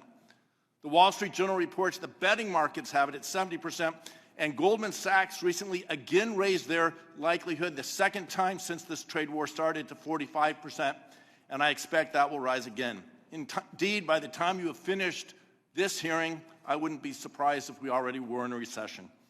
Less than a week after President Trump's declaration of, again, the largest sales tax in U.S. history, global markets continue to roil as a result of tariff-based recession fears. The president's newly imposed tariffs have real-world impacts on every one of my constituents, who will see higher prices at the grocery store, shortages of critical products, and less money in their retirement accounts and the accounts for their kids' education. American families deserve relief, but instead, thanks to President Trump and you, they're heading to the store to panic buy essentials before retailers raise their prices. I've heard from literally thousands of constituents about the pain that President Trump has said this country will suffer as a result of these tariffs. They have written to me sharing that they have lost as much as 20% of their 401k and 529 accounts in the last week alone due to market fluctuations that are responding in real time to the president's announcements of arbitrary and capricious tariffs. Seniors who recently retired are worried about having to return to work to make sure they can make ends meet, and today wonder if they will now outlive their retirement savings. Small business owners are worried about laying off employees. Large companies in my district are preparing their next earnings report for investors and telling me that the impacts of these tariffs are material. That's business speak, for the tariffs are going to have a real adverse effect on their operations and likely adverse effect on their cash flows. Make no mistake, President Trump's trade agenda is slowing economic growth and job creation, weakening U.S. global leadership, and increasing the cost of doing business in the United States. These tariffs make life for Americans more expensive, make our nation less secure, and our citizens less prosperous. Congress must take back its constitutional authority to stop the chaos and the pain President Trump is inflicting on American families and dig us out of what could be a self-inflicted recession. Before I ask a question with my limited time, I ask unanimous consent to submit into the record the CIA World Factbook entry for Heard Island and McDonald Island. Without objection. I also ask unanimous consent to submit for the record an article from Scientific American, The Heard and McDonald Islands Are Pristine Biological Wonderland. The subtitle of the article is Trump's Tariffs Put a Spotlight on the Uninhabited Heard and McDonald Islands, which comprise a remote volcanic refuge for penguins and seals, and a UNESCO World Heritage Site. This just once again illustrates that these tariffs are not strategic, they are not targeted, they are arbitrary and capricious and hurting our economy and our American citizens. I yield back. Thank you. I now recognize Mr. Moore from Utah for 5 minutes. Thank you, Mr. Chairman. Ambassador, thanks for being here. And as I've said to you before, I can't tell you how much I appreciate the communication and the ability to dialogue. This hearing's, in my opinion, one of the most important hearings that we've had, and it's been very important for folks to be able to hear this out. And thank you for providing details and responses. We've talked a lot about trade deficits today in this hearing, and I have concerns about how we went about some of the calculations with just focusing on imbalance. But that completely aside, what I wanted to actually bring was the other side of this equation. So we run massive trade surpluses in services with just about every major economy in the world, especially in high value and high employment technology software industries. And recognizing that there's digital service taxes that we don't like, and we we try to address some of that on the tax side, and we're going to work on retaliatory tax side with that in this committee, actually. The Europeans, Koreans, Japanese, they're all allowing us to, our U.S. tech firms, to run surpluses in their markets for a reason. We have the best talent and the most skilled innovators in the world. My question here is, what are the consequences for American power and national security if they were able to retaliate and restrict access to American services in their market because we've chosen to restrict goods in their market? In response to that. So the good news on this is all of these countries, most of them, have said that they are not going to retaliate and they want to talk to us. And they're mindful that even though we have surpluses in many of these areas, they still have a lot of barriers against our folks, right? And this giant book that we put out, that I hope one day we never have to put out again, a lot of this are about the services barriers we have, including in our friendly partners. So my expectation is that they will bring those barriers down. That's my expectation. And this is where I draw some optimism. But we're really early in this. If this is prolonged, does their position on no retaliatory commitment, does that wane? And that's something we have to be hyper focused on, and we've got to be vigilant. I have a big concern, and I would, to what extent would you have a concern? Are we at the risk of losing the AI race to China if we lose our innovative edge and our exporting advantage over China? So I think that we benefit from having huge innovation here in the United States. We have an economy that cultivates innovation. We prioritize it. We have an intellectual property system that protects it. You don't have those kinds of things in China, right? You don't have that level of protection. You don't have that level of attractiveness. Now, we can't be complacent by any means. I think it's incumbent on us to continue to have domestic laws and incentives to make sure that we're innovating here. And it's important to have manufacturing, because manufacturing and innovation go along with each other. I'm going to add to that. So really what this boils down to, and I'll try to make it a little personal here. You and I went to rival universities. We're still working through some of those challenges. For now. Yeah. We may never see eye to eye on it, but we were both probably 40 minutes away from world-class ski resorts on the Wasatch Back during those college years. During college, I always went to the Sports Den. It's a local sporting goods store, and I've known the owner, Mark, for over 30 years. I took my, every banner at every Little League thing has his banner there. He's committed to the neighborhood, to the community. He's weathered the e-commerce revolution. He's weathered COVID. He's been able to sustain this business through some of the toughest times. I took my son's bike in there on Saturday to get fixed, and I've never seen him like this. I've never seen him so anxious, so nervous about what's going on. He pointed to everything in his shop. I buy ski equipment from him. We rent stuff from him, all the gear. I've never seen him like this. And I would ask you, what do I say to him? He's really nervous right now, and I know it's impacting, and I know it's just a lot of concern. What do I say to him? Well, I wish there was a silver bullet for this, Congressman, because I'm sensitive to this, and you all have constituents, whatever side of the aisle you're on, who are talking to you about this. The challenge is that we've seen 90,000 factories leave the United States, and we can have either the status quo and continue to lose that and continue to be dependent on other countries, in many cases foreign adversaries, for our businesses. I mean, to me, that's very fragile. To me, that's very high risk that we have to be so import dependent for our well-being. We're always going to trade. We have to have this reset. We need to move quickly. We have countries in right now trying to negotiate their way to more reciprocal trade.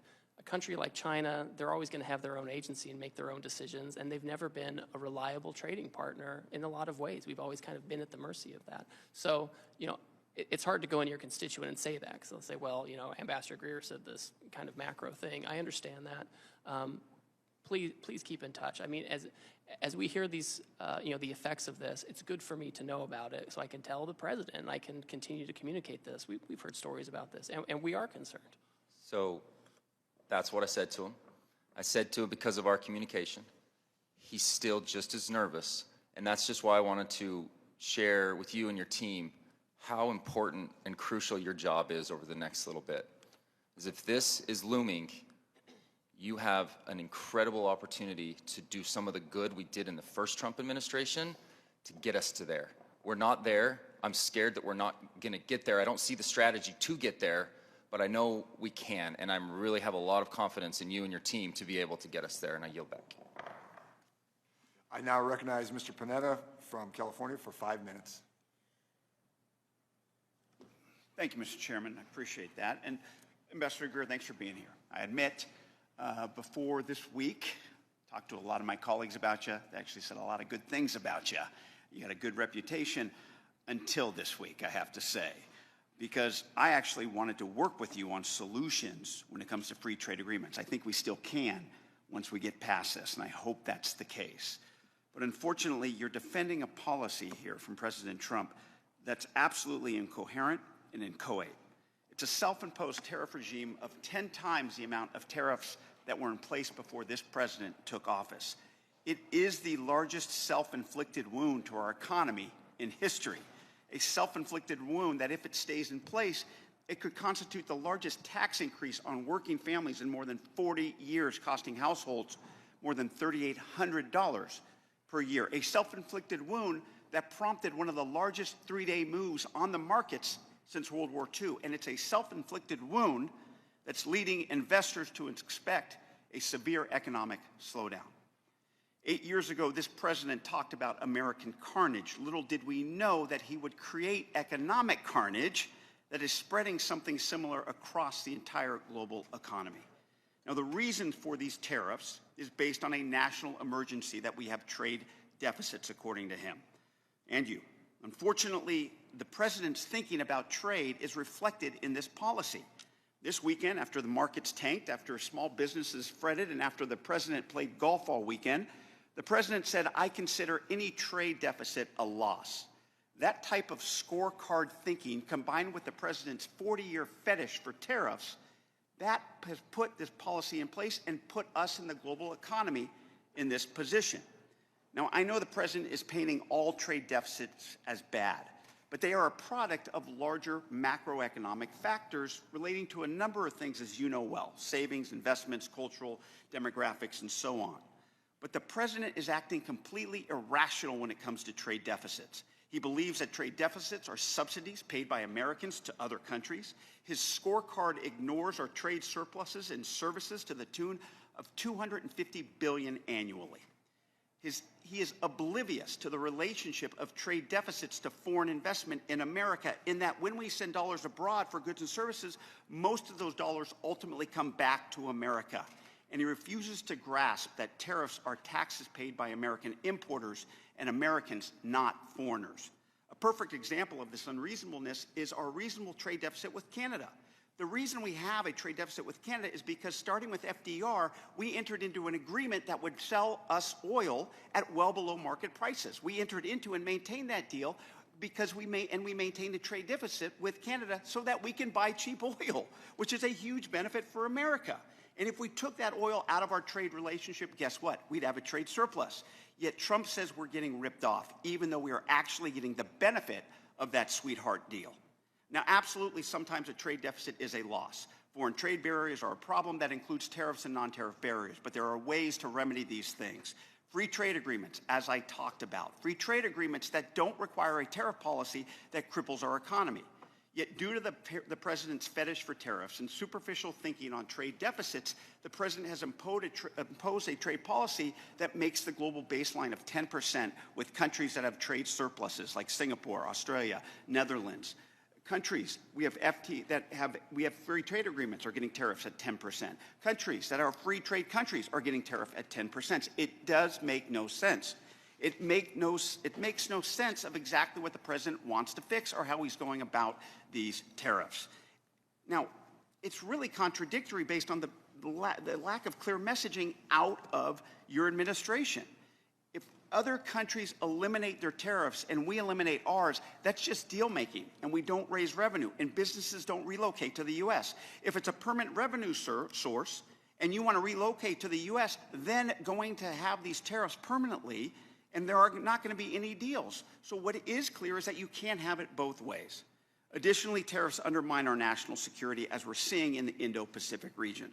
Look, I know the president wants to bring back the Rust Belt. I get that. But a big part of that is political. It's nostalgia. And nostalgia, as they say, is the rust of memory.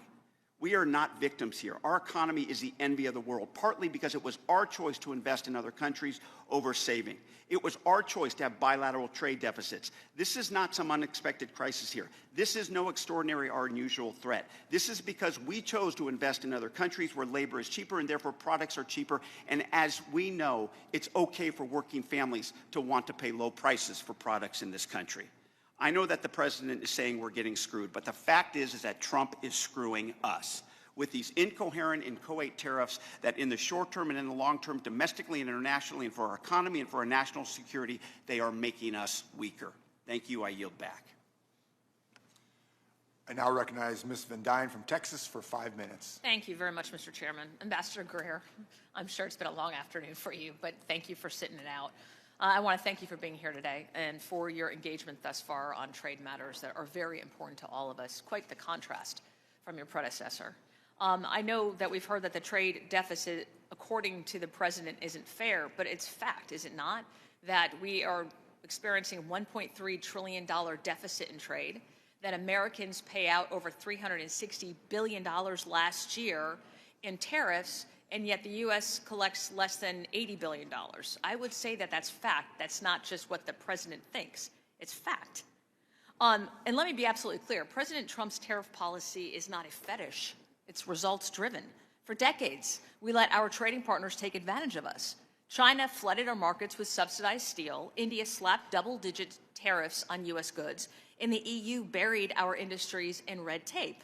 And meanwhile, Washington shrugged. But thanks to this administration's unapologetic use of tariffs, countries like Israel, India, Vietnam, Mexico, and the European Union are back at the table. And they're engaging because they know the United States is now finally serious. And when I hear Democrats criticize tariffs as some kind of economic sin, I have to ask, what's their alternative? Appeasement? President Trump's approach isn't theoretical. It is producing concrete results, as we have seen in the last few weeks, results that the last administration only talked about. Tariffs are working, and not because we like them, but because we need them. They're leverage. And now they're actually making deals from a position of strength. I think that is very important. In North Texas, look, I've seen firsthand the value of trade that is fair, reciprocal, and firmly rooted in America's strategic interests. These are principles that are championed by you and President Trump. And I also understand something too many in this town seem to forget, is that trade without enforcement is surrender. And under the previous administration, enforcement was weak, inconsistent at best. Mexico violated its obligations under the 1944 Water Treaty, and they violated the USMCA with impunity. And American businesses were the ones that had to pay. We saw it firsthand with the case of Vulcan Materials, a company that operated lawfully in Mexico for decades, but then had their property invaded, shut down, and seized by Mexican armed forces. As we approach the USMCA review, can I ask how the administration is planning to protect these American business interests and ensure that Mexico complies with its obligations? Yes, certainly, and thank you for your comments. What we see is that Mexico, despite their obligations under the USMCA, continues to discriminate against U.S. companies and U.S. products. We've seen this particularly in the energy sector, for example, where they have favored state-owned industries over American industries, which are cleaner and efficient. You mentioned the situation with Vulcan. That's something where we're paying attention. Mexico, we won a case against them about how they treat our corn, and they have a little constitutional amendment they're doing. We're watching that very closely to make sure they don't hit that. So there are a variety of unfair trading practices that Mexico has or threatens to have where we're watching that very closely. And we expect any renegotiation or review of USMCA to focus on those types of issues. Excellent, thank you. And while the tariffs are seeming to make progress in the right direction, I'm still really concerned with China's third country subsidies and their transshipment to the steel and aluminum industries, specifically in my district. That is very important, which have enacted and enabled them to evade our duties and our tariffs. Can you comment on the specific actions that we can expect to see from this administration in terms of cracking down on transshipment and duty evasion through third country circumvention?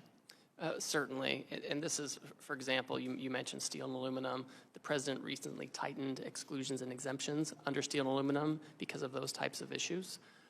I think that we need to pay attention to whether goods coming in from Mexico and Canada, for example, whether they contain a lot of Chinese content. Some of this is Customs and Border Protection, needs to do more enforcement. I know that they're focused on this. But I think that we need to make sure where we have trade agreements that the benefits of the agreement are going first to Americans and then, of course, to trading partners who follow the rules. And we have to have enforcement. And enforcement means tariffs. People say they want enforcement, but in the trade space, enforcement means tariffs. So we're going that direction too. I'm concerned that our current trade remedy laws will not suffice, which is why I'm leading the Level the Playing Field 2.0 Act with Ms. Sewell. Do you agree it's time for Congress to update trade remedy laws? Oh, I certainly agree with that, yes. Awesome. All right, Ambassador, we're at a pivotal moment. We finally have a trade policy that doesn't just talk about fairness, but it actually demands it. The Trump administration has sent a clear message. The era of taking advantage of the United States is over. Thank you again for your testimony and leadership, and I yield back. Thank you. Thank you. I now recognize myself for 5 minutes, and I just want to say thank you, Ambassador Greer, for taking the time to speak with us today. It's great to hear a voice of reason. I want to first thank you for including Germany's withholding tax on IP on USTR's list of investment barriers in the National Trade Estimate. And I look forward to working with you on this and ensuring fair treatment of American businesses across the world. I saw the list, and that was one of them, Section 49, so thank you very much. I am from a district, the second largest ag district in the country, #1 in cattle, hogs, corn, soybeans, and so forth. 20% of our ag production in the United States goes to the export market. So my hope is to see tariffs imposed last week quickly lead to fair and reciprocal market access and to end many of the long-standing agricultural trade barriers around the world. I mean, that is really my hope. So if I may ask you, it's a really interesting time. We have 70 countries that President Trump said last night, 70 countries that want to negotiate, which is incredible. Can you talk to me, do you have the staff and resources to manage all these negotiations at this time, and how can we help? Thank you. I, of course, could always use more staff. We had some folks leave, USTR career folks leave during the last administration. We have my deputies who are currently going through the confirmation process, but we have a strong staff. We have most of our political appointees in. We have career veteran USTR folks who know these issues, who have been there for many years. I know them from the last time I was there. I work very closely with them. This is a situation where we have embraced at the agency, and these folks are truly at the tip of the spear. They're the ones who helped put together this book with all the non-tariff trade barriers that we're putting together. So they know their brief, they know what they're doing, and when the countries come in, there's not a lot of extra homework that needs to be done because we know exactly the barriers we're targeting. So we're doing our best with what we have. I always welcome more staff, of course. That's great to hear. So there's two types when it comes to trade. Obviously, there's the barriers, the concerns, but also there's the opportunity. I think about agriculture, that we can expand our markets to the UK, to India, to Kenya. There's so many areas that we can expand. Can you just touch on that? We're negotiating with 70 countries, but then we're also want to expand these markets, these other markets. Can you just briefly talk on how we can create expansion for our agricultural community? Certainly. Again, the foundation of the president's action is to achieve reciprocity because we think the lack of reciprocity, we know the lack of reciprocity is a driver of this trade deficit that's left us in such a challenging situation. And so as you're seeking reciprocity, and again, we have countries coming and saying we're interested in reciprocity, part of that is making sure that they're treating us as we treat them. That means that they have to lower their tariffs, they lower their non-tariff barriers, and that's where you get the market access. That's where you get expanded markets. That's where our ag and other producers have the chance to really get their foot in the door instead of little bits and pieces here and there or an uncertain access. You get real access, you get reliable access, something that our farmers can count on. So just to clarify that, so I can tell my farmers by the end of the day, after this is all settled, we should have dramatically expanded markets for them. Would that be a fair statement? I think that's the expectation. Yeah. I think that's the expectation. We certainly want to. I mean, listen, with some countries, it's easier. They have fewer barriers. With others, it's harder. It's going to take some time. And in the meantime, they'll have that tariff. But my hope is that we can have a lot of these countries have reciprocal trade with us and make it, we can be more competitive, whether we're farmers or manufacturers or producers, if we have real access to these other markets. Be more competitive here and produce here. Yep. I want to thank you for your response to my letter to the USTR's proposed measure on Chinese-built marine vessels and for discussing it with me last week. The proposal of the USTR to counter China's shipbuilding industry would significantly increase freight costs on U.S. soybeans and soy products, in turn making the price of U.S. soybean products uncompetitive versus other countries. I'm hearing from my constituents that global soybean orders are simply being canceled and grain shippers cannot secure freight past May due to this uncertainty. I just wanted to hear from you again. So what can I tell my soybean producers, I'm the largest in the country, to give them some peace in this matter and what's happening? Well, first of all, we should have final decision on that by the middle of this month. Second of all, there were a lot of proposed measures in that Section 301 action on shipbuilding. I think that, and this could have been a communications issue, I think some people thought that all of those measures would be imposed. Those were proposed measures for people to comment on and receive feedback. We've now had that process where we've had the feedback, and now we consider which of those measures is most appropriate. Thank you very much. I now yield myself back. Now I recognize Mr. Gomez from California for 5 minutes. Thank you so much. I want to just get to the point. I want to start off by making sure we're speaking the same language, Mr. Ambassador. Do you agree that tariffs are a tax, yes or no? They're a tax on foreign goods. Okay, so I'm glad you're here to say that, because also economists say that 98% of that tax is passed on to the American consumer, right? 98 to 99% is passed on to the American consumer in higher prices. And it's going to fall disproportionately, especially on working Americans. So higher costs when it comes to food. 40% of our produce are produced out of the country. Cars, clothes, shoes, household goods, all of it. And yesterday, you said, quote, there'll be some short-term pain. I want to know, and I think my constituents want to know, how long is short-term pain going to last? Is it 24 months? I don't think it's 24 months, no. 2 years? I don't think it's 2 years. The reason why, is it 3 years? Is it a month? Because here's the thing, you also said yesterday, the other thing you did say yesterday, is you said the trade deficit grew over 30 years. It didn't happen overnight, so this problem is not going to be solved overnight. So you're saying on one hand, it's not going to be solved overnight, but then the long-term pain, it's going to be short-term pain. That doesn't compute. People don't believe it. And here's the thing. Just yesterday, it was said that it was going to be a $3,800 a year increase falling on working families and the cost of higher prices. It increased to $4,600. We had to actually cross that out because we made this board yesterday. What is the tax increase going to be tomorrow? Is it going to be $5,200? So, and the reason why is that we have different definitions of short-term pain. What was your last, before beginning confirm at USTR, where did you work? I worked at King & Spalding. King & Spalding. How much does a partner make at King & Spalding? Well, it depends on a lot of different factors. But so I can pull up your financial disclosure. I don't have it in front of me. But one of the things that we're shown, it's about $1.5 million. My constituents don't make that. The average American consumer doesn't make that.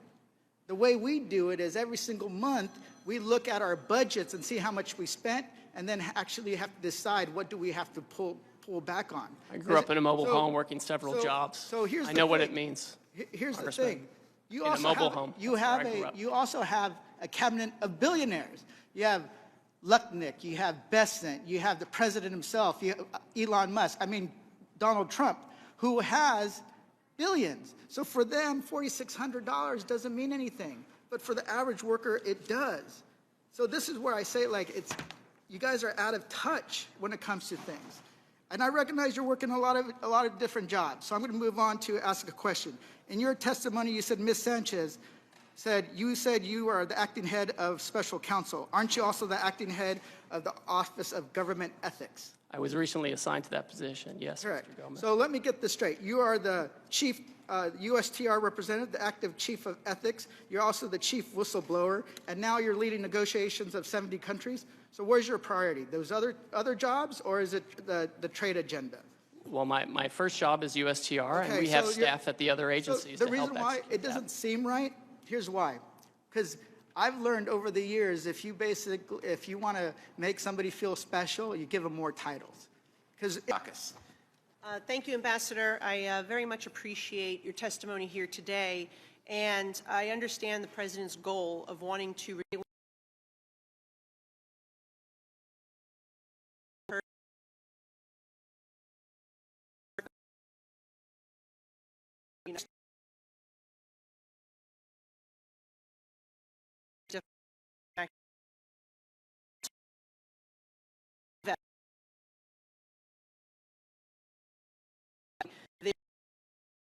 that deal forward very quickly, but they've made it that they can't wait 90 days for a deal to be made, and that it would literally close their business. And so I just want to hear from you on where you think you're making inroads there, on making deals with some of these countries to avoid that type of scenario, and if you could just answer those two, comment on those 2 points first. Certainly, I'm happy to do that. And again, just to reiterate, we've had these, this enormous trade deficit that developed under President Biden. These things are supposed to be self-correcting under normal economic theory. When they're not, it shows that there's something structural at risk here. So that's what's being addressed. We now have so many countries saying, we're not going to retaliate against you, we're going to work with you, we're going to try to figure out a way forward, that the President is looking forward to trying to find a way forward to make deals with these folks. China is on its own path. It's chosen retaliation for many years. It's chosen uncertainty. And I won't comment much further on the U.S.-China relationship, but I think what you're talking about, Congresswoman, with respect to these other countries, I think we could count on having some deals with them within the next few weeks or months. Yeah, I hope it's more the few weeks, because I think, again, too many months may hurt the ability for these companies to survive there. At least if you're able to do some business in Vietnam or Cambodia, you don't have to rely on communist China, which they're already starting to move out. But I feel like that's a real issue, because even if we want to bring the supply chain home, this brings me to my second point about pharmaceuticals. We've all said it here today. 4 years that Joe Biden was there, he did nothing to reduce our dependency on communist China for our medical supply. In fact, from 2020 to last year, we saw $213 billion worth of medicine imported from China. That's a 2.5-time increase than the decade before. And so we are relying more today, post-COVID, on communist China for our pharmaceuticals, and that is a very dangerous thing. But my question is, with your goal of trying to bring facilities back home, I mean, it does take about 7 years to get one of these manufacturing plants up and running. How do you close the gap? If the President's going to do tariffs on pharmaceuticals, which I would really caution against that, but if that is the goal, to try to get them to come back home, we know it takes about 7 years for those plants to get up and running. How are we going to close that gap so we're not hurting ourselves in the process, but we are doing what we need to do, which is bring that supply chain home? Well, I think there's a role for Congress in bringing home the supply chains. The President can act with the authorities he's been given, and we found that a tariff isn't, in the first term, we found a tariff is a way to become less dependent on China, for example. We know it works. It's just math. The data's there. That's how it is. To the extent that Congress is interested in helping reshore and creating, tax structures that incentivize manufacturing, I think that's just really important. I think we have to have that. Well, and I'm glad you mentioned that, because I actually have legislation to do just that, to incentivize our sensitive supply chain, particularly pharmaceuticals, back here, and also to utilize Puerto Rico, which has had historically the infrastructure to do it. I agree with my friend Dr. Murphy, who pointed that out earlier, and I have 2 pieces of legislation that I hope the committee will take up, or perhaps we'll put a piece in the tax package. But I do look forward to working with you. I think it does take more than that. We also have to reduce some of the regulatory framework and some of the permitting process that takes too long. But we can get there, but we need to make sure we don't hurt ourselves in the interim. Appreciate your time. Thank you. Mr. Kerry. Mr. Ambassador, a pleasure to be with you today. Thank you for your testimony. I also want to compliment you. I think anybody that has had a successful career on the private sector, who's willing to come back into the public sector, says a lot about the character of the person. So I appreciate your service to the country, sir. I was pleased to see the administration's decision to exclude oil and natural gas from these new reciprocal tariffs on countries with unfair trade practices. As we all know, one of the administration's top priorities is increasing U.S. oil and gas production, which is a shared goal of mine. As many of you know, Ohio is one of the largest coal-producing states east of the Mississippi River. But in order to accomplish this, the energy industry will need access to key materials and inputs to bring these projects online and help keep the U.S. as the top supplier of energy resources. Many of these products, including specialized steel, are not currently produced in the United States. It's just a matter of fact. These products are designed to handle unique operating environments like higher pressures and temperatures needed for energy production. Many of these specialized products, there really is no domestic option. I mean, it's just, there isn't. So can you share how USTR is considering treatment for these types of key end-of-use materials like specialty steel in regard to the tariffs, especially considering that many of these products cannot be sourced in the U.S. and are essential to help deliver the administration's energy agenda? So, Congressman, the specialty steel you're talking about is not covered by the reciprocal tariff. The Commerce Department, using Section 232 action, they oversee any tariffs on steel and aluminum, and so I'm not trying to pass the buck, but they're much better placed to talk about how that's being implemented. I just want to identify this as something that is very concerning to a lot of people. So we'll follow up with your team, and we'll follow up with the right people. The other thing I do want to bless you. Bless you. Sorry. Bless you. I yield back the balance of my time. No. Ambassador, I also want to echo Congressman Feenstra's comments about the Chinese-flagged vessels that are going into certain ports. That's a very big issue for a lot of commodities. I don't care whether it's corn or coal or soybeans, whatever it is. So I appreciated your remarks on that, but it's something that we will definitely follow up with you on. One of the things, President Trump unleashed the American LNG industry by ending the former administration's era permitting pause. And as you know, the U.S. LNG industry is already being targeted by nations that are subject to the president's new tariffs. So my question to you is, do you have any plans to prioritize America's newly restored LNG export capacity in conversations with foreign nations? That's something that comes up regularly. Obviously, we've been talking about the trade deficit, and many countries have been quick to say, one area where the U.S. is very competitive is oil and LNG, and it's something that they want to buy. And so it's been very common in these conversations for them to suggest that that is one way to help achieve, more trade balance, et cetera. I appreciate your answer. And lastly, I'd like to briefly touch on the USMCA sunset review, if you don't mind. USMCA qualifying trade was excluded from the tariffs announced on April 2nd. This will help many of the U.S. manufacturers. The reason I wasn't in the room most of the days, they were in my office, that have made investments under the rules President Trump negotiated 5 years ago. USMCA is facing a sunset review process that needs to be completed by the end of July of 2026. Will the tariff exclusion continue to the lead-up of that review to give the manufacturers more certainty in the upcoming months? Well, that's the current status. All right, I don't want to get ahead of the president on how he wants to treat that, but that's certainly the current status, and I would expect that if Canada and Mexico continue on this path, that would continue to be the status. And again, I want to compliment you for your service to the country and being willing to go back into the public sector. A lot of people don't realize you're giving up on a lot. You're spending a lot more time, probably a lot more hours, a lot more time away from your family. And so I just want you to know, as a member of this committee, I certainly appreciate your service. So with that, Mr. Chairman, I yield back. Mr. Horsford. Thank you, Chairman Smith, and to the ranking member. Mr. Trade Representative, are you aware that the tariffs have been paused? I am, yes. When were you made aware of that? Well, I understood the decision was made a few minutes ago. It's something Sitting here. that's under discussion.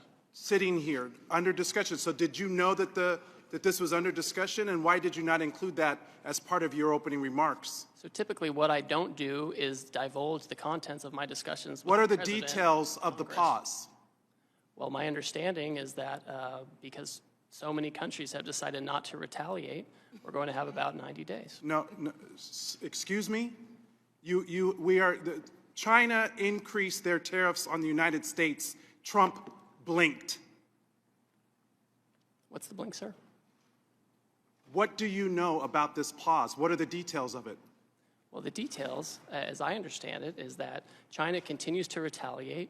Other countries didn't retaliate. The president 2 or 3 days ago said we wanted to negotiate with those countries that asked for meetings. That's what we're doing. What are the We've had details? discussions. How long is the pause? How many days? How many weeks? I understand it's 90 days. I haven't spoken to the president since I've been So the in this trade hearing. representative hasn't spoken to the president of the United States about a global reordering of trade. Yes, I have. And I've just yet been in the hearing with you, sir. But yet he announced it on a tweet. WTF? Who's in charge? The president of the United States is in charge. And what do you know about those details? Well, as I mentioned, It looks like your boss just pulled the rug out from under you and paused the tariffs, the taxes on the American people. There's no strategy. You just found out 3 seconds ago, sitting here, we saw you. We've been discussing a If variety you of these came actions. here knowing that you were going to be turned off, that these tariffs were going to be turned off, why didn't you include that in your opening statement? Why didn't you reference that as part of your testimony? Well, I don't disclose my conversations with the president, sir. These were specific questions we asked you all along. What's the strategy?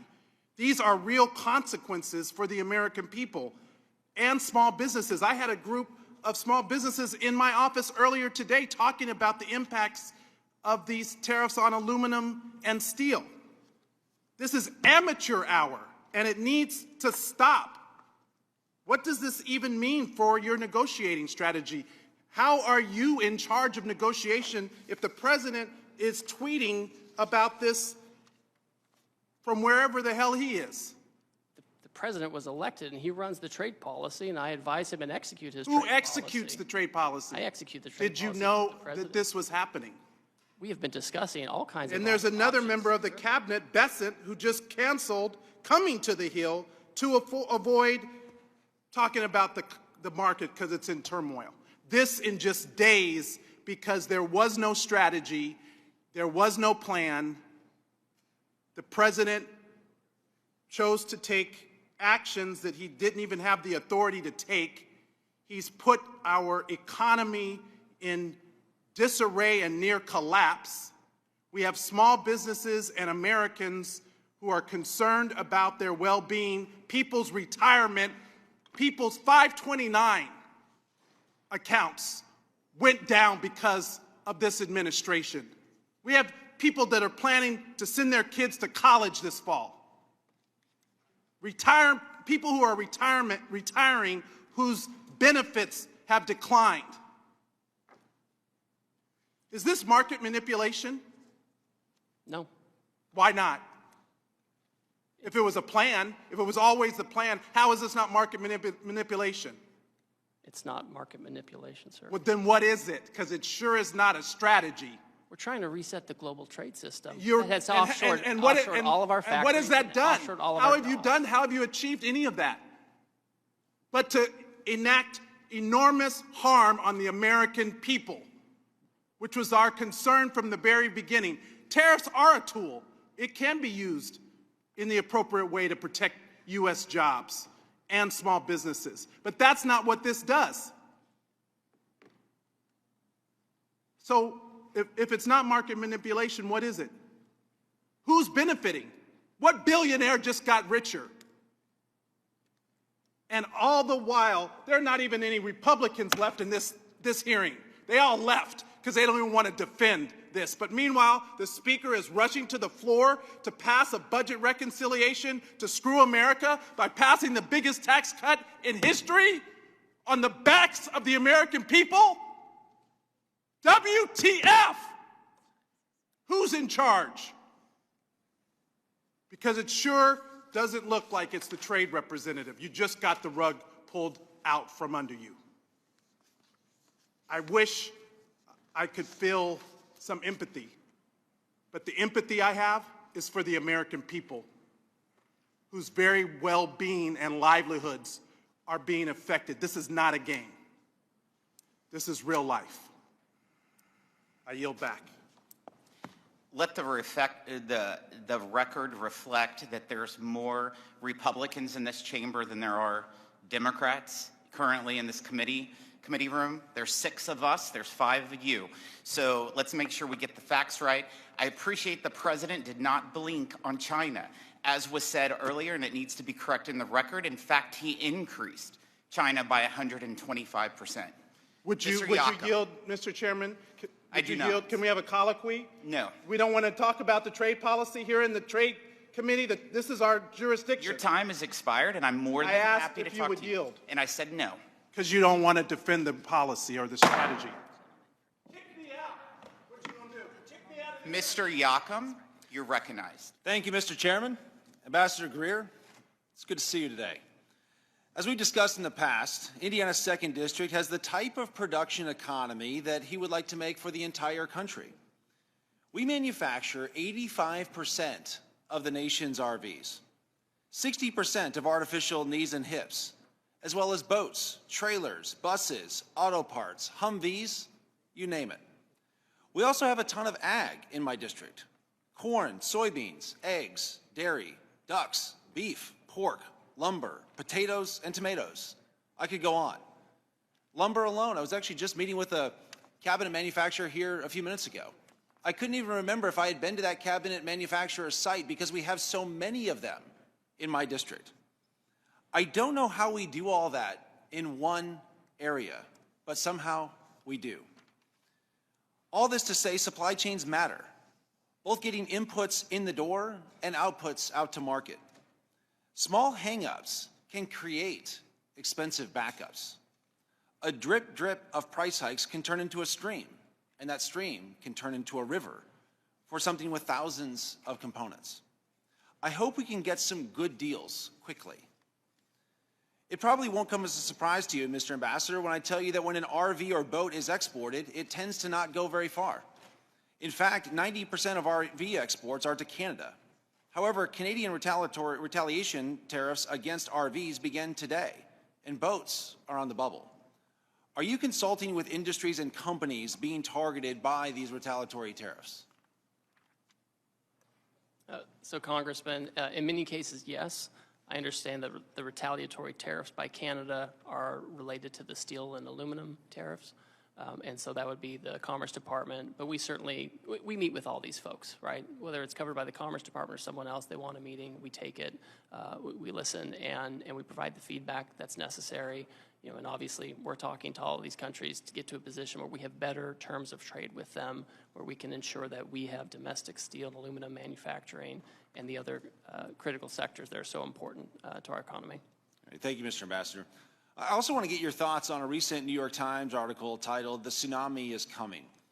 China's global exports are just getting started. It reports that Chinese state-controlled banks lent an extra $1.9 trillion to industrial borrowers over the last 4 years. But all those factories aren't just churning out to gizmos and gadgets destined for their domestic consumption.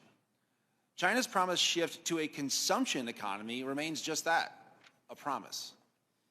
Increased production paired with low consumption just means that China continues to double down on overcapacity.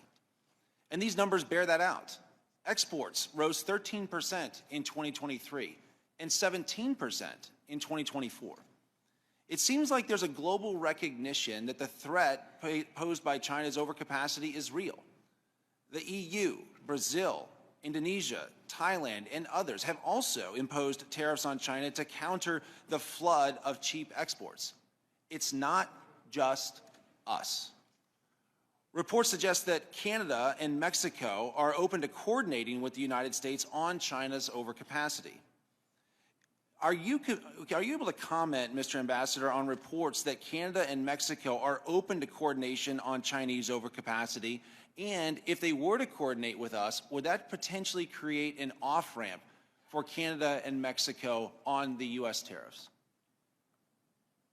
So in the first instance, I appreciate you highlighting that. And overcapacity in China, it infects the whole world, right? It can displace products in third countries that come to us indirectly. And that's often why we do a global tariff action, because the Chinese actions are not just bilateral. They cause a problem for the whole economy, and so we have to take global actions to make sure there aren't loopholes or Swiss cheese. With respect to Canada and Mexico, I won't get into the details of our negotiations with them. I'll defer to their public statements. But for my part, I would say we have encouraged, we being American policymakers, we have encouraged for years our close trading partners to take stronger action against China of the types of actions that we are taking. Right. What about other countries and allies? Do you think there's room for them to coordinate with us on some of these tariffs as it relates to China? So I think there's room for that. Some of these economies are closer geopolitically and economically to China. It makes it a harder choice for them. Southeast Asia, that kind of thing. But in my own view, it's in these countries' own interest to, frankly, manage their trade with China so that they don't become victims of a second China shock. Great. Thank you, Mr. Ambassador, for being here today. I'd also like to thank you for your patience that you've certainly shown with us today. And with that, Mr. Chairman, I yield back. Thank you, Mr. Miller. Thank you, Mr. Chairman. Ambassador, it's good to see you in a different capacity. I remember see last you as time well. we were together in the last administration, I was seeing you for a visit, but it's good to see you and welcome. Thank you, Mr. Chairman, and thank you, Ambassador Greer, for your time and testimony today. From day one, this administration made it clear through his America First economic agenda that the United States will no longer tolerate unfair trade practices or accept the chronic trade deficits that have hurt American workers and industries for far too long. The farmers and manufacturers I represent depend on strong, enforceable trade agreements that ensure their crops and products can compete and thrive in global markets. They are not asking for special treatment, only a level playing field. As you noted in your testimony, under the Biden administration, we saw consecutive years of agricultural trade deficits, a deeply concerning trend that reflects a broader lack of urgency to fight for American farmers, empower our workers, and focus on advancing U.S. economic interests abroad. Additionally, the prior U.S. trade representatives' retreat from efforts to negotiate critical market access from the American leadership in digital trade has created a dangerous vacuum, one that China and other adversaries are incredibly eager to fill. Without a clear, assertive economic strategy, we risk losing ground not just in agriculture or manufacturing, but also in innovation, technology, and long-term economic security. Now is the time to advance a bold, pro-growth trade policy that restores American leadership, defends our producers, and sets the terms of tomorrow's economy. Ambassador Greer, as you know, there are certain goods critical to supporting the United States manufacturers and consumers that are either not readily available in sufficient capacity or cannot be produced at all domestically due to geographic and climate limitations. Coffee and cacao are clear examples where small-scale production exists in places like Puerto Rico and Hawaii. However, this production comes nowhere near meeting domestic demand within our country. Given their importance to both consumers and domestic food manufacturers, could you please speak to how the administration is working with industry stakeholders and international trading partners to maintain secure, reliable access to these essential imports? Certainly. First of all, I appreciate your comments in pointing out this, because the global economy is complex. Among some of the countries that I have coming in to speak, I'm meeting, for example, with Madagascar within the next day or two. And as has been mentioned here, vanilla is sourced from Madagascar, among other things. So we're certainly engaging in conversations with those countries, including those who have some of those things that cannot necessarily be grown here. So that's certainly part of it. We're sensitive to those needs. And again, I've mentioned this before with respect to U.S., Canada, and Mexico, where we have a lot of components and parts that may come across. That's currently not subject to a duty if they comply with the rules. Thank you very much, Ambassador. In your comments yesterday to my colleagues in the Senate, you mentioned that roughly 50 countries have reached out in recent days to negotiate with this administration's following last week's trade action. I'm particularly interested in the engagement with countries of the Indo-Pacific and Africa, where many American businesses compete with companies subsidized by the Chinese Communist Party. Among the countries that have reached out, how's the administration considering these unique challenges while ensuring critical market access for advancing U.S. economic and strategic interests? So for example, you mentioned Southeast Asia. Some of the things we've seen Cambodia and Vietnam, for example, come forward and say that they want to engage in reciprocal trade. They've made certain proposals on lowering tariff levels. I think that, it can be challenging because they do have Chinese businesses operating there too. So I think if you're going to get to a situation where you're having to deal with some of these folks, one, you want to make sure it's real market access they're giving you, not just tariff levels, but also the non-tariff barriers. And you also want to make sure you're not giving a benefit to Chinese companies operating in those countries, right? We don't want some deal with them only to have it become Chinese companies, pushing product to the United States through Vietnam or Cambodia. So that's something we're looking at in terms of rules of origin, et cetera. Well, thank you very much for your attention to detail on this matter. It's big in our district, and so that's why I bring it up, and thank you for your answer.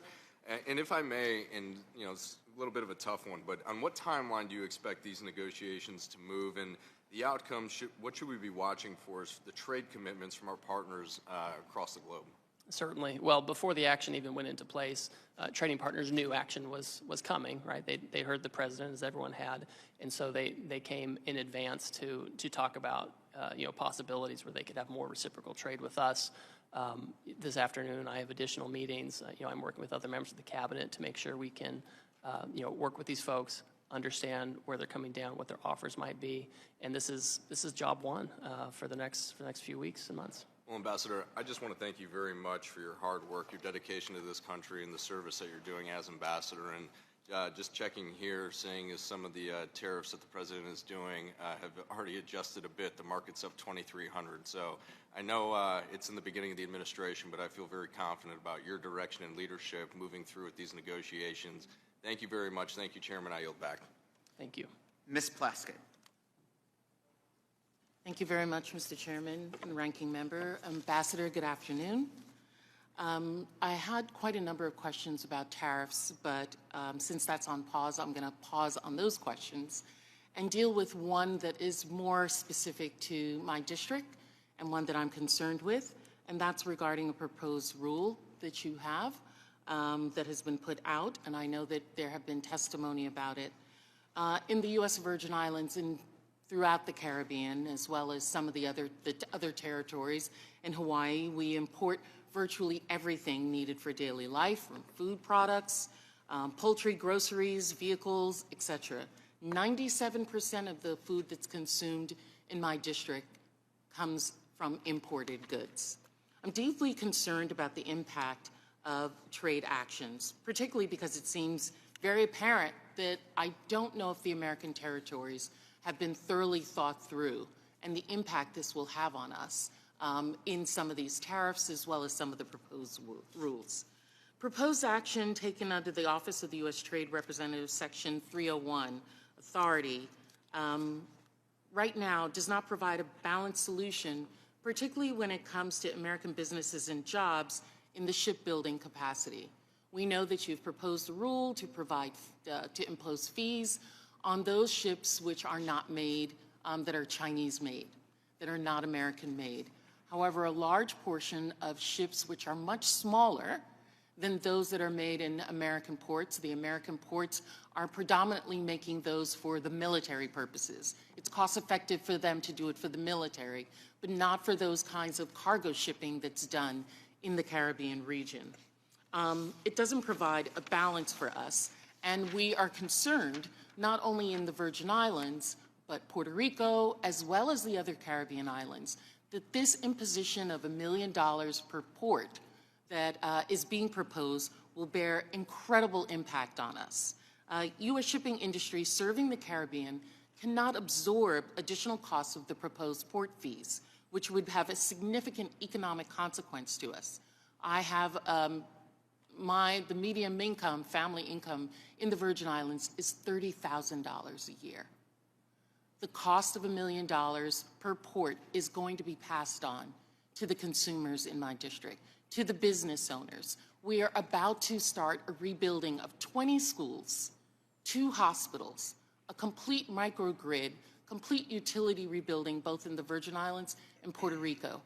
All of the laying and supplies that are coming into us are coming from these type of vessels. If they are then going to be imposed this fee, we will, negotiations that have already been done with FEMA for the cost of rebuilding are going to skyrocket, and we need some support for that. The thought is, sir, is many of these shipbuilders are in fact American owned. They're American shipping vessels.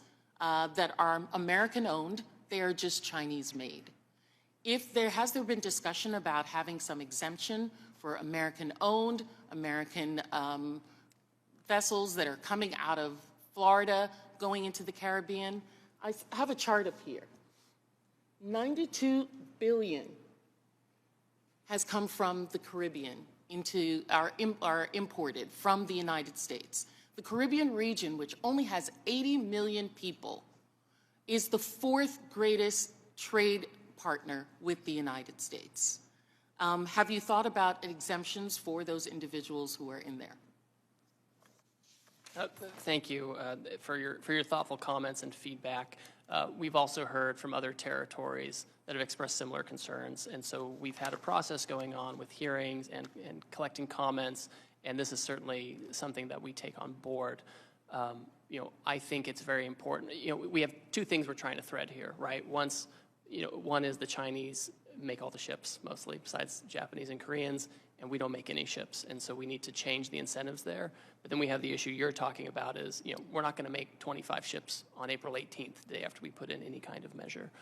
So I certainly think that there has to be accommodation made for circumstances, because we're not going to have all the ships on April 18th. So this is helpful to me.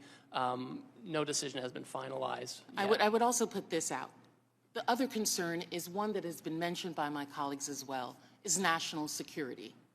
We cannot have Caribbean nations moving closer to China, who is already on the shores of these Caribbean nations, to try and do increased trade with them. If we are having a trade war with China, if we want to ensure that America is first, America needs to be first in its third border, which is the Caribbean. That was said by President George W. Bush. That is the third border. That is what we need to secure, and we're not going to do it if we are pushing American shipping companies outside of the Caribbean, and they have to go to China to do that. So I want to thank you for your consideration of this. Thank you. Mr. Bean. Thank you very much, Mr. Chairman. A very good afternoon to you, and good afternoon, Ways and Means Committee, and a special welcome to our special guest, Ambassador Greer. Thank you so much. As I look at the clock, you have sat in the hot seat for 4 hours. And the hot seat has gotten hot. I know it's gotten hot. It's gotten hot because you and this president, President Trump, have chosen to not ignore a problem anymore. It would be so easy just to ignore it. It would be so easy to ignore our collapsing manufacturing base.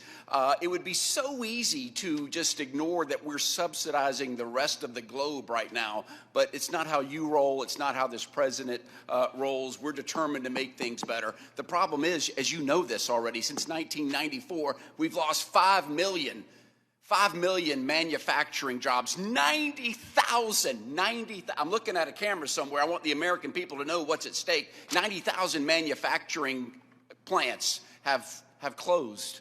You have said enough. You have said enough. This President Trump said, I'm going to fix it. I'm going to leave it better than I found it. And for our kids and grandkids, no more. Ambassador Greer, can you tell the American people what's going to happen if you just ignored it? If we just ignored it, how long? Is it unsustainable? If we just ignored the problem, what happens to our economy? Now, thank you for your comments. I agree completely with you. The situation is, for the past 30 years or so, we have had a trade policy dictated by Wall Street, and that's what I have people screaming at me today, the Wall Street talking points, repeating everything. They're trying to tell me what Goldman Sachs thinks. They're telling me all these different kinds of things. We're not talking about the next quarterly earnings for the investors on Wall Street, right? When the Wall Street Journal says, oh, well, this is going to be bad for Wall Street, I'm kind of focused on Main Street. I'm focused on getting these jobs back. We're sensitive to volatility in the market. We're sensitive to this. The problem is there's not a silver bullet where we can magically, have everything, bright and shiny again immediately. But we have to take strong measures. I would love to have Congress also take strong measures to help with reshoring and to support during this transition, where we adjust from an economy that's fueled by government spending and over-financialization to one where we're making real goods and services. Because if we don't do it, Congressman, if we don't do it, then we will be dependent completely on others, including our foreign adversaries, for the things we need the most. Amen. Like drugs and manufacturing, 50% of which comes from our adversary China, which is a shame. It's working. It is working, and I want the American people to know there are dozens of companies that said, hey, we're going to come back. We're going to invest in America. Apple, OpenAI, Oracle, SoftBank, Johnson & Johnson, thousands of jobs, billions and billions of money. So it is working. And I do know as a tweet right now, we've got over 70 countries that said, America, we want to work with you. We're going to eliminate tariffs. So it is working. And my phone just went off that the president just recently said we're going to call timeout on a 60-day pause on every nation except China. That's breaking news, Mr. Ambassador. So, which is really good. I want us to be sensitive, though, and I've heard from manufacturings, too, in my area alone, growing wood, said, amen, finally, we can't have Brazil and Canada dumping wood. The seafood industry, which is big in Florida also, China, shrimp comes from China enough. What about companies that ordered product before the tariffs, before Liberation Day? Are we going to recognize the Custom and Border Protection have put arbitrary dates? I just want to get that on the record, and hopefully you and your team will recognize that. Is that something that's on your radar screen of when they've ordered it before, are they still going to be able to comply with some deadlines? So I know normally what happens when you take a tariff action, if there are goods on the water, en route, that's something where it's not going to be subject to a tariff. I think we have a little bit of a pause right now as we're negotiating with countries, and we can take a look at that. 10-4, and just and then coordinating with customs. Your team has given me the thumbs up that I just want to put that on the record. How are we going to compete when countries like China that are subsidized in foreign governments, how are we going to make sure the American worker can compete against them? Is that on your radar screen? Yeah, no, it definitely is. I mean, as we're looking at these other countries, I mentioned this a little earlier, maybe it was to Congressman Miller, if we're getting to a situation where we actually have a deal for better reciprocal trade with other countries, I want to make sure that it's a benefit to us and that country. I don't want a third country like China benefiting from it. Amen. Mr. Ambassador, on behalf of people in Florida, Northeast Florida, thank you for standing up for the American worker finally. Mr. Chairman, I yield back. Thank you. Mr. Swazi. Thank you, Mr. Chairman, Ambassador. Thanks for being here today. Thanks for your service. I saw that you were a missionary and you were a veteran and you had a big job at a law firm, and now you're here serving the government. You helped negotiate the USMCA. Did you think the USMCA was a good deal for America?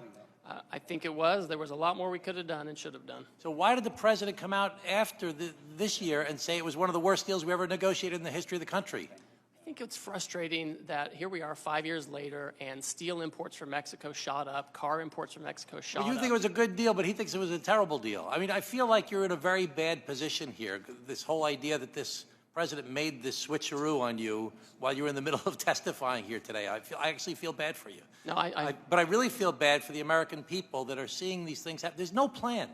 I mean, that's my big concern. I know there's goals. I want to see manufacturing brought back to America, or at least I want to see jobs that pay more money so we can rebuild our middle class in America. I'm for that. I'm for holding China accountable and holding our adversaries accountable. I'm for tariffs in select specific places. But right now, all we know is prices are going up, we're pissing off our allies, and the stock market went down dramatically. It's gone up dramatically today. The market manipulation question by Mr. Horsford is a very real concern that we're going to have to dig into a little bit. Who's benefiting from these wild fluctuations down, wild fluctuation up? We're still way down. We need a plan to accomplish the objectives that I know that you genuinely believe in, which is to try and recreate the middle class here in the United States of America, that on my side of the aisle, we all believe in that. We have to recreate the middle class in America. Do you think we should increase the minimum wage in America?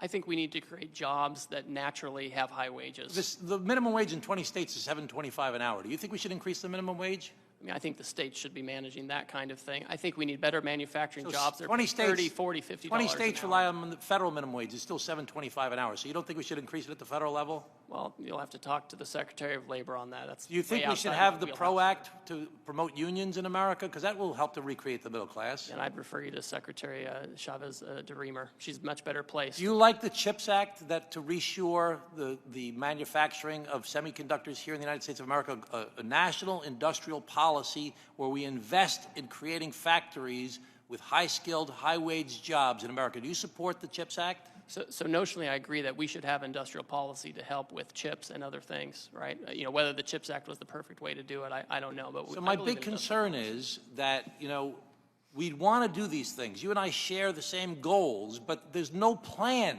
right now. As we saw, there's been devastation from this unilateral action by the president where he treats our allies and our strategic adversaries the same, with the exception of China. We know that China's, and I'm all for that. I actually have a bill that I sponsored to get rid of most favored trade nation for China. So, but why are we treating our allies? Why are we treating Japan and Korea and Australia, who have been our bulwarks against China in the Indo-Pacific? And Vietnam, even though they don't share our philosophy, they're sick of China as well. And we were building a relationship with them to help us be a bulwark against China. Why are we treating our allies in the Indo-Pacific, who are our main allies against China, the same as we're treating our adversaries? We aren't treating them the same. They have substantially lower tariffs than I know, China. but we just Substantially. really They're kind of completely bombarded them. I mean, it's the same as USMCA. We negotiated a bipartisan trade agreement that everybody agreed upon, that the president praised as being the best deal ever, and now he pulls the rug, like he pulled the rugs out from under you today. He pulled the rug out from under Canada and Mexico. I mean, it doesn't seem like there's no plan. Do you think that there's a plan, and can you share the plan with us? Certainly. Listen, I'm very confident in the president's policy. Goods that meet USMCA rules come in duty-free. So when the president comes out and he says we're going to have a tariff to make sure we're treated the same, that we can get rid of these deficits, we have a baseline 10% to make sure that we don't have Swiss cheese in this program, and then we have higher tariffs on those who are the worst offenders. That's why you end up in the president put in place the president put in place these high tariffs, but today he just yanked them out. Is that part of the plan? Was that always part of the plan? Well, they're paused. The reality is a lot of these countries have come to us and they said, we understand American leadership, we understand what you're trying to do, we want to have reciprocal trade with you. China has taken a different choice, and so they're on a different path. Our Western Hemisphere countries, they all have the lowest rate. They have a 10% rate, right? The UK, Australia, they have a 10% rate. These are all the lowest. The big issues are in Asia, where we saw the offshoring, and China is in a category all by itself. Okay, thank you, Ambassador. Appreciate your time today. I'm very concerned there's no plan, and this is being done kind of willy-nilly at the last minute by the president, out of his head. It doesn't really make sense to us. It would be great if we knew what the plan was and it was shared to us by the administration, and even if it was done in a way for our committee, that we can at least know what's happening. We have a lot of the same goals, but right now, prices are going up, our allies are very upset, and the stock market is on fire. Thank you. Thank you, Mr. Chairman. Thank you. Mr. Gomez is recognized to enter and document into the record. Yeah, Mr. Chairman, I wanted to enter a tweet by Howard Lutnick, basically where he states Scott Besson and him sat with President when they drafted the post, the Truth Social post that paused the tariffs for 90 days. This is just to emphasize that we don't really know who's running things over there. So ordered. Thank you. Mr. Moran. Thank you, Mr. Chairman. Ambassador Greer, thank you for your time today. Sincerely appreciate you coming down to answer questions during this week. I know your time is busy. I want you to know that I support President Trump's effort to achieve trade reciprocity and equal treatment for the United States on the world economic stage with those countries that are strategically aligned with the U.S. As a short-term negotiation strategy, I am hopeful that the current tactics of the administration will restore trade disparities and imbalances around the world, to induce our friends and allies around the world to reduce or eliminate their tariffs on the U.S. and eliminate anti-American non-tariff trade barriers like quotas, subsidies, sanctions, unreasonable regulatory restrictions that are there against and on American products, not to mention currency manipulation and intellectual property theft issues. If President Trump is able to achieve this worthy reset, it will have a material long-term benefit for the American economy and the American worker. I'm confident about that. I'm confident that his strong leadership can achieve these results using this tool. But I do think it's also important for you to hear from me that I urge caution and express my hesitation on the use of tariffs as a long-term economic strategy rather than a short-term negotiation strategy. In my opinion, freer trade practices traditionally have helped spur economic growth, technology innovation, and cooperation of economies. Freer trade also helps to keep consumer prices lower, in my opinion. I want to come back to and visit this idea of China, because I think China really is the big problem here. When we're looking out on the world stage, I was glad to see that we even went up today from 104 to 125% on the tariffs, according to the tweet that was put out just a little bit ago. And China, I think, needs to be our focus on where we put our efforts in the next few months. The de minimis rule is $800, or was before the recent executive order. I want the American people to understand. I would love for you to explain how the China-friendly de minimis rule was helping China companies undercut American companies before the president's April 2nd executive order went into place. Certainly. So just to lay it out, the de minimis exemption it's a provision of law that allows goods to come in. If they're valued under $800, they can come in duty-free. And we have a lot of Chinese companies that have leveraged this to avoid tariffs, right? We have high tariffs on China for very good reasons, and they have used this law to bring in these goods.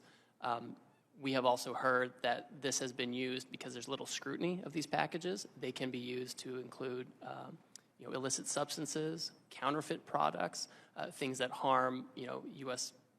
people, but also U.S. companies. And so it's been a loophole. And so that's one of the reasons why I know there's been bipartisan movement in Congress to deal with it, why the president was comfortable moving forward with that as well. Yeah, and I think the American people don't realize what a big loophole that has been over the past 4 years, and how devastating that has been to a number of American businesses to have China unfairly compete under that de minimis rule. So I applaud the president including that in his executive order, and I hope we eliminate that altogether moving forward. I also want to talk to you about the fact that China is involved in worldwide illegal and unregulated fishing around the world. Is the president's team, is the administration looking at helping to stop the illegal and unregulated fishing that's occurring across the globe by China? Yes, that's, I have an office at USTR that deals with environmental type issues, and they're very focused on this particular issue of fishing. It's something we're looking at. We're working, there are folks in the Senate too who are very concerned about this. We currently have now tariffs on China, so that at least creates a deterrent from having that in our market, but it's a broader issue that we should deal with. Yeah, it not only hurts American fishing, but it actually undercuts particularly the global South from being able to have a revival of their economies in their fishing waters, which makes them more dependent on China as China comes in and invades effectively the global South, as you know.